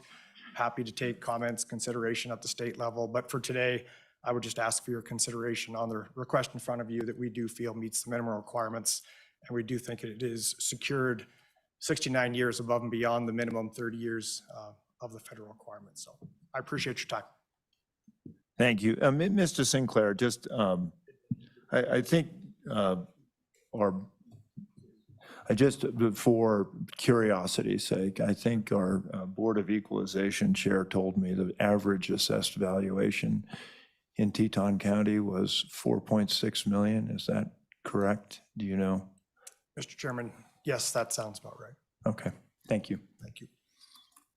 Mr. Chairman? Madam Auditor. One more question for Ms. Malone.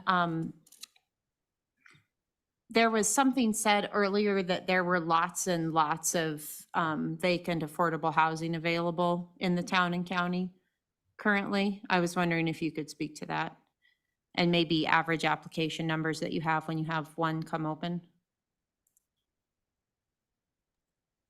Yes, thank you for the question.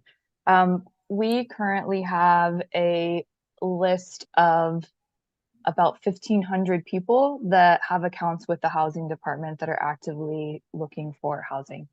So we do know that there is a need. As I mentioned, we did recently complete, towards the end of last year, a regional needs assessment that really dove deeper into what are these needs and how are they being satisfied. Like I mentioned, there is a spectrum of housing need. This is really just focusing on those folks that are looking for rentals in less than 60%, so a relatively low income range. So that's really what the goal of this development is to satisfy that need. As far as vacancy rates for affordable housing, I can't speak to unrestricted market rate housing. We have a lot of second homes. We have a lot of vacation, kind of homes that may remain vacant for the majority of the year, but are not available to those families that are looking for affordable or workforce housing. I can tell you from the units that are deed restricted, which is about a little less than 1,500 in our community, we do not have vacancy rates. We actually require in our restrictions that they remain occupied and have systems in place to ensure that those homes are occupied. So I hope that helps to provide some clarity and context to the issue, but please let me know if you would like more information. Mr. Chairman, no, that's helpful. I was not under the impression that there was lots of affordable housing available currently and vacant, and so that confirms that for me. Okay, thank you. Well, members of the board, I think that's Ms. Malone, and I think she just finished testifying, unless we have one more that's shown up. Mr. Bump, are we clear? Testimony, I call for the question. There's no motion quite yet. So it might be helpful to have a motion, and so. Mr. Chairman, I would move the director's recommendation. Thank you, Madam Auditor. Is there support for the auditor's motion? Is there support for the auditor's motion? Is there support for the auditor's motion? Hearing none, the motion fails.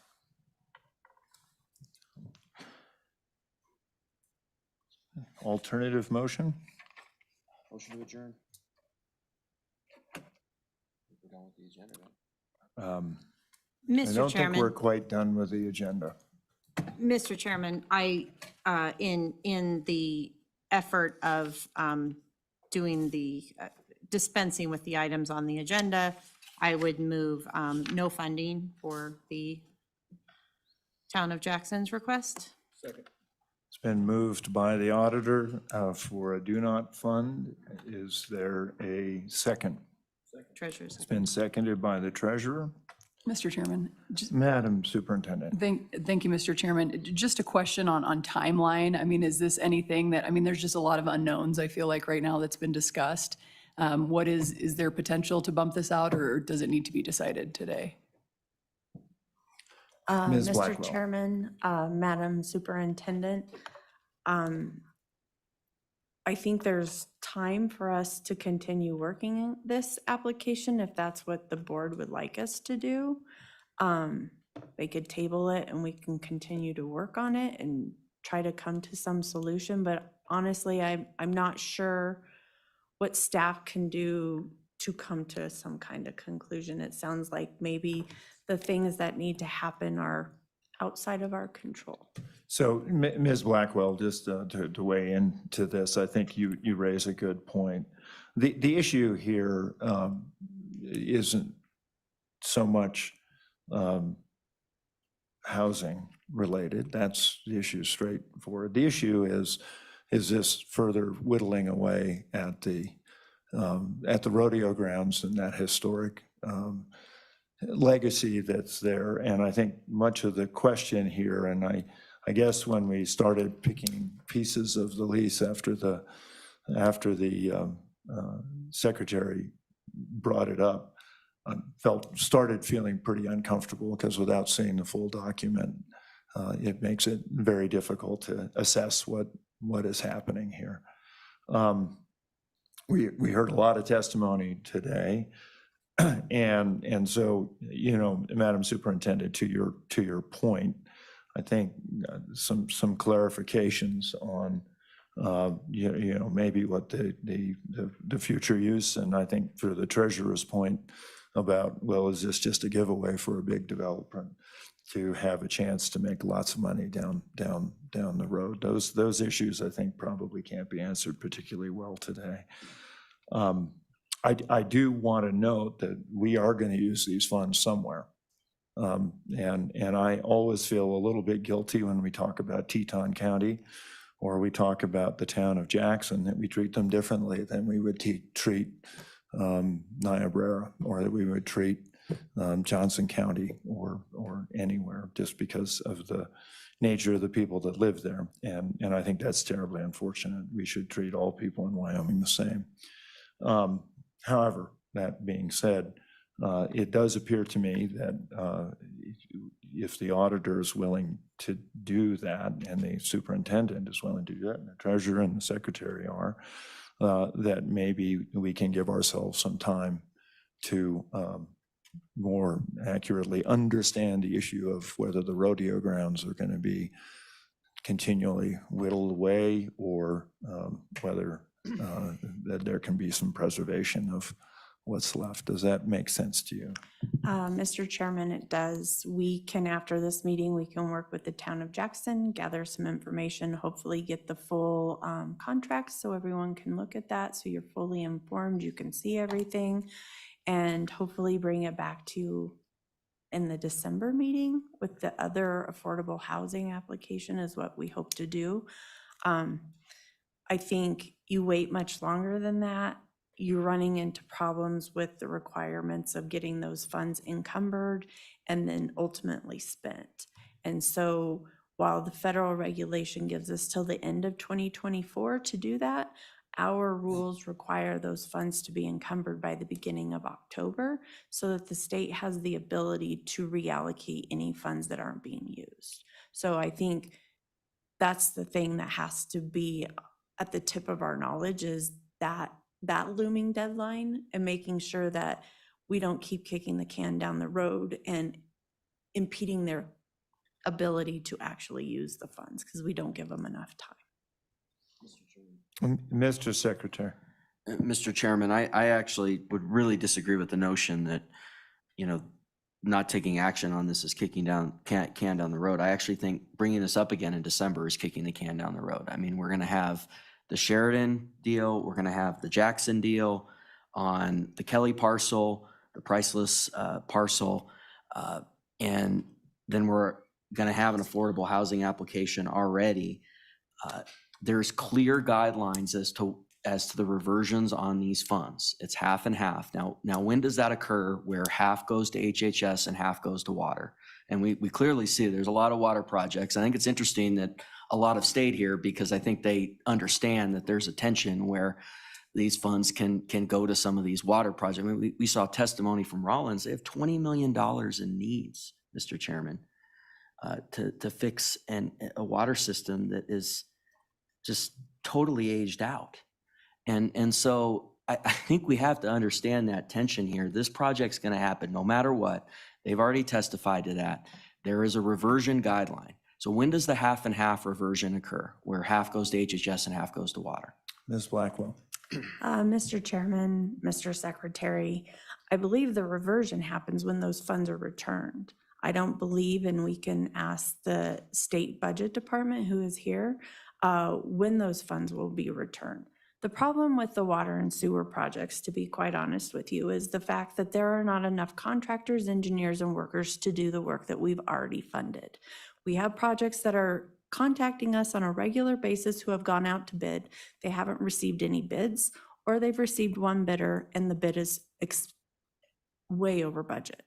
So we are going to have many of the projects that we funded under water and sewer, those funds are gonna revert to us. So going out and spending more money and throwing more money at water and sewer projects is not a bright idea, because we're ultimately gonna be spending a lot of time.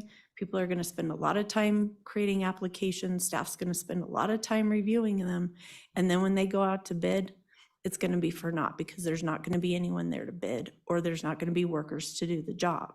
So what is best suited, and the governor and I have talked about it, I've talked with the state budget department, some of the best things that could be done with reverted funds is go back and fully fund projects that have already been funded. They can then take their match funding. Those match funds can then be used to pay cost overruns or be put to another project. The water and sewer projects are a safe haven in the sense of it's a safe place to invest our money. It's one of the 4 main purposes of the ARPA program. But I caution the board on sending too much more money out there to projects, especially if they're not designed. If a project is not designed, they have to get an engineering contract encumbered, they have to get their project designed, and then they have to go out to bid and get their construction contract encumbered by October 1. So if you hurry and rush these things, you're gonna have crappy designs and crappy projects being completed. And then we're gonna go back with state funds to fix that. What is in the best interest of all the state and the players that have received money is we've got to be smart about this. Who has their projects under contract? Who is ready to go? Because all we're doing is setting people up for failure and disappointment if we're awarding funds to them and they're not able to move forward with their projects, knowing what we know is happening in the state. Well, Ms. Blackwell, no one's contested that, okay? Whether it goes to a current project or a new one is something we can discuss at that time. But there's been a lot of difference between what's been requested, even projects that we funded. You go through the partial funding from 2 meetings ago. there's probably 7 to 10 projects just on that. So, and you're shaking your head up and down. So I appreciate that. I mean, I also think there's a chance that the feds change the date. Now, I think that is not something we want to hang our head on, but there's a chance they change the deadline. So, you know, I can tell you don't agree with that, but that's fine. But, you know, whether it goes to a project that's already been awarded or not, I think the question is, what's the need? And that's the real question here.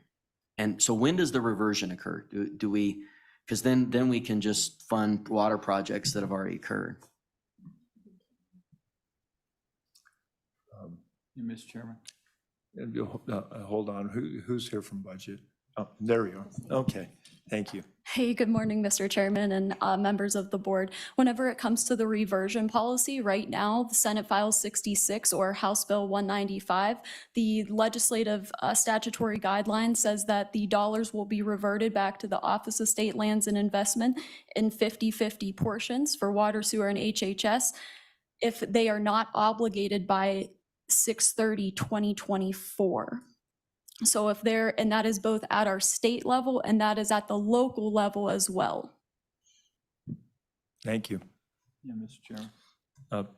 Mr. Treasurer. If you want to spend it in all in one project, GID's gone from 44 million to 84 million, just for your information. But Mr. Chairman, you know, I guess on this rodeo thing, I sincerely hope that the Teton local governments get together and put together, you know, a 999-year trust for the rodeo grounds. So this thing is put together once and for all, you know, basically put to rest. And I think one of the opportunities that we might have when we're looking at the Kelly parcel is if it doesn't go to auction, then the possibility of actually doing some trades on some federal lands that are located within Teton County that are maybe more, I guess, conducive to affordable housing than the Kelly parcel ever would be. So, you know, I think there's other options out there. I think we can't go to sleep at the switch, so to speak, of, or stick our head in the sand on the affordable housing problem that Teton County has. And I want to be there to help them in any way I can, but I can't move forward on this project because I think they've got we've got a responsibility as a state to put a little pressure on the local folks from time to time to, you know, just say, come on, just get your house in order so we can move on with bigger projects. There's bigger fish to fry, so to speak, in some areas, but maybe not more important ones than the fairgrounds. Okay, well, we have a motion before us. I'll ask one more time for discussion. The auditor has something, and then the secretary, and then the question has been called. So, Mr. Chairman, I do think it's important to note, there's been some commentary sort of like, why on earth would we even consider this, and why would OSLI recommend it? And I certainly wouldn't expect everyone to have read the ARPA bill from the legislature, but I'm just going to say out loud that that legislation specifically says we shall use $10 million to accept applications from municipalities for affordable housing. So just for the record, this is not something this board came up with on our own. This was the legislative will for some of this money to sort of clarify why on earth would we even consider such a thing? You know, just wanted to say that out loud. And one of two projects that came forward. Yes, yes. So, and Mr. Chairman, the only one that was even ready to be considered. Yep. Thanks, Mr. Secretary. Well, and Mr. Chairman, I do want to be clear, though, that the discretion is ultimately with the board on awarding the funds pursuant to that state statute. So that's why we engage in this process. And I want to be clear, affordable housing is a huge issue in Jackson, and nobody here who is opposing this is contesting that. I think there's a lot of questions on the lease and the arrangement with the developer. I'm not sure reading the lease is really going to elucidate that. I mean, I view that language that they put in the chat box as frankly pretty flimsy. In terms of enforcement, it's a prospective question. And the items of strength, which is the tie to the federal funds and the arrangements with all the entities that they've done, those lapse in 30 years.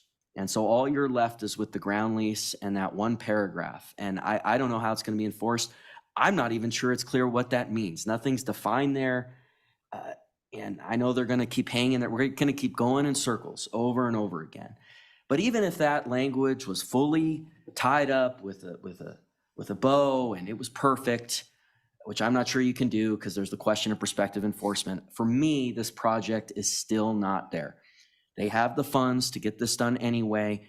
They put an assessment on every single new building in that county for this type of purpose. And that's what that fund is for. And I don't think we should be incentivizing this continued erosion of the fairgrounds, especially, the wording of these ARPA funds has just been fascinating for me because the tremendous needs in our state. I mean, the testimony on what Rollins is facing, I just don't think, I'm not there on an eye on this, even if that lease was clarified further. But I still think there's questions in terms of future enforcement on that ground lease after the 30 years. So thank you. Thank you. This question's been called. All in favor of the motion not to fund, please signify by saying aye. Aye. Nays? No. Interesting. Well, I am a no.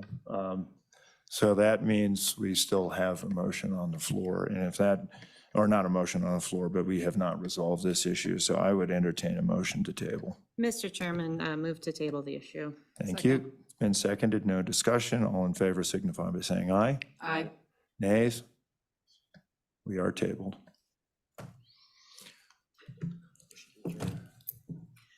Madam Mr. Director. Chairman, after all of that, as Madam Auditor pointed out, we have $10 million that the board or the board through OSLI has been instructed to find opportunities for infrastructure for affordable housing.